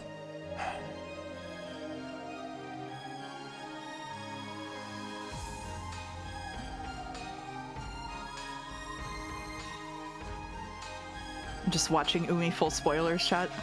Are they having a good time? They having a good time? Yeah. Yeah? I can't go Yeah. back that far. Shit. If only we had the second Maya note system. God damn it. Right?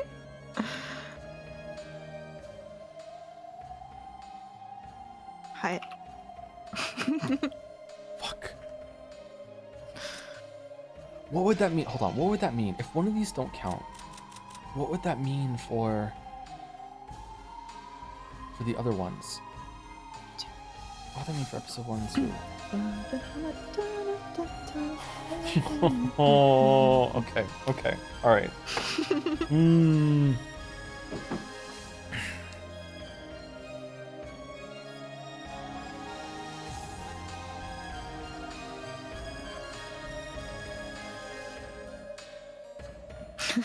Dolmax said Nanja's body just did that. Yeah, it just did that. It just did that. It just did that. Yeah. It just did that. There was also that there was definitely an extra person here in episode 2, because Kyrie saw, if we can take that as reliable, which I think that we can, because it's Kyrie and I love her. I think that we can take that as reliable, that there was someone extra here. But then they just vanished and they didn't come back. And also they met up with the other ones, but Rosa didn't confirm that with Battler even. So maybe that's not all that reliable. I don't know.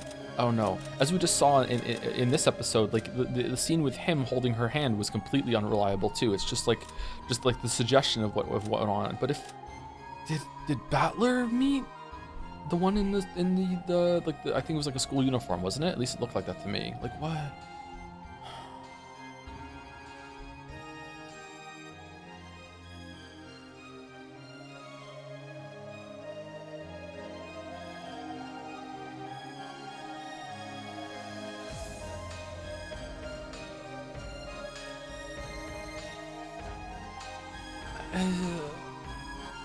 What?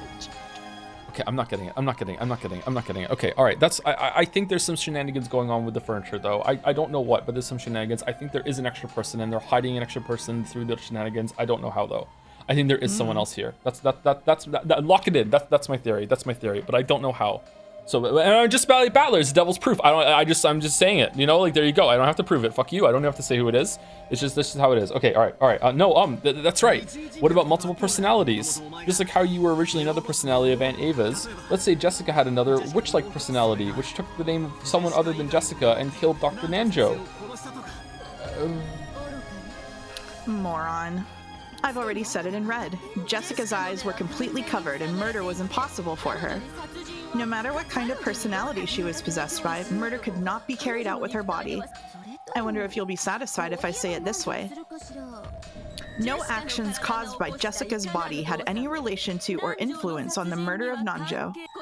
This also applies to Battler and Ava. In other words, Sumari, no matter how much you try to struggle and interpret it, neither Jessica nor Battler nor Ava is the culprit who killed Nanjo.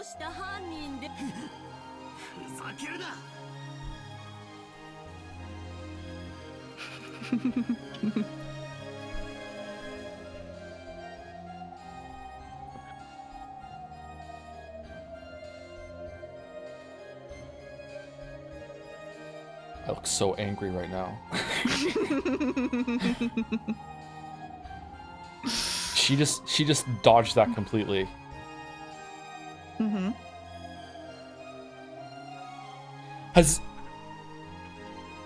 No, that's dumb. That can't be it.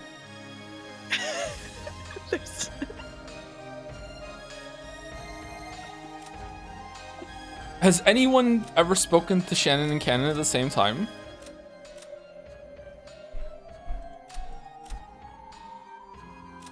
Genji has. Kinzo has.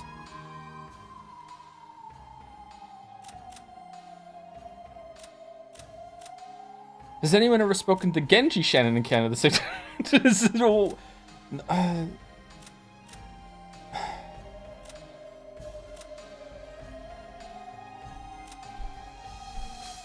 You had multiple personalities. You have multiple personalities. We have multiple personalities. You don't. You don't. You two have. You do. You kind of do too from episode 2. You don't. You don't. I don't know about you guys. You're just like fucking just too complex. Nando definitely has multiple personalities, but let's not open that can of worms. Kinzo? Why did she just dodge that? No, they're dead. They're dead. So that would only just be that would just be opening. That's just another way of opening the fucking like possibility that there's someone else here. Oh my god! I wish I could just remember the whole entire story up until that. Fuck. I can answer specific questions about things you've already read if you would like. Unless chat will consider that cheating, of course. I can't believe it. I'm wrong. I can't believe why I'm wrong though. You're gonna lose your shit. Mm-hmm. Well, what are these boobs? Mm-hmm. How could she hide them? No, it can't. No, it can't. It was no. Okay, I'm wrong. Okay, it's not that. Okay, it's not that. All right, good, because that's dumb. Okay, it's not that. Okay, but maybe they just don't count in some way. Are they just too, because they're furniture even more than he is? Are they like half a person each in some estimation? Like because they don't have a soul and they did I don't know. I'm just fucking going. All right, you got to be kidding me. I mean, everyone else is definitely dead, right? Then all that's left is the Dr. Nanjo suicide theory, right? And the trap theory. He didn't even say them yet. I said them before he said it. What the fuck?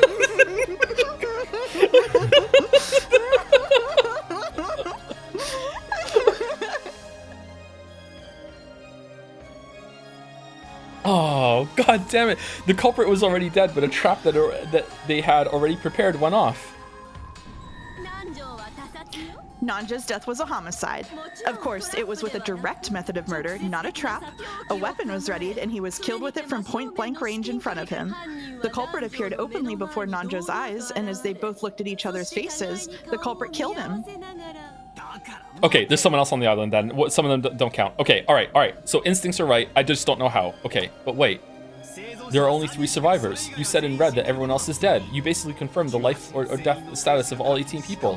Furthermore, the existence of a 19th person has already been denied in red. In other words, Sumari, no one can exist except the 3 survivors, and yet a 4th person other than those 3 appeared before Dr. Nanjo. How could a person other than us appear and murder Dr. Nanjo when no 19th person exists? Insane. You're lying. You're lying with the red. The red only tells the truth. Isn't doubting that the same as betraying the honor of that witch who's behind you, shriveling up in fear of me and hiding behind your back? Damn it. Right now, I'll state it clearly. The one who appeared in front of Nanjo was me, a witch. The golden witch who can't be explained away with the 18 humans. Virgilia, Renove, isn't there a contradiction in this situation? Is she really telling the truth with the red? Yes, her red truth is valid. What an elaborate and precise cornering. It's too much of a cornering. Flip the fucking chessboard. How should I make a move against her? Virgilia, aren't there any moves? I cannot think of anything. And you, Renove? My apologies. However, in these last 1,000 years, I have never seen such an elaborately beautiful game board layout. I hate to admit it, but it's beautiful. What a beautiful checkmate made in red. The witch's teacher and the demon butler were both stunned, and an expression of ecstasy rose to their faces. Forget surrendering. They were impressed at this perfect checkmate, which simply had to be admired. When people accept defeat from the bottom of their hearts, it gives rise to neither regrets nor humiliation. Nothing is born except feelings of respect. It's you. I no longer knew what was what anymore. This is too far. This is basically what Beatrice said she wouldn't do. It means why Beatrice is really upset because it would enter a stalemate. That Evatrice just did it. Is that Evatrice just basically with extra steps just said in red, I'm the witch and I killed her. like and did magic to do it, right?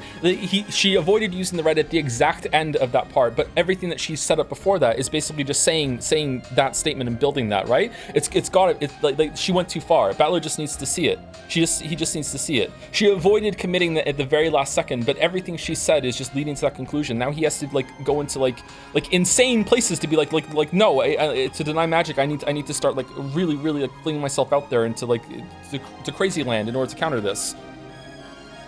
It's just that he just needs to have the resolve to see it and really push back, I think. Fucking hell. Okay, I no longer knew what was what anymore. There were absolutely no weak points in her red. She had said in red that all 15 people had died. She had said in red that no people existed other than the 18. In other words, no more than 3 people, me, Jessica, and Aunt Ava, existed, and even though none of those 3 people were the culprit, Dr. Nanjo was killed. And without a doubt, Dr. Nanjo's death was a homicide. He was murdered by that person openly from in front of him. And she's saying that that person is a witch? The culprit who killed Nanjo was not an animal or anything of the sort. That's already been dealt with in red, right?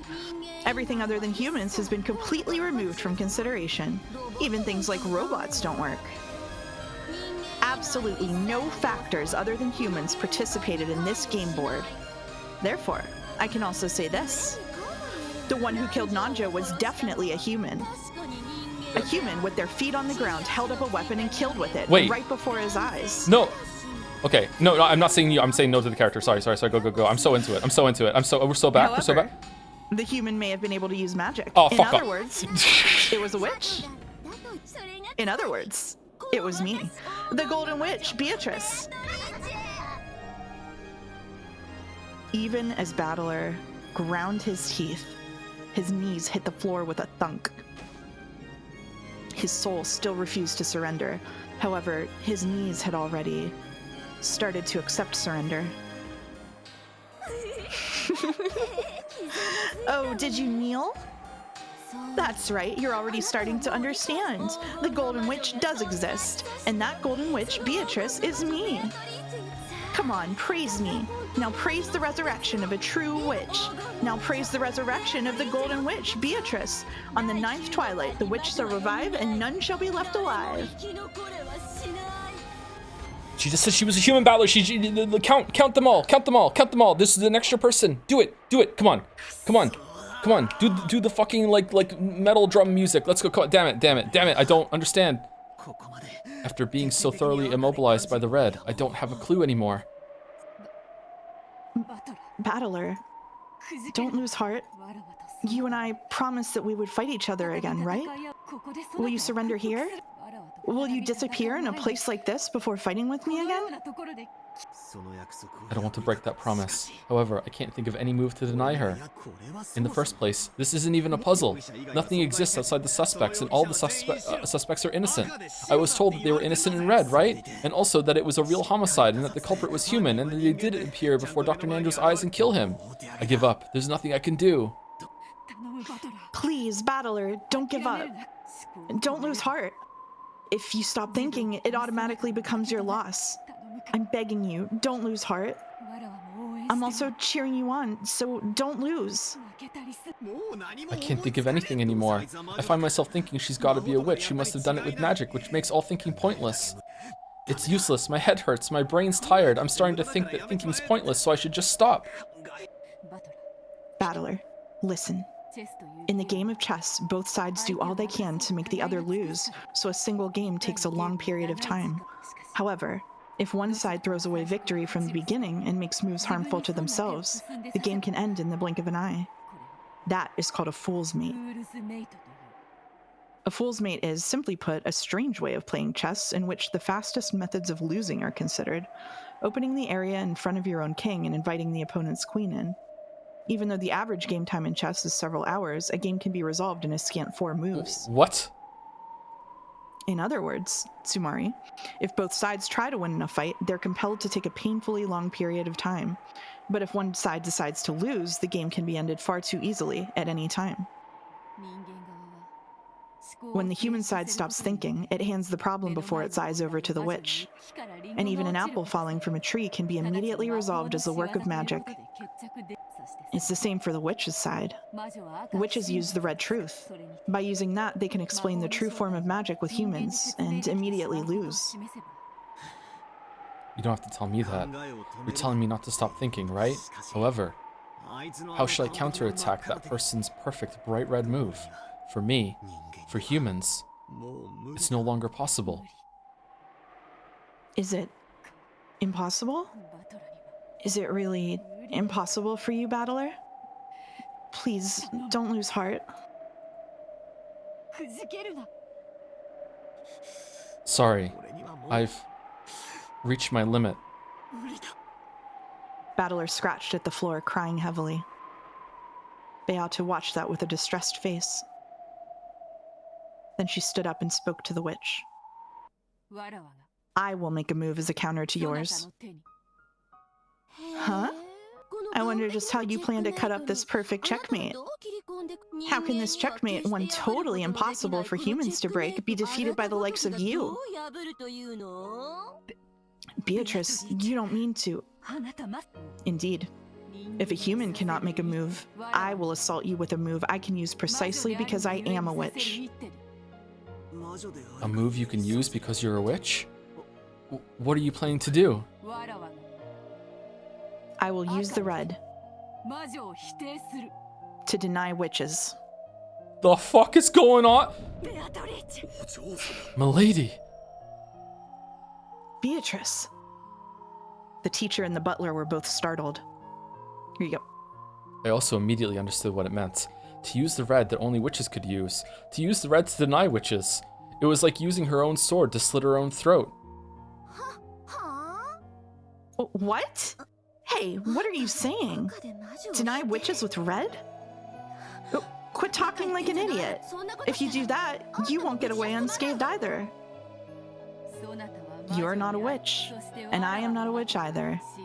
The road to becoming a true witch is difficult, and I have much, much farther to go. Very well then. Right here, right now. There have never been any witches in the first place. I will strip this deception away myself. Aren't both of us real, obvious witches? Being able to use red is itself proof of witches. True. I don't know what the definition of a witch is to you, but if you think that you alone will be able to get away unscathed, then how could I make such a mistake? I care not. What did you say? I never did manage to become a witch. I've done nothing more than finally begin walking down the road to becoming a true witch.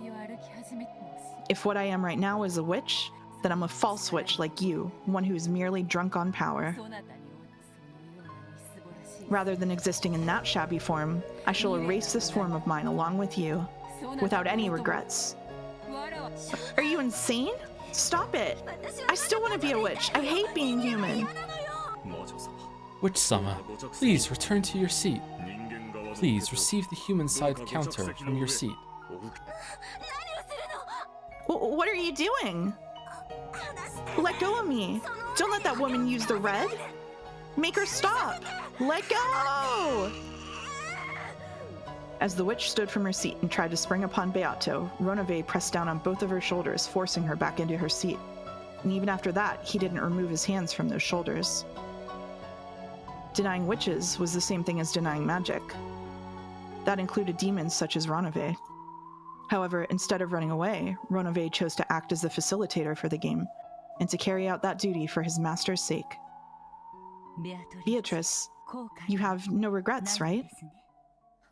That's my line. Sorry, teacher. Even though you taught me so much about fun magic and magic that brings happiness, I wasn't able to use it well at all.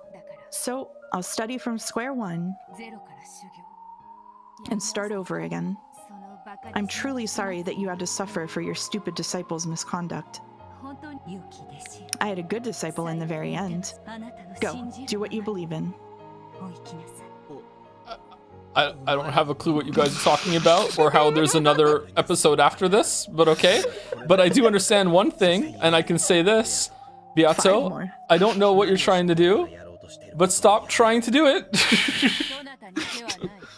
You have no moves, but I have one.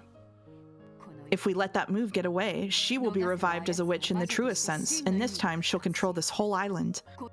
All nightmares will be hers to do with as she pleases, and this island will fall into the deepest hell of the evil witch's repeating delusions for all eternity. Can you permit that? Don't you care if your dear relatives are toyed with for all eternity in that witch's nightmare? Still, you shouldn't have to sacrifice yourself. This is a game between me and her. You shouldn't have to make your move and sacrifice yourself. I'll think of something. I'll surely think of a miraculous move. So don't rush into it. Ah, damn it! I'll definitely think of one, so don't rush into it. This game is cruel. The time limit for your consideration has already run out. I am now the only one who can do it. Calm yourself, battler. I'll defeat her. I'll defeat that cruel witch with my own hands. Wait, Beato, stop it, quit it. There's absolutely no need for you to sacrifice yourself. Weren't you fighting to deny me? What a strange person. Let that child do as she likes, and please, watch her until the end. But... Battler, there's only one thing I ask. Would you cover your ears? My ears? Why?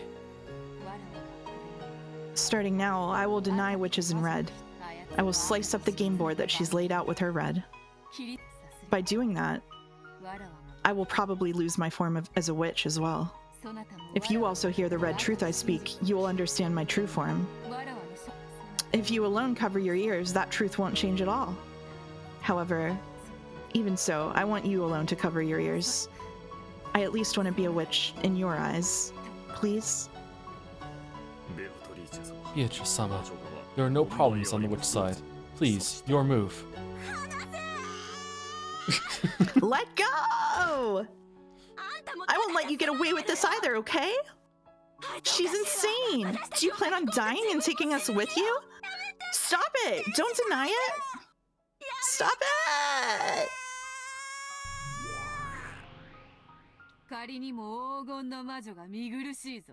How unsightly for a golden witch. Okay, are you ready? I will remove your check in Battler's stead. What happened on the chessboard where 15 died and only 3 remained? Starting now, I will expose it in red. With that red truth, I will pierce and kill both fake witches. Beato turned around and smiled at Battler. Most likely, no one would believe that the witch who had gone to the limits of cruelty would try to leave a smile as the last expression she showed Battler. And that smile signified her last wish, that she wanted him to cover his ears. Denying witches in red was the same as knowing her shabby form. Battler put both of his hands against his ears. To protect her final bit of honor as a witch, he put his hands against his ears, rejecting the truth. And he howled, so that not even a bit of what she was saying would slip into his ears. After that was a world where Battler could hear nothing. You want a minute? No, it's okay. I'm just kind of grumbling. That's okay. Beato was saying something in red. Even the evil witch covered her ears at those bitter contents. That was the red truth. Words of power. Words that denied her own existence. Gotta be. Unique words that only witches could use, which denied witches. Beato spoke. With the red truth, she cut up the bright red game board that the witch had released.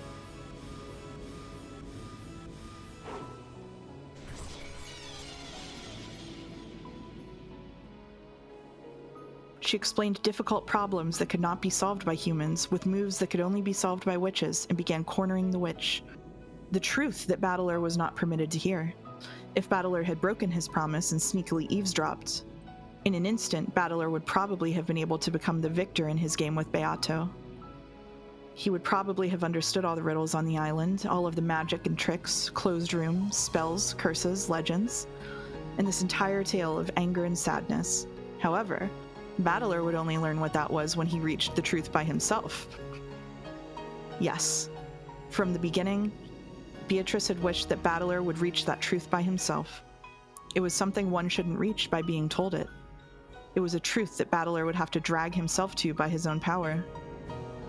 A brilliant light gathered with Beato and the evil witch at the center, and it grew gradually stronger.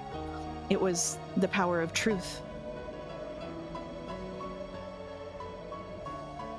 Its heat and brilliance, like the sun, shone on all the falsehoods that hid in the darkness, trying to deceive, and burnt them to nothing.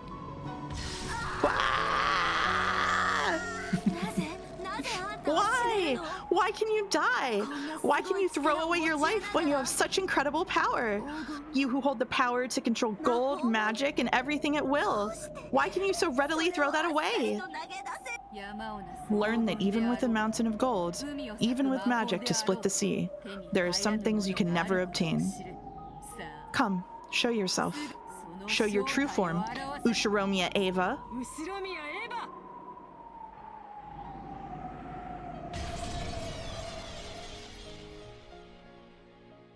When the sun exploded and blew everything away, Ava could be seen there holding a gun. You're the culprit, Aunt Ava.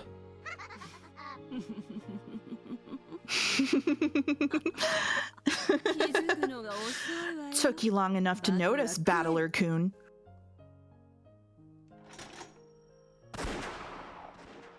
Oh shit, Battler died.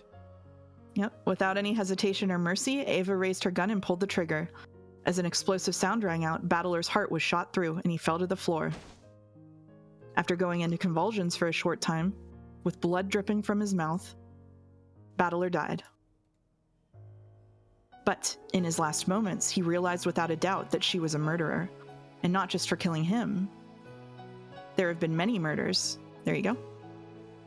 There have been many murders, and I don't have a clue how they were carried out. However, while my ears were covered, Beato exposed all of them with the red, blasting away all magic. In other words, Sumari, even though I didn't understand it, was that nothing more or less than proof that magic can all be explained with humans. Beato made me cover my ears, so I myself don't know the whole truth. However, now that it's been denied in red, I can see one fact which is extremely unfair for us, that it is possible to deny all magic. So in other words, Sumari, no, I must not think of that. No more Sumari. If I do, then the time I spent covered my ears would be made pointless. If I'm going to regret, I can only regret my own actions. If at that time I thought of some move to spin things around and counter the witch's final move, there would have been no need for Beato to sacrifice herself. It was my own worthlessness that brought about this conclusion.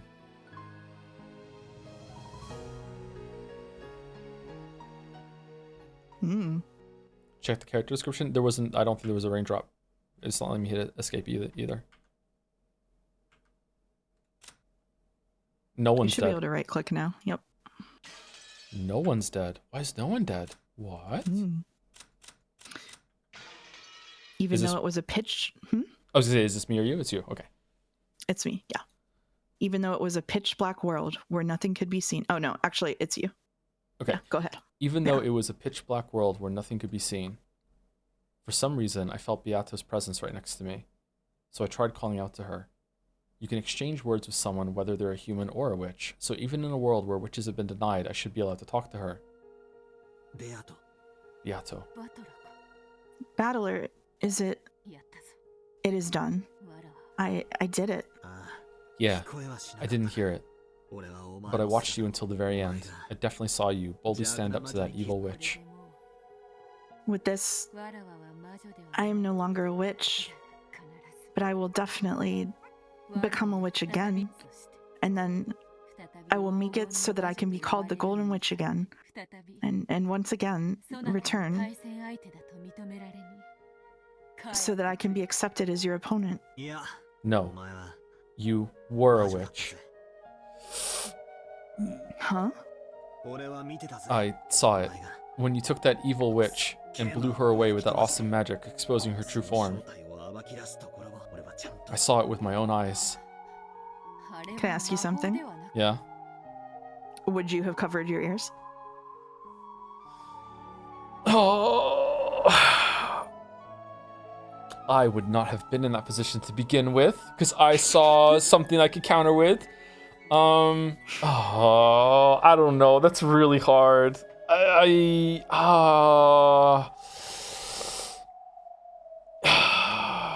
Yeah, I would have. I have too much honor. I would have. Yep, I would have covered my ears. Yes. That wasn't magic, but the red... No, it was magic. You were definitely the Golden Witch. Even if you deny it yourself, I'll acknowledge it. You are definitely the Golden Witch. When Battler said those words, in the world that had been dark, there was suddenly a single grain. A small grain of gold, like a wheat seed, shone brightly. And even though it was small, it had a strong gold-colored sparkle.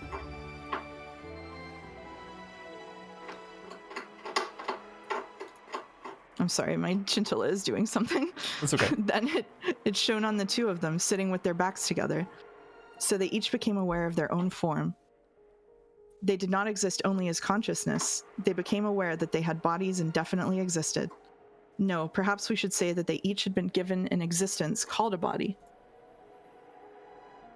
When Battler looked at his own form, he wasn't that surprised. But when Beato looked at her own form, she was a little startled. From Battler's perspective, she looked just like normal, but for a short while, she was surprised by that form. What is going on? The sparkle from that grain of light is slowly getting stronger. The grain of wheat was no longer simply gold-colored, but was like the light of the sun. Then it softly began to approach Beato's chest. When that grain of the sun was sucked inside her chest,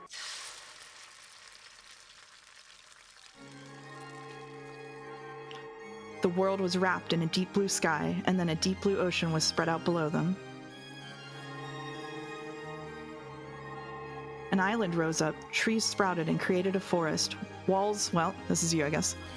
An island rose up, trees sprouted and created a forest. Walls surrounded us, and a ceiling swallowed us, and was adorned with more and more things, made to be like the hall in the Ushiromiya mansion.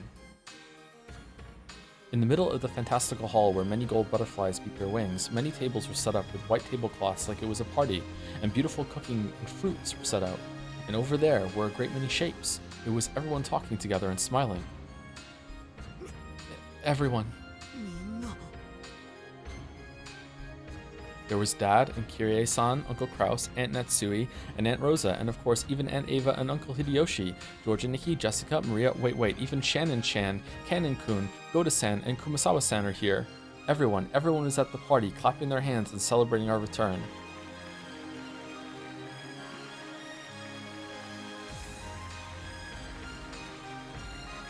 Yay, yippee, hooray! We did it, the end! Yay! Yay.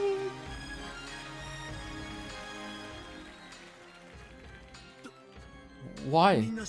Even though everyone was dead, why are they alive? In the Golden Land, the souls of all the dead can be revived. Welcome back, Beatrice. And welcome, Battler-kun. Welcome to the Golden Land. I made it? I made it. To the door of the Golden Land? Yes. Milady, you have finally managed to invite everyone here. Welcome, Battler-sama, to the Golden Land. Oh, fucking Battler. So you finally made it this far. Your grandfather? Where in the world am I? My blood, which is incompatible with magic, runs most deeply in your veins. Therefore, you were the only one who could not reach the Golden Land, and Beatrice has been searching for you this whole time. She tried everything to bring you here. What did you say? Battler-sama, if you would take your seat, tonight's dinner is my very best work, calf steak. If you would, please relish it. You should be honored. Normally, I would have eaten all of it, but I left you some out of gratitude. The Seffenstake Ni-chans. In the Golden Land, all of those with minds are equal. Here, there's no distinction between us furniture, humans, and witches.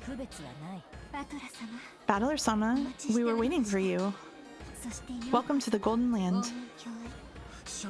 Shannon-chan, George and Nikki. I still feel like this might be a dream. We should have died. But I'm alive, and everyone is here and happy. I can't believe it. That's right. This place must be a dream world. So it must be a dream that George is acting so friendly with a maid girl. Even here. Could you give it a rest, Ava? For now, you gotta stay quiet and bless the two young'uns. The Golden Land is a city of bliss. We should never quarrel here. Here, any people are free to love each other. No one needs to hesitate over it. Jessica-chan, Kanon-kun, you look so wonderful. I'm jealous. Hey, Battler. I'm a little, Battler-sama, welcome, and welcome home. Jessica was probably embarrassed because she was holding hands with Canon-kun.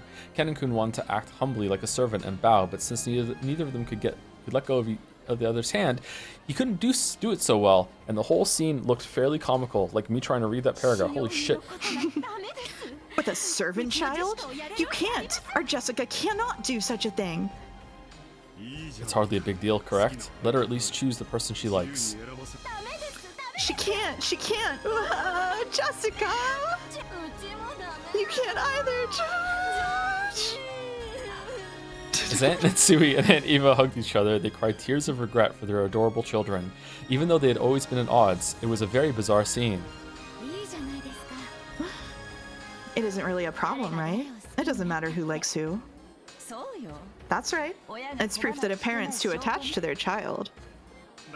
Battler, no matter what kind of woman you bring home, I'll give her a warm welcome, okay? Don't you dare introduce her to this man, okay? He'll get his hands on her immediately. They'll run off together right away. Battler, you finally came here. Maria, from the very beginning, you knew we'd be coming here?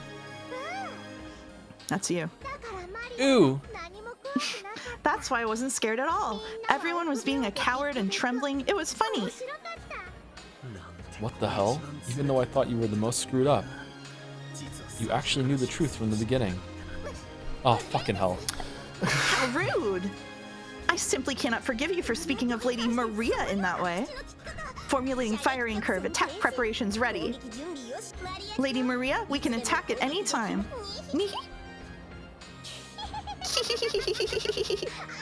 Ouch! Be quiet. You were in the presence of Beatrice-sama. Come now, no need to be so stiff. Let's be considerate of the desire to joke around and have fun. More importantly, why don't we begin preparing for the toast?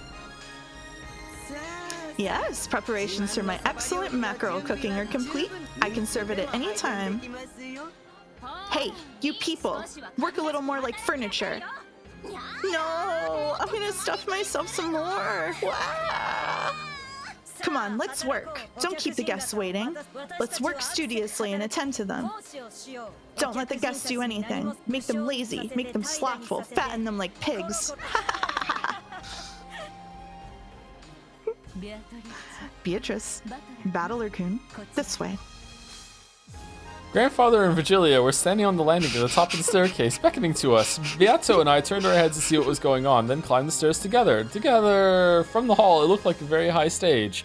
A small table had been set up there, as well as a piece of parchment and an old-fashioned quill pen. I saw that strange magical characters in Japanese were written side by side, and below it, many names were written. There were 17 of them. Grandfather was the first, and everyone's names had been signed all over it. The people who arrived at the Golden Land probably signed this one after another. Battler, now that you are here, everyone is gathered. Listen carefully. The Golden Land is not a world supported by the power of magic alone. The cooperation and approval of all humans who receive happiness here is required. For that sake, we must gather the signatures of everyone here. Last time, the door to the Golden Land was finally open, but you refused to sign. Although you probably don't remember it. Because you refused to sign, this world was once again sealed in darkness. Just hearing it like that, it kind of sounds like I'm the only stubborn one, and that I've been a bother to everyone in various ways. That's because your stubbornness is the real deal. It seems you received more than just blood from Kinzo. Beato laughed amiably. I can't say that. I should have felt like she was making fun of me, but without thinking, I went along with her, laughing and smiling. Magic is a miracle. Miracles can't be made complete unless everyone believes. And when you believed in the end, this miracle, the Golden Land, was completed. Looks like I've been a real pain. So, what should I do? First, sign here. Then Beatrice, you sign here. Quill pens are pretty hard to use, huh? Whoa, it's shot. I'm not saying it. You klutz. Shooting ink is a bad omen. Can't you at least write your name quickly? Your pen's wriggling all over the place like a worm. You should talk. Don't write it in katakana. Beatrice is a stylish name, so write it in cursive. You're making the quill and your name cry. Shut up. In school, didn't they tell you not to use cursive on tests? Hey, this is a solemn ceremony. Be silent. Very well. We have gathered the 2 signatures as well as the form for the covenant. Both of you, your oath, please. We'll start with Beatrice. Put your hand on the covenant and take the oath. As a good witch, Beatrice swears to continue her studies from this point forth to bring happiness to the people. Say it. Indeed. It's a little embarrassing. As a good witch... Beatrice swears to continue her studies from this point forth to bring happiness to the people. Will that do? Acceptable. Battler is next. In the same way, Battler-kun, put your hand on the covenant and take the oath. As a member of the Golden Land, Ushiromiya Battler swears to serve for the sake of his own happiness and that of his neighbor. Don't. As a member of the Golden Land, Ushiromiya Battler swears to serve for the sake of his own happiness and that of his neighbor. I'm embarrassed too. Listen, everyone. Here and now, we have gathered the oaths of all 18 humans who accept the Golden Land. When Kinzo proclaimed that, everyone applauded at once, praising us. Since I had been the only stubborn one and had just been a pain, I felt a little bad about being the most celebrated one. And with that, in accordance with the ancient rites, we ask Battler-kun, the last to make the oath, to sign the invitation to the Golden Land. This is something that invites the Golden Witch Beatrice to the Golden Land. The Golden Land welcomes the Golden Witch through a consensus of those who have acknowledged it and becomes complete. Battler, I will read it out loud. Listen carefully. The 18 of us accept Beatrice as the Golden Witch and welcome her to the Golden Land. What's going on with you? You won't be invited unless I send an invitation? That does seem to be the ceremony. It feels stiff even to me. Why don't we end it quickly? I've been so hungry for a while now. Come to think of it, I've only been pecking at canned food and haven't eaten anything good. Let's quickly finish this signing. What's this? I acknowledge you as a witch. Huh? That's pretty simple. Damn you, grandfather, exaggerating it so much. Come on, quickly. Sign right here. Huh? Quickly. Sign. With slightly weird and uncomfortable smiles, the 2 of them started demanding that I sign. What the What? At that time, an incredible sound like that of a glass window breaking reverberated through the hall, and the bustling tumult faded back into complete silence. I dropped the quill pen and turned around, trying to see what had happened.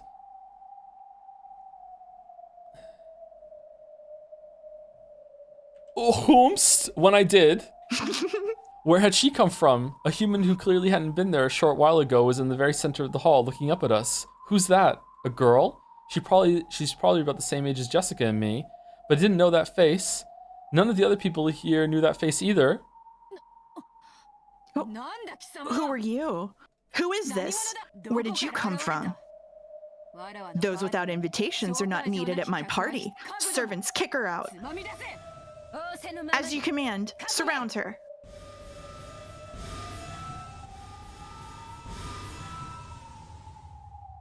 The 7 Sisters of Purgatory surrounded her from 7 directions, taking out magic blades that drew purple curves and blocking her.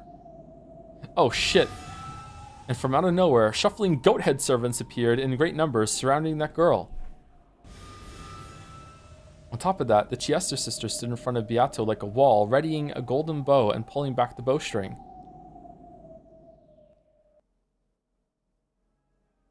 But the girl didn't move at all. On the contrary, she was still staring at us on the landing, as though she didn't mind at all. Who is she looking at? Beato? Grandfather? Could it be me?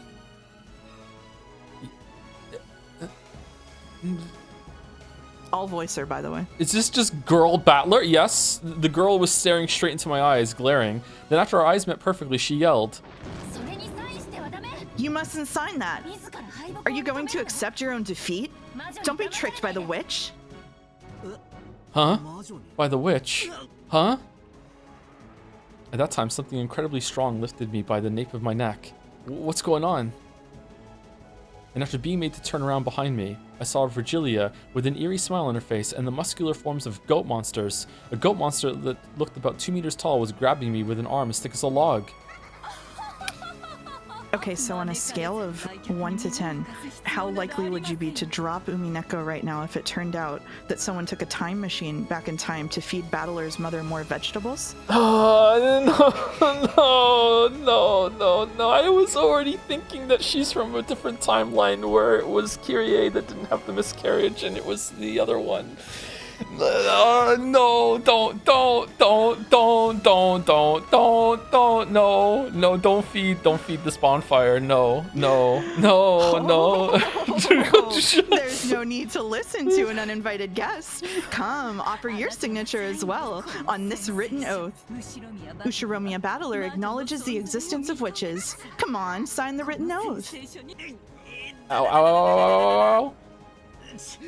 Damn it, let go. As the goat monsters held me down with the power of a vise, they forced me to grab the quill pen. I couldn't even touch the floor with my feet, much less resist. Battler, why are you resisting? Weren't you just about to sign willingly? Don't change your mind now after all that, okay? Didn't you think for an instant that it might be okay to acknowledge witches? You thought that, right? I was tricked? That's insane. Beato isn't that kind of the whole time?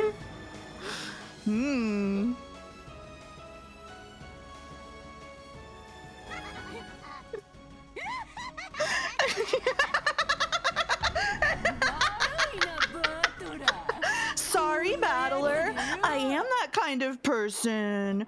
It's useless now. It looks like sentimental sob stories don't suit me. Teacher, I'm counting on you to use all your strength. That was such a plain role to play, and I got so bored. Oh, I don't know who you are, girl. Did she get you? She did get me in some parts for sure. You must have been fucking loving it yesterday when I was like, this is a fucking brace for criticism. This is fucking like two-sided. What the fuck are they talking about? It should have been another episode.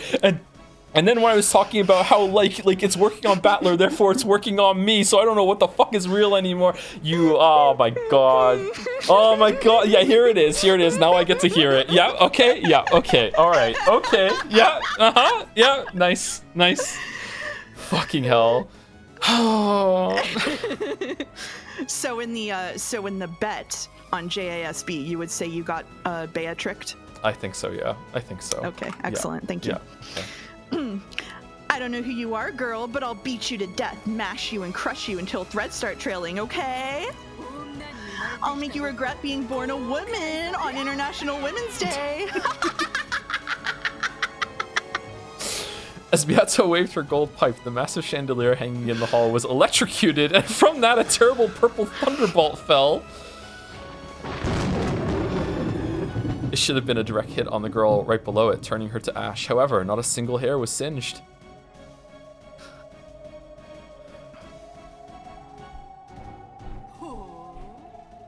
Oh? So your sudden appearance here wasn't just a fluke. Tell me, state your name.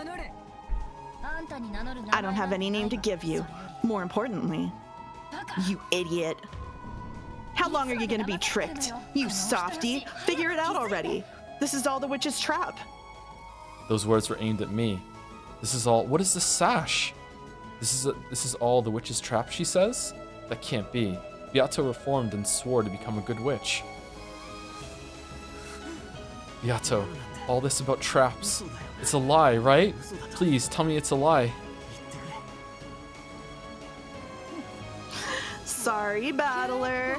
It was pretty fun. Sure, I just did what teacher told me, but look how great it turned out. Apparently, if you start out all hostile and needlessly brutal, then turn incompetent and soft at just the right moment, you can spark a huge bump on your affection meter, right? I've heard villains who start all lovey-dovey and then freak the shit out of the rich these days, right? Even I've studied a bunch of those manga, anime, and galge that have been that have been so popular lately, you see? And for you, just as expected, it was cheers, please, and you're down. Idiot! What a truly simple person. I call this the North Wind and the Sun strategy. That's not... damn you. You bastard. How could you trick me? Yes, that expression suits you the most. That caring expression of yours really doesn't suit me after all. It made my back itch, and I was frantically trying not to let it get to me.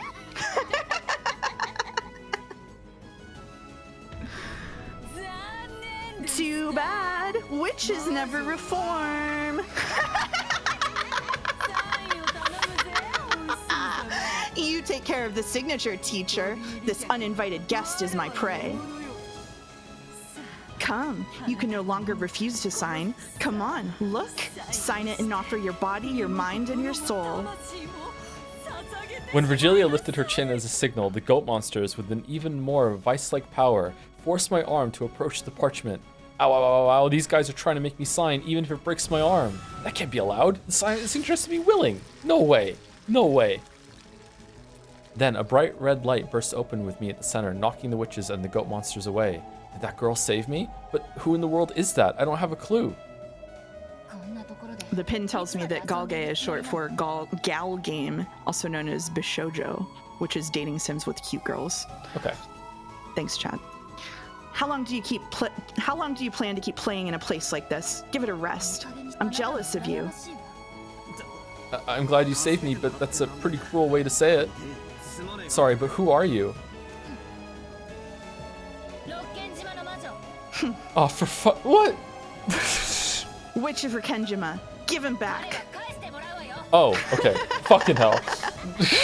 Who would do that, you fool? Battler is my toy, my most favorite toy in the world. I won't get tired of him, I won't throw him away, and I won't hand him over to anyone. Even Battler is enjoying this to the fullest. Together with me, he's having so much fun playing. No matter who you are, I won't let you get in the way. Yeah, it looks like you're having a lot of fun. It makes me so jealous, it ticks me off. Here you are in a place like this, guffawing and having a loud, noisy time with everyone. With all these beautiful witches around to pamper you, you must be having so much fun that you don't even want to go back. Are you talking to me? I was about to say, are you talking to Battler or Beatrice? How am I just this character, chat? I don't understand. I don't understand. Wait, you got the wrong idea. This is a pain for me too. What do you mean fun? You don't know what I've been through. What you've been through? You had fun living with mom and dad. You played around with all of the cousins, and you get to play with these wacky witches for all eternity. Don't you recognize the happiness you have? Can't you see how jealous I am of you all? So much that I wish I could join in too. I'm sorry, but I'll have to turn you down there. I'm satisfied with the toy I have. A rude toy like you isn't fitting for my toy box. Yes, I understand. Who would ever play with someone like you? But I'll thank you just a little for letting me meet everyone like this. Who are you? You couldn't be. I see. Is that it? Yes, I understand. I know who you are. I see. So you're the Peace Lady Burncastle threw in. How amusing. Why don't I formally invite you to my party? I'll welcome you fully. Along with Battler, I'll play nicely, break you, kill you, crush you, turn you to ash, mix you with bread dough, and bake you until you're fluffy.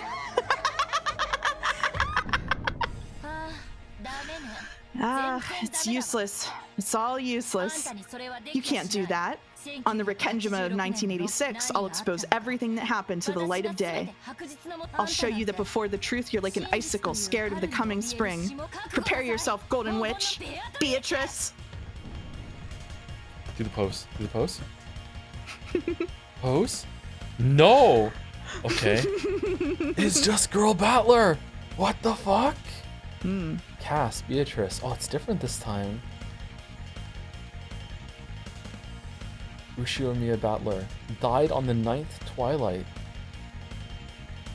Ava Beatrice. Let me resolve that bet.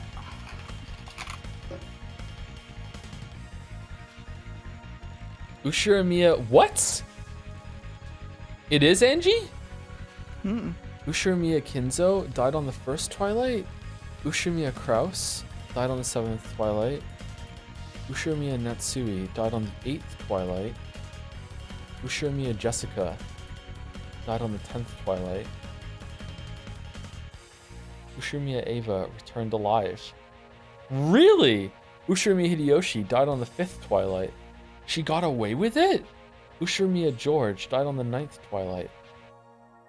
Ushiramiya Rudolph died on the 4th Twilight. Did she really kill her own son? Ushiramiya Kyrie died on the 6th Twilight. Ushiramiya Rosa died on the 2nd Twilight. Ushiramiya Maria died on the 2nd Twilight. Nanjo Terumasa died on the 9th Twilight. Rano, it's just like the other guy's name. Ranove died on the 1st Twilight. Shannon died on the 1st Twilight. Cannon died on the 1st Twilight. Goda Toshiro died on the 1st Twilight. Kumasawa Chiyo died on the 1st Twilight. Virgilia. Ranove. Lucifer. Leviathan. Satan. Okay, all the stakes are here, okay.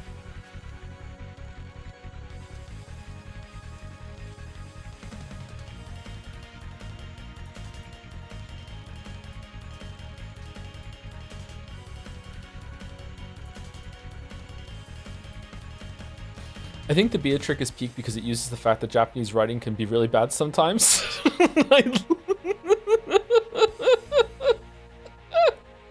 Yeah. Oh no, what if that was only effective on me because of all the Weeb games that we've played? No, that's a horrible thought. I don't like that thought at all. 3rd game, Banquet of the Golden Witch result. And so the Golden Land once again crumbled into the darkness. However, a victor finally appeared in the game of the Golden Witch. This victor is the new Golden Witch, Eva Beatrice. It was she who solved the riddle of gold before time was up. The 17 all died. When the seagulls cried, there was but one survivor. Golden sea this time. Umineko. Rondo of the Witch and Reasoning. Why is the na in red? What does that mean? What does the na mean?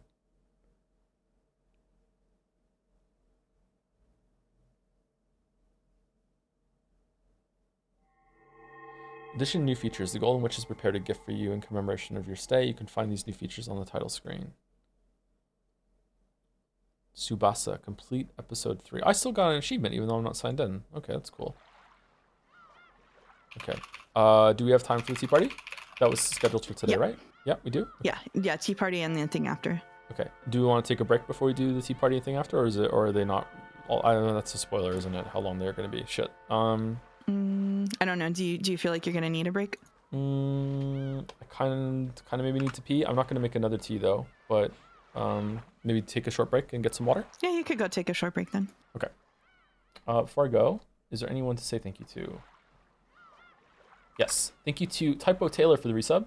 Resub ahoy, popping in for my message before going back and watching the start of the VOD. Hope you enjoy it, and hope you get here, Typo Taylor. Thank you, Tummy Fluff, for the resub. 2 years, Tummy Fluff. Thank you, Horror Frog, for the new sub. Welcome, Horror Frog. Interesting name. Thank you, Julie Gordot, for the bits. I don't get it, Joe. Why did you just stop thinking? It's kind of frustrating, that part. I'm not always Battler. I think I would have been able to get through that. Yeah. Thank you, Mr. Bat13, for the resub with some dancing joms. Thank you, Laser71, for the new sub. Welcome, welcome. Thank you, Karuzin, for the new sub as well. Thank you, Zorrox, for the bits. The North Wind and the Sun, aka Good Cop, Bad Cop. Thank you, Midnight747, for the resub.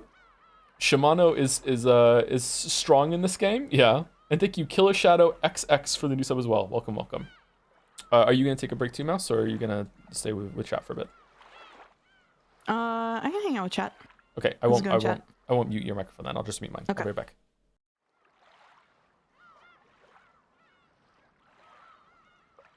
Hey, chat.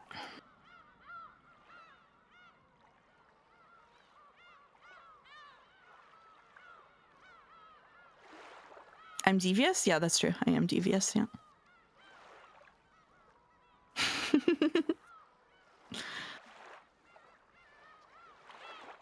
When I played this, I was not Beatrixed. I figured out what was going on because Virgilia explaining it at the beginning, but I thought it was very funny when Battler was. Who's my favorite character? I like Beato, but there's some that I like who I like a couple of characters. Let's say that. She explained it. Yeah, at the beginning, Virgilia said you're gonna have to play a trick on him if you want to win. And Beato said, well, what? Look, I'm gonna have to seduce him. That's boring. And Virgilia was like, you're gonna have to change your tactics. And then she said it. They straight up said it. So, how do I feel when he was criticizing the game? Oh, I don't care. I think it's funny. It doesn't bother me. Someone asked what my chinchillas are named. They are called Rosencrantz and Guildenstern.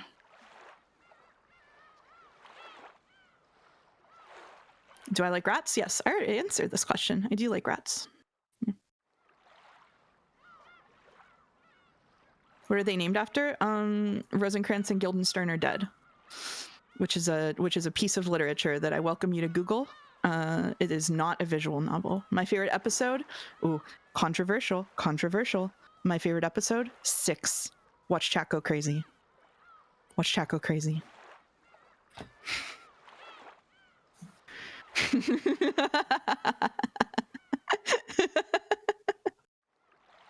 Look at it go.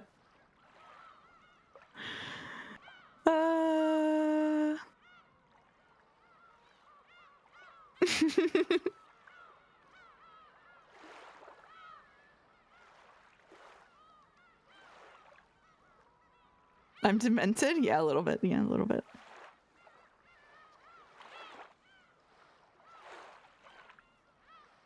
It does have the peakest peaks, I agree.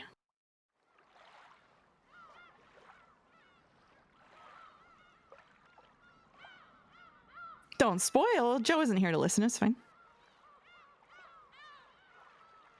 Which episode do I look forward the most when it comes to Tom's reaction? Okay, that one I think might be a spoiler. I think actually this one was. I was waiting to see if you would get tricked. I was very entertained when he did. Hello.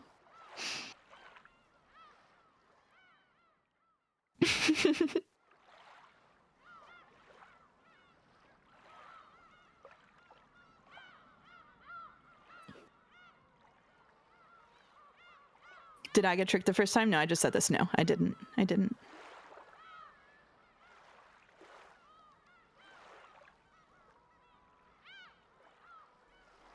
Hello. Still kind of freaking me out seeing all the Toms in chat. Yeah, I'm staring at them too.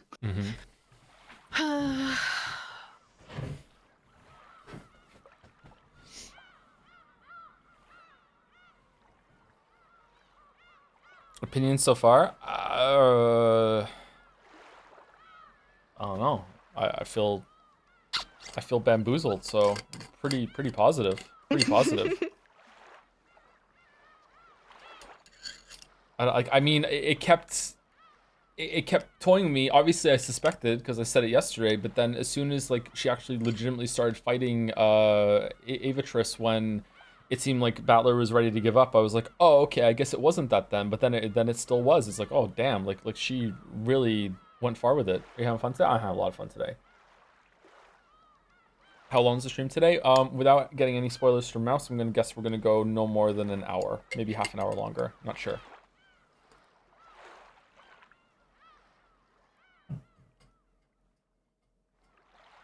That's what I think. Thank you, Rothulian, for the bits. 1,000 bits. Congrats on beating the prologue. Oh man. Yeah, I still have to buy the answers arc, and I have to install the mod again for that one, don't I? Yeah, you do. I'll walk you through it. It was a long time ago we spoke about that. Holy shit. Thank you, Read Lol 404 for the new sub. Thank you very much, Read Lol 404.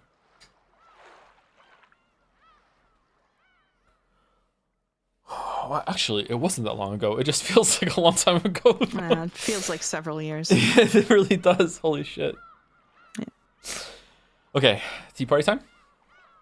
Tea party time. I will voice Beato and I loaded up the wrong one. Oh shit. I will voice Beato, and if you don't want to bring yourself to voice Lambda Delta, you don't have to. Otherwise, you can take the other characters. Okay, I can do Lambda Delta, sure. So you're just Beato, I'm everyone else. Is that it? Yeah, but now I got fucking locked into something. I'm animation locked, so give me a second. Sorry. Okay. The misclick.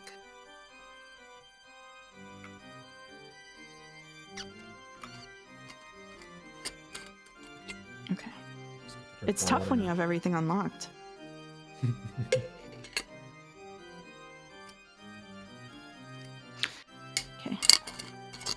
All right, here we go. I'm clicking it. Okay. Okay.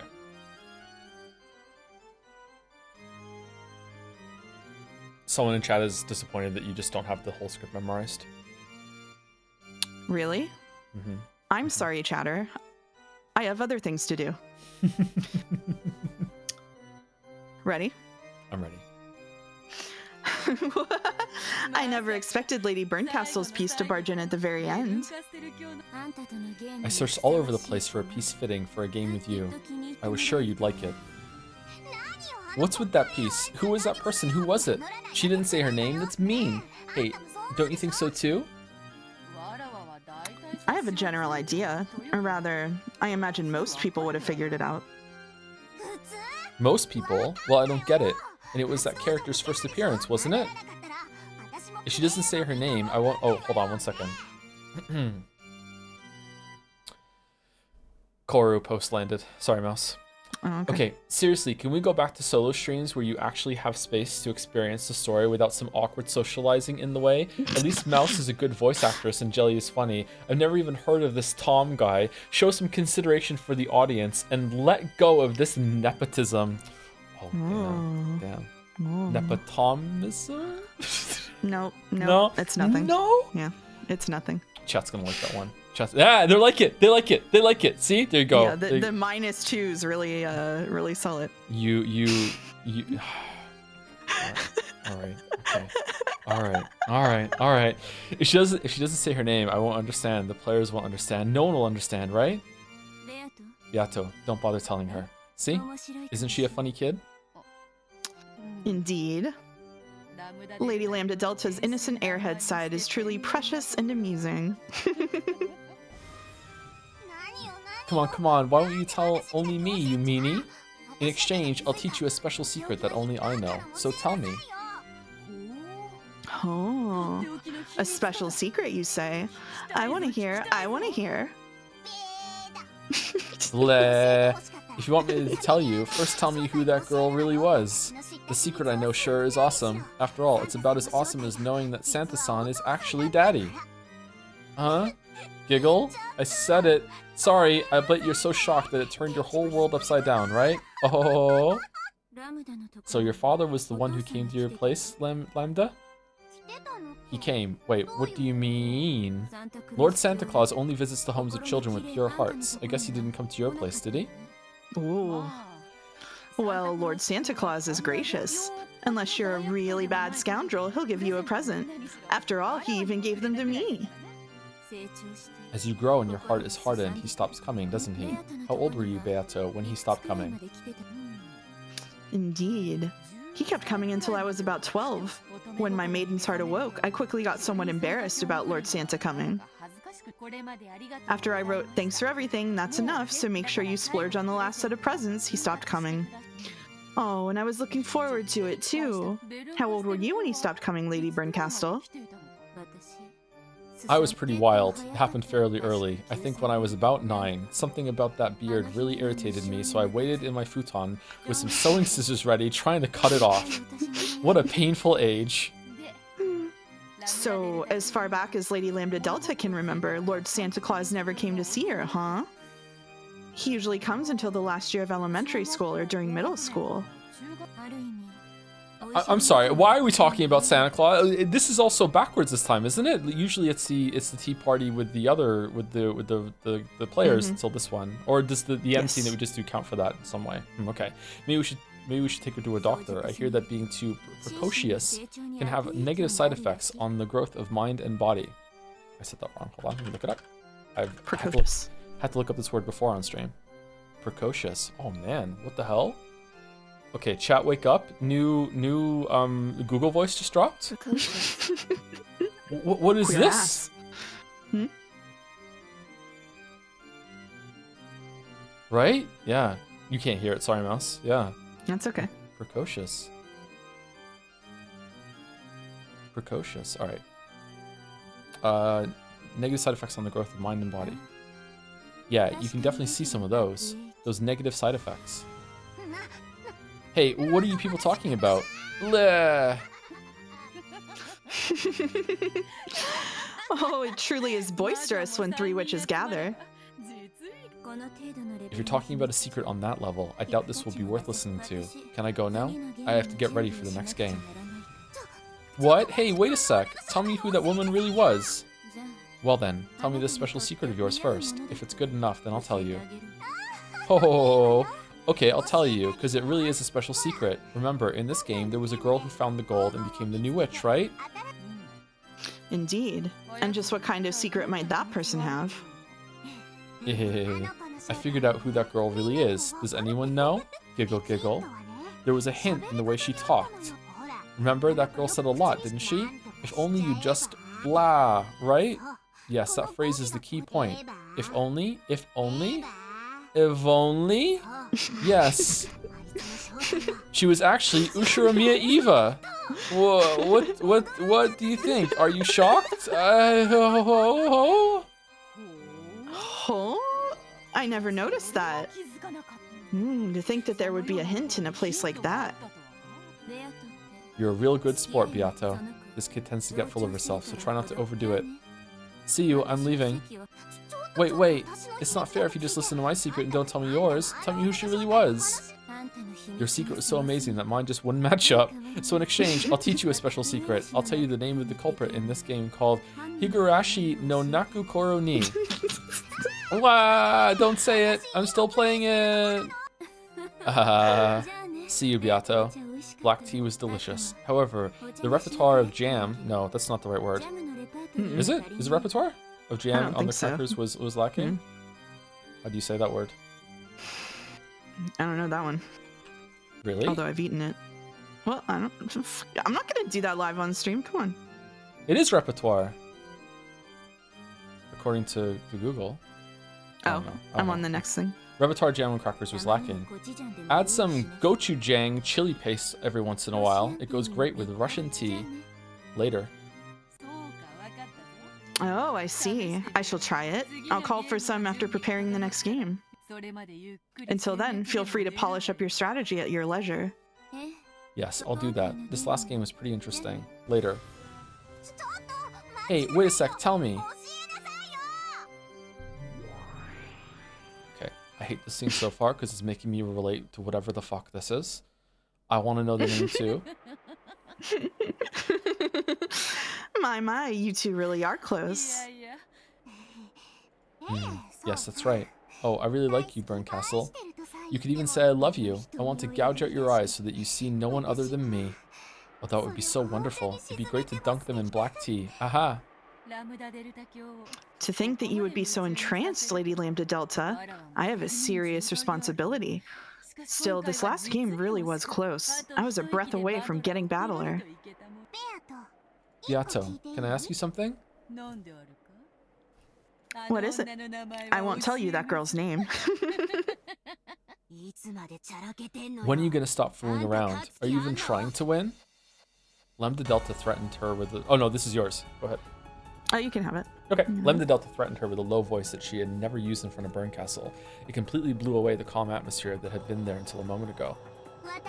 Oh, you know, I'm supporting you because you're supposed to be a witch who can win against Burncastle. If you don't have the power to win against her, then I'll abandon you right away, okay? How harsh of you. What about me just satisfies you? As you know, my game board is perfect. Lady Burncastle will never be able to win. Yeah, that's right. Your board truly is impressive. It truly is an impressive and perfect game board that Burncastle definitely won't be able to win in, not even after 100 years, or even 1,000 years. That's why I made you a witch in exchange for letting me borrow it. If I stop being your guardian, you'll immediately go back to being a human. What? Make sure you don't forget that no matter how much incredible magical power you hold, you are nothing more than a temporary witch. I understand. I'm grateful to you. Don't speak so casually to me. I'll forgive that when Burncastle's around, but not when she isn't. I'll bet you've started to forget how much you owe me. That is not so. Ah, you really are disgusting. Go ahead and talk the way you usually do, but be mindful of what you say. I have a surprisingly short temper, you see. Indeed. Let's get back to what we were discussing. Your game board truly is perfect. You should be able to defeat Burncastle without any trouble. But that kid won't surrender easily. She'll challenge you over and over. That's no problem. It's been certified by you, Lady Lambda Delta. My game board is perfect. Yeah, that's right. It's perfect. But are you, the player, perfect as well? What do you mean by that? What do I mean? That's what I want to hear. You play around a lot in your game. Sometimes that ends up confusing Burncastle, so at first I thought it was some special strategy of yours. But I get the feeling that's not quite true. Rather than toying with the opponent in a match you can win, you don't actually care whether you win or lose, right? Ridiculous. How could that be? You know what? Your role is to make Burncastle surrender. In other words, Sumari, that means being the victor in this game for all eternity. As long as you keep trying to become the victor with certainty, then I'll give you my power as the Witch of Certainty. However, if you fight in a way that doesn't eliminate any possibility of your loss, that's a different story. Of course, this is a game. Just as Lady Burncastle will lose when I win, I will sometimes lose when she wins. The possibility of loss always exists. Therefore, I will... This is why you're useless. There's no need for you to be a game board. You just have to be a birdcage that can lock Burncastle up here for all eternity. Oh, what's the role of a birdcage? Making certain the little bird inside never escapes. What's a birdcage worth if it has cracks that sometimes let a bird out? Of course, games exist for the purpose of winning, and it's impossible for me to lose. Therefore, I will continue to win, as you wish, for all eternity. What the fuck? Where's this going? So you want her to just keep Burncastle locked in this game as a hostage, maybe for all eternity, and maybe not even win. But if you can win, that's good too. Meanwhile, Battler is kind of holding her hostage by not admitting the thing for all eternity too. Like, how many layers of I don't get this. I don't get this. I don't get this. I don't like these scenes so far. Sorry. I don't know where this is going. Anyway, good answer. That'll be fine. I'll allow you to play around and use fakes as part of your tactics. Fakes? They end up being useful during parts of this round. Fakes? But you know what? If you make a move hoping for anything else other than victory, make sure you're prepared for something amazing, okay? I will not do such a thing. I swear it. Because originally you weren't even a witch, and at any time, I'll remind you of what a truly shabby creature you were. If you betray my expectations, that is. As soon as you do, you can look forward to a fun punishment game. Oh shit. In the world of billions of fragments, I'll send you into the most miserable one and seal you there. You were already miserable to start with, so there's going to be some really miserable fragments out there for the picking. Giggle, giggle, giggle, giggle, giggle.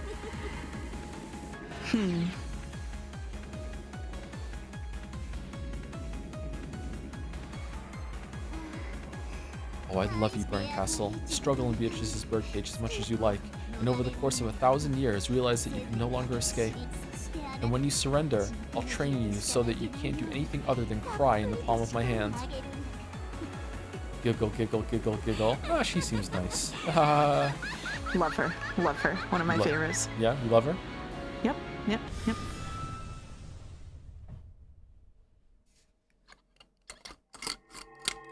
Oh, okay.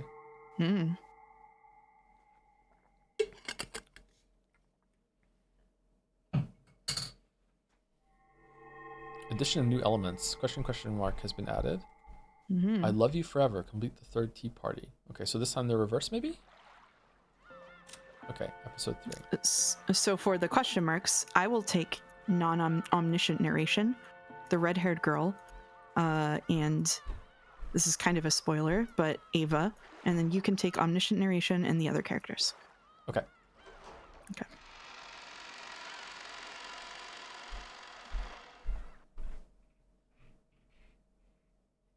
"12 years later." Quoi?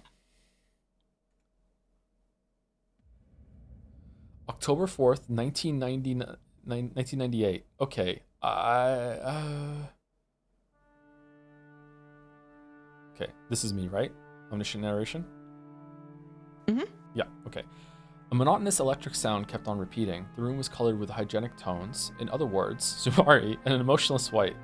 It was a room at a certain university hospital. Neither her doctors nor the person herself had any doubts that this room, which had a price so high that no commoner could afford to spend a single night there, would be the last room she ever saw. Was the person on the bed Ava? Even if someone told you that was so, she was unbelievably aged and worn out. The well-built man in a suit waiting in the corner near the door was having a whispered conversation through an intercom with someone outside. He was a guard protecting Ava's person. After telling the person on the other end of the intercom to wait, he approached Ava's bed. Ava had been awake for a short while. However, she stared at a single point in empty space, as though her mind was not in the same place. Anji-san has arrived in the lobby below. Should we let her pass? For a long time, Ava didn't answer.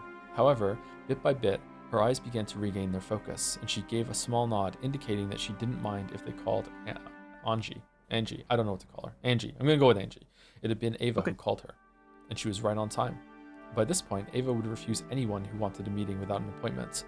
The room was dark, even though it was still light outside, because the curtains were always closed. There was always one guard waiting in the room, and 3 more waiting in the corridor and the lobby. They were all there to protect Ava's person.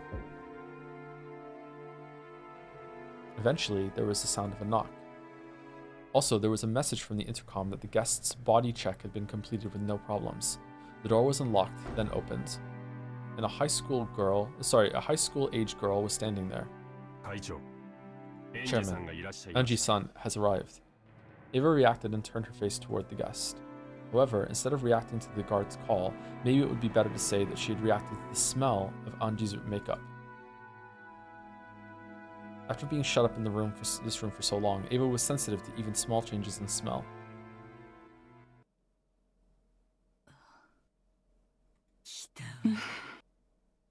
So you came, Angie. I came. You did call me. I'll read her. Yeah, sorry. I just battler on instinct. No, it's okay. Ushirimiya Angie, the daughter of Rudolph and Kyrie, Battler's younger sister from a different mother. She hasn't come in contact with Battler often, but is extremely fond and respectful of him. She was sick and absent during the family conference, so she always ends up surviving in solitude. A very unfortunate girl whose heart is in tatters, has a bad habit of always walking around with massive amounts of cash, throwing it out to whoever comes first. Okay, and Ushirimiya Battler shot to death by Ushirimiya Ava inside the mansion. The weapon was a Winchester from Kinza's collection. Jessica had lost her eyesight alone with Battler. Wolves and sheep puzzle. And Jessica's dead too. Oh, just missing. She certainly was joined with Canon in the Golden Land. They both apologized for their own cowardice, communicating their true and honest feelings, and they hugged each other until their final moments. Afterwards, she was chewed to pieces by demons and went to hell. It's alright, Canon is with her. Ava survived? Did we read Nanjo's? We did, right? Okay.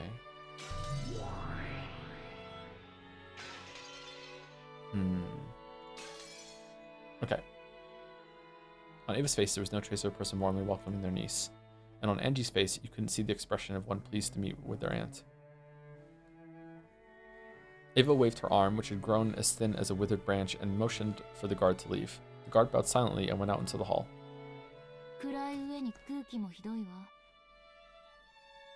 It's not only stuffy, but dark too. Can I open the curtains? Is your plan for that hitman you hired to shoot me through the window? I wish I could get hired to assassinate you. All I'd have to do is relax at home for a month and the job would take care of itself. Their discussion was quite morbid for an aunt and a niece. However, they didn't look like they were joking. At the very least, Ava believed that someone was after her life. All of the Ushiromiya family's massive fortune had come into the possession of Ushiromiya Eva. It was said that this fortune also included the 10 tons of hidden gold that Ushiromiya Kinzo was rumored to have hidden. While this vast wealth lay in Ava's cunning, sly, and suspicious hands, no one was able to complain, but it was rumored that as soon as it was passed on to Angie, who was no more than a young girl, certain people were plotting to snatch it away. By now, Ava and Angie were Kinzo's only descendants. If Ava died, all of the wealth would go to Angie. And if Angie were then to be killed as well, that wealth would go to the family of Angie's mother, Kyrie. In this sense, not only Ava, but Angie as well, were in a position where it wouldn't be odd at all for their life to be targeted by some unknown person. And Ava had hated Angie for a long time. This was because she knew that after losing her only precious son, George, the inheritor of her own wealth would be none other than the girl who had been absent at that family conference 12 years ago, and who had survived. Ava shunned Angie, disliked her, and even hated her. She isolated Angie in a special school and separated her from the youth and happiness normal people have, trying to keep her as a pet until death. Sounds a little familiar. However, Ava had succumbed to an incurable illness, and ironically, her remaining life was estimated to be the same as Kinzo's had been at the family conference 12 years ago. Both Ava and Angie hated each other. Even though they were each other's last blood relatives, they hated each other so much that they hoped the other would die quickly. And? Why did you go to all the trouble of calling for me? I don't have much time left. These quack doctors still can't detect any of the poison that's filling me up. I know. I'm sure it's some secret assassination drug used by those Soviet KGBs. Oh, I'm gonna be killed. I'm gonna be killed. Isn't that great? Very soon I'll die, which will surely be quite a load off your back. What a pitiable person. This always happened. They immediately deviated from the main topic, distorting it into a more unsettling discussion.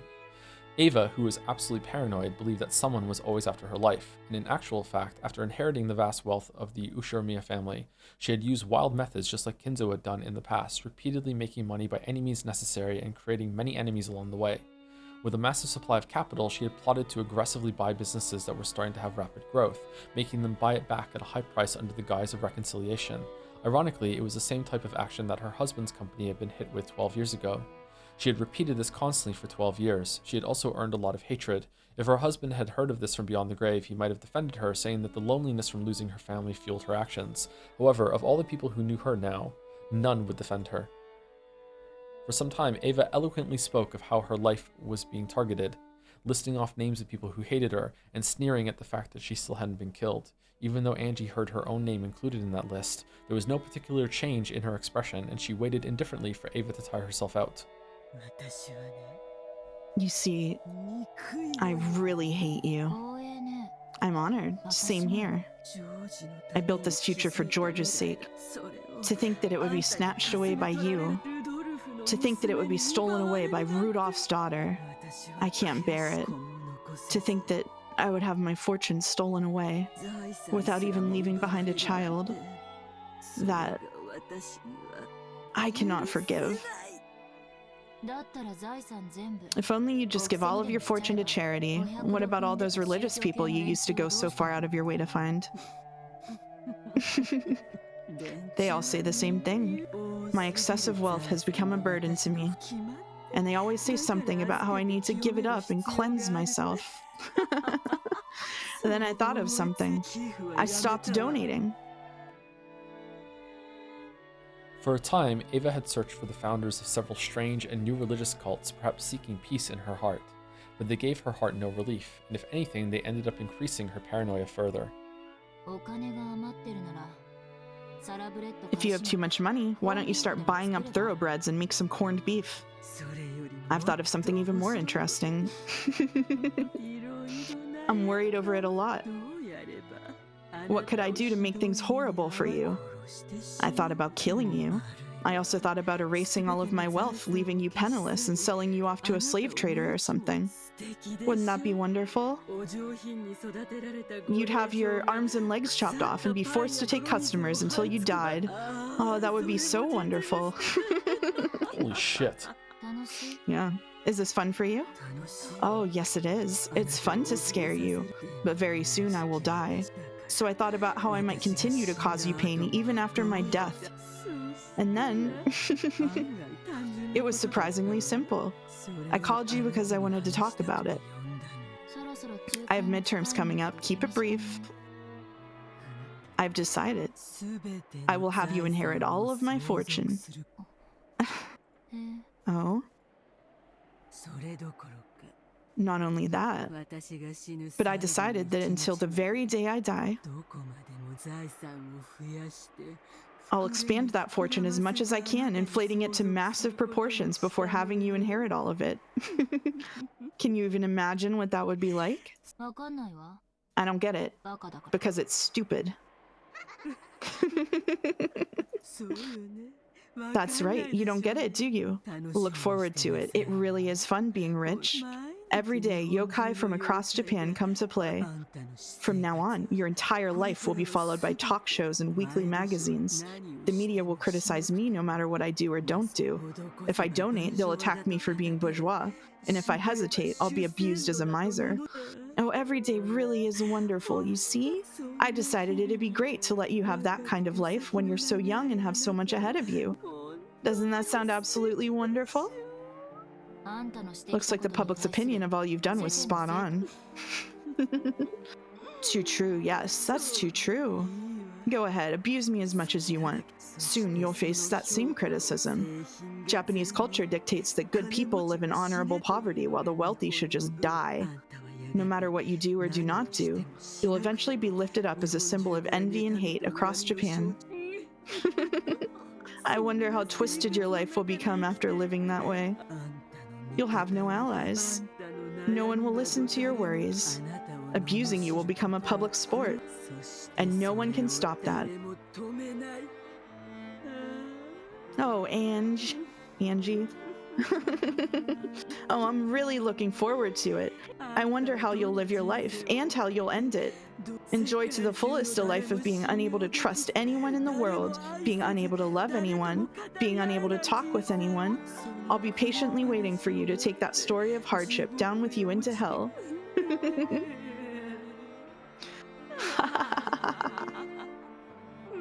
Big laugh. Big laughs, yeah. Oh, still going. Cough, cough.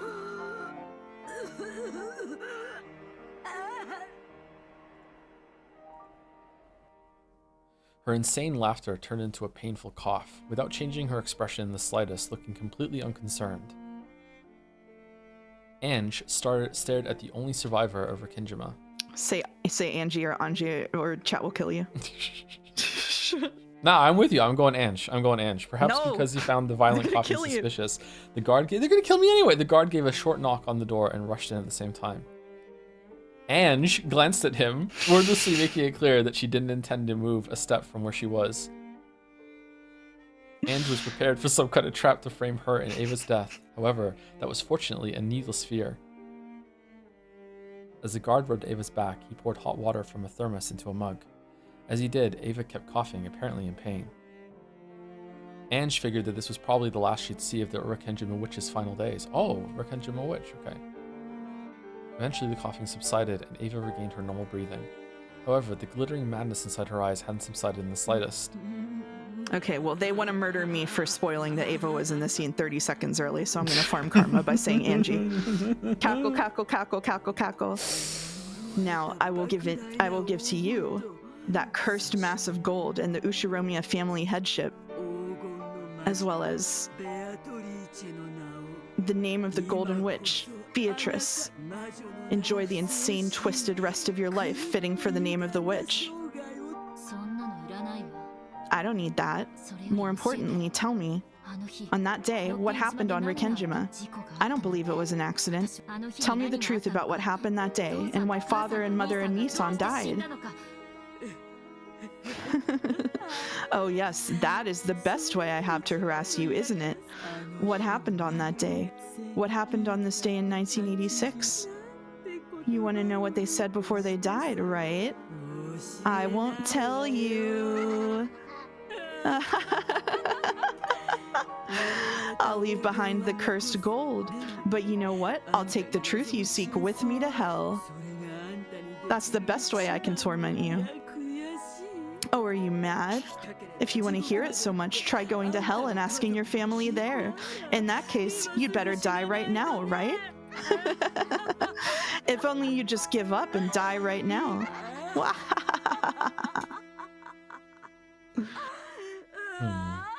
That laugh continued until she started coughing again, and that cough did not subside until she started moaning and going into convulsions. How is she just there at the end of the game then? At this age? What's going on there? October 4th, 1986, on Rakenjima, the Ushiromiya family's customary and final family conference was held. And on the next day, October 5th, an extremely unfortunate accident occurred and the Ushiromiya family was wiped out.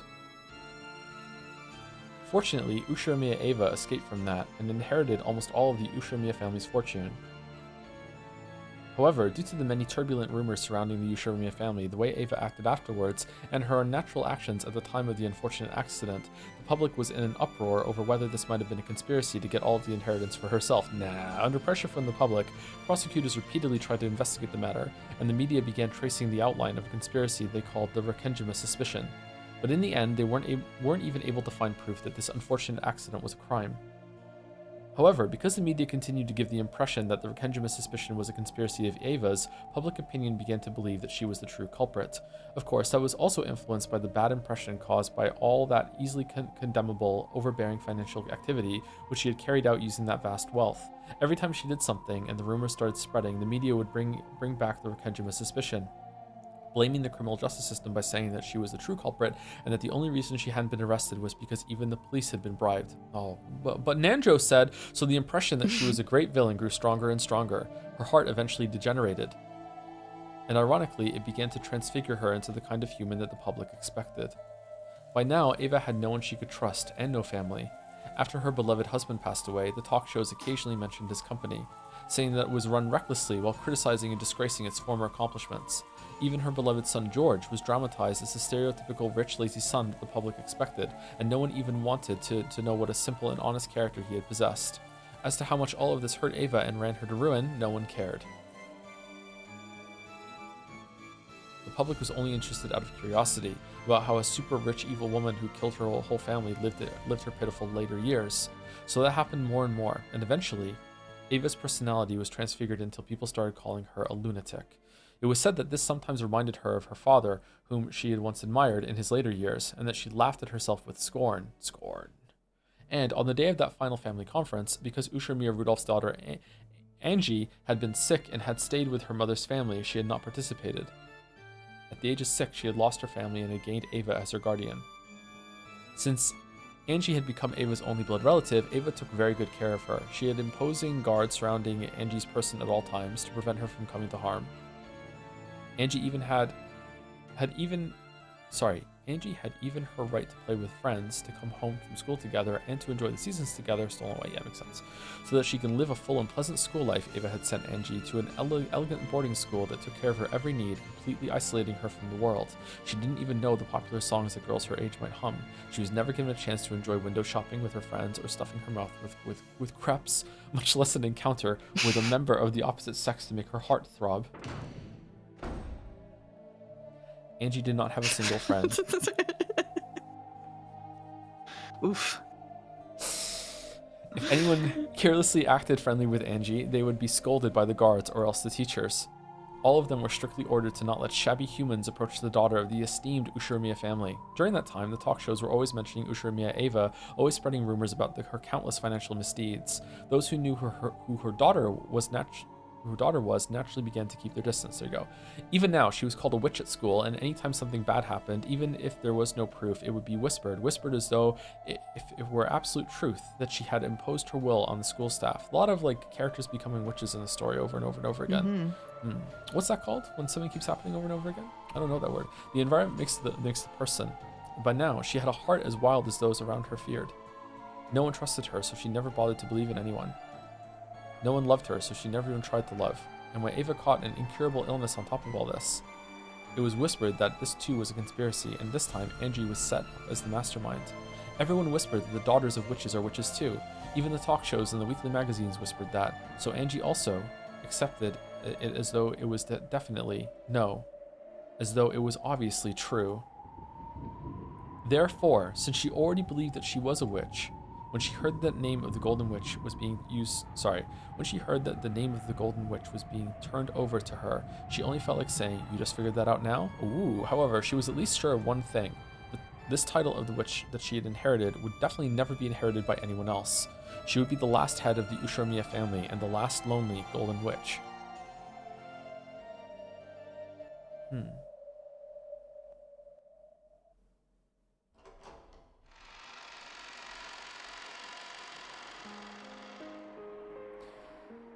Still me?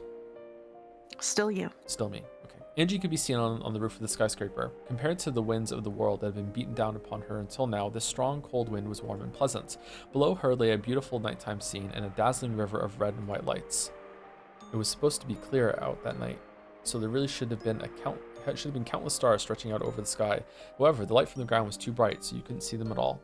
Angie couldn't help but think that what she truly sought must lie in that unseen starlight. The world of reality below her looked so far away from here. She could imagine that this place was the closest to the world she really should be in.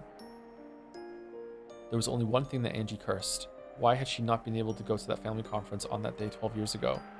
Even though if she had gone, it would probably have been possible for her to stay with her family forever. Lately, she'd been dreaming about her family over and over again. The person I was 12 years ago calls out frantically, urging them not to go to the family conference. But both Dad and Mom are too far away, and my hand won't reach them. Oh, did you want to do from her perspective? Yeah, I will. Okay, go for it. Battler Nissan always loved me a lot, and he'd always pat my head. But even though it looks like that hand's about to touch me, even it doesn't reach. For some reason, I started having that dream over and over. Every time I had the same dream, I uselessly tried to stretch out my hand even more forcefully, over and over and over. Even if only Battler Nissan had lived, then perhaps we'd at least be able to support each other in my cold and lonely reality. But his hand never reaches me. Even if I climb to the roof of this tall building, I'm so far away from all of them. A mysterious girl appears in my dreams and urges me. She urges me to find the truth of what happened 12 years ago. If only I could learn everything that happened to Father and the rest of them on that day. Would they come back? At least one of them? There was no way that anyone would answer that question. Well, for her. I get it. In this world, I have no family or friends. So, let's go. Let's go home, to where my family is.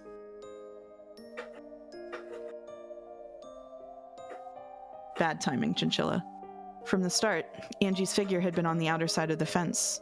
The scenery below her eyes was distant, beautiful, and so fantastical that it actually didn't give rise to fear.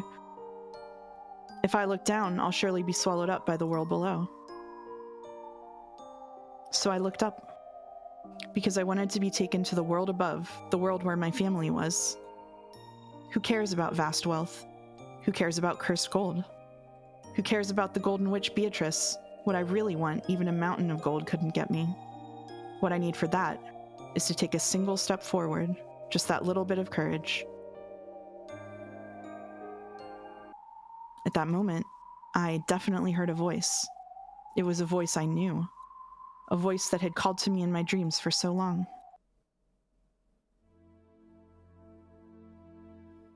Before my eyes, in other words, in midair, above that jet black nighttime scenery, there was the figure of the girl I'd seen in my dreams. She spoke again with the same voice I'd heard in those dreams. Your assistance is required. My assistance? Who needs it? Your family needs it. Your family has been eternally imprisoned in a span from this day 12 years ago until the following day. If I save them, does that mean my family will come home? When I asked the question I had most wanted to, the girl cruelly stopped talking and hung her head. I cannot promise that. The enemy is the Golden Witch Beatrice, a mighty opponent. I cannot oppose her, but another Golden Witch might be able to manage something. I don't know what you're talking about. The only one who can oppose the Beatrice of 1986 is the final Beatrice of 1998. In other words, you, Angie. Angie Beatrice. That witch from 12 years ago took away my family? That's right. She is your foe, the root cause that always leads to your future of isolation. My family's foe. In exchange, I will search for a fragment with the ideal world that you wish for, a world where your family comes home. I make no promises that your desire will be granted. Beatrice's game board in 1986 is quite perfect. I had planned on bringing you that ideal fragment as a present today, but I still can't find it. This is a very firm fate. I haven't seen the likes of it since the time I fought Lambda Delta. I don't know what you're talking about. I'm giving you a chance for revenge. In exchange, I promise to search for and bring you the happiest resolution among the possibilities you're capable of accepting. Revenge? It may be a fruitless effort. Even if you succeed in your revenge, there's no definite proof that your family will return. Even if you manage to hit a miraculous probability, you may only be able to bring one person back, if that. Angie understood the meaning of that dream. The dream where it seemed that with just a little more stretching, her hand might be able to reach at least Battler Nissan. A miraculous probability means it's still higher than 0, right? Is it 1%? Trying to read any probabilities before the result is useless, so I cannot tell you that number. But it'll definitely be slightly more likely than if I do nothing. Yes. As long as you do not throw that desire of yours away. I'm sorry, I'm like really wilting. Yes, as long as you do not throw the desire of yours away. We're almost done. Yeah, but be prepared. It is extremely close to 0. It's 07 number or whatever it was on the door. Okay. I'll take you up on that offer. Are you sure? You probably won't be able to return here again. This isn't the world I'm supposed to be in. I'll find the world I am supposed to be in myself. Tell me your name. The Witch of Miracles, Burncastle.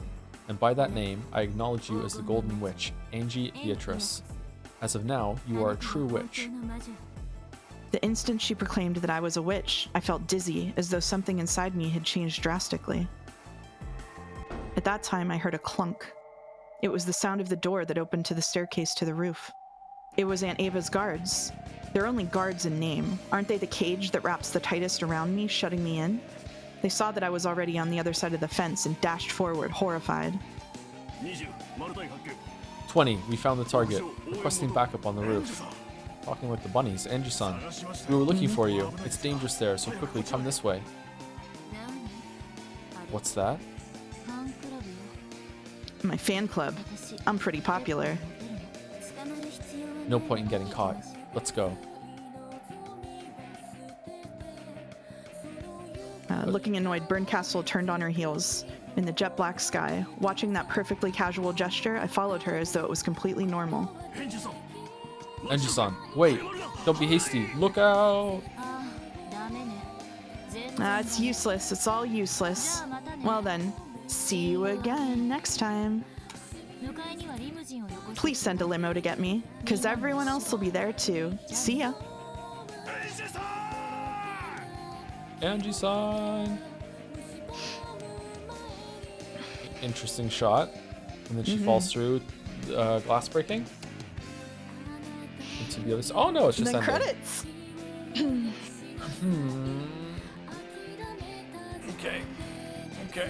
Okay.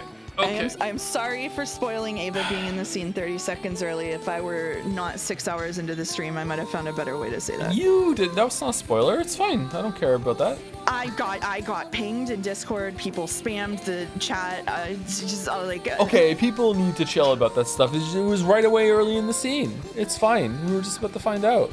It's fine. There's no problem at all. No problem at all.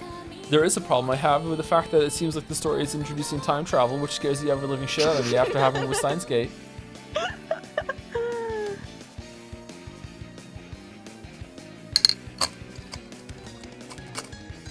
Uh-oh.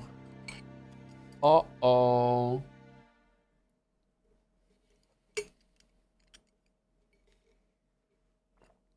pin?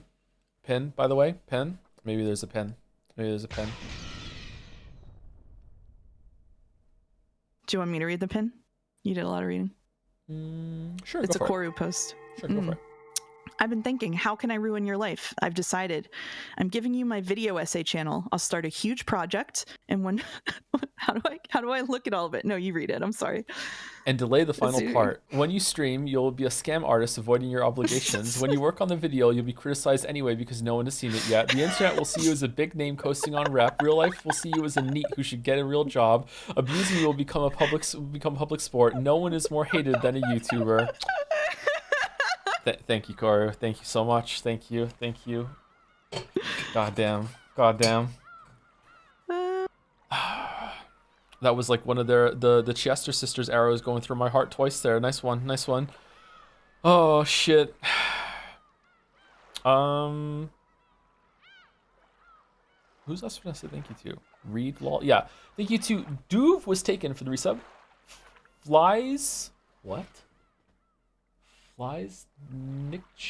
Precise. I don't know how to say that. Thank you very much, Flies or Flea, for the new sub. Welcome. Thank you, Kelpix2267 for the new sub as well. Welcome. And thank you, Point of View Man for the resub. Angie Best Girl. Angie Best Girl. Did you like the tea party? That one was interesting. The one before with Lime the Delta and Beatrice, I'm not quite sure of. I'm not sure about that.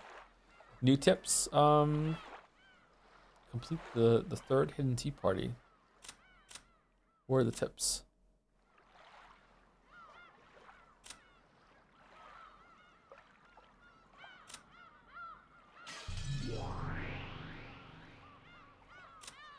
Angie Beatrice, the final witch born in 1998. She was named by Ava as her successor and was accepted with Burncastle as her guardian. She had to start from square one as a witch, but because she exists 12 years in the future, she possesses the ultimate sort of magical resistance, for none of Beatrice's magic can target her. Furthermore, in a manner opposite to her brother's magical resistance, she has a natural talent for attacks against anything of a magical nature. She holds tremendous potential for both offense and defense. However, the distance is vast. 12 years is a long time. Who are you read these, right? I have no idea. I think we did. Okay. I can stream before 4 hours before collapsing, and we're 6.5. We're done. Yeah, we're done. yeah. We're completely done.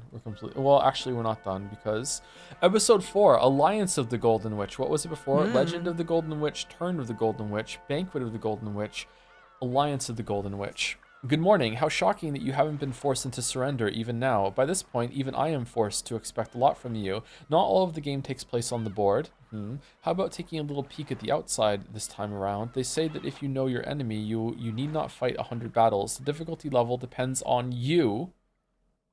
The manner in which you fought up until now will greatly influence the difficulty of this game. Okay. Did you read question mark? I did, didn't I? It's just the... There's no descriptions there. You haven't checked tips, just characters? Oh, I'm sorry.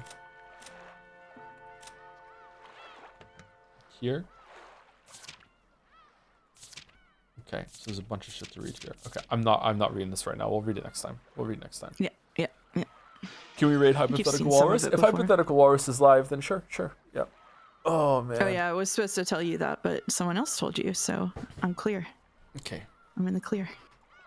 Raid Hypothetical Walrus. I think that's the right one. I think so. Final thoughts, tired Tom? I'm too tired for final thoughts. I don't know. I liked the ending of the episode a lot. I'm not sure how I feel about a random character just suddenly bursting through the fourth wall and just being there all of a sudden. I also, because I'm me, I don't really like that Battler was about to sign and then they dropped the act at the very last second. I don't really like that. I would, if they're gonna have a character burst through the wall, I'd rather have the character burst through the wall and save it instead of it being like they dropped the mask like when they were right there at the end.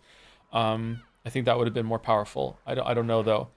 Maybe they were going to have the character drop through anyway, so it's like, okay, they just wanted this moment where it turns a little bit, and it's like you get a sneaking suspicion. I'm not sure. Not sure how I feel about the Tea Party scenes just yet. It was interesting to see like something in the future, but the fact that it seems like a character is being sent back in time is really messing with me right now. So I don't know where that's going to go.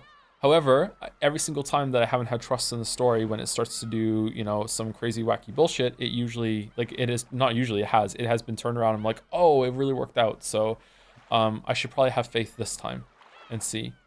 But I'm having issues. We'll see, but I'm probably tired anyway. Mouse, thank you very much for reading so much with me. Thank you. I couldn't have done this without you thank today. you. Thank you. Yeah, Thank you this is a long one. Thanks for finishing it in 2 days. I know it was tough, but it was fun. You got it. Thank you so much. Thank you. Yeah, absolutely. Oh, okay. Did we give Mouse a shout out a couple times throughout the stream? There we go. It's up there. Mouse Nice. also streams, if you did not know that. And I will be live on Mouse's streams a couple times in the future now. Do we have some stuff planned? We have, like, what? Yeah, so I'm finishing Stray, and then next week we're playing Wonderstop when it comes out. And when Wonderstop is done, you and I will be playing Split Fiction on my stream, which I'm told is very good. And then after that, we will instate Sekimiya Sundays. Sekimiya Sundays. So it's going to be after Sekimiya Sundays. after we play Split Fiction. Okay, cool. Yeah. Cool. What days for Split Fiction? So I stream on Wednesdays, Fridays, and Sundays, so probably those days. Okay, so what's probably going to happen is that I'm going to raid you at the end of those streams and then join your stream. Yeah. So in a way, I'm raiding myself. Or you could take a break to eat. No, I don't do that. Okay, well, fine. All right. Yeah.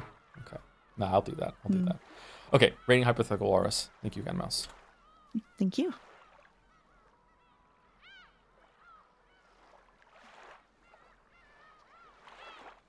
Offline subs start here. Thank you, it was taken. Tuesday Umineko or other game? Probably more Umineko on Tuesday, yeah. That's the usual days that we do it. And we'll see how it goes with what you can call it. Oh yeah, we need 1000X resist spoiler chat. No, we don't. We're not playing that yet. We have Returnal. Returnal first. Returnal. Because we're returning to streams. Yay. Okay. All right. Sending the raid. See you later, everyone.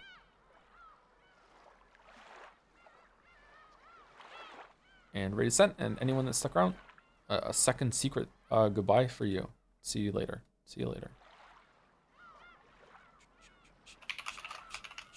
Oh my god.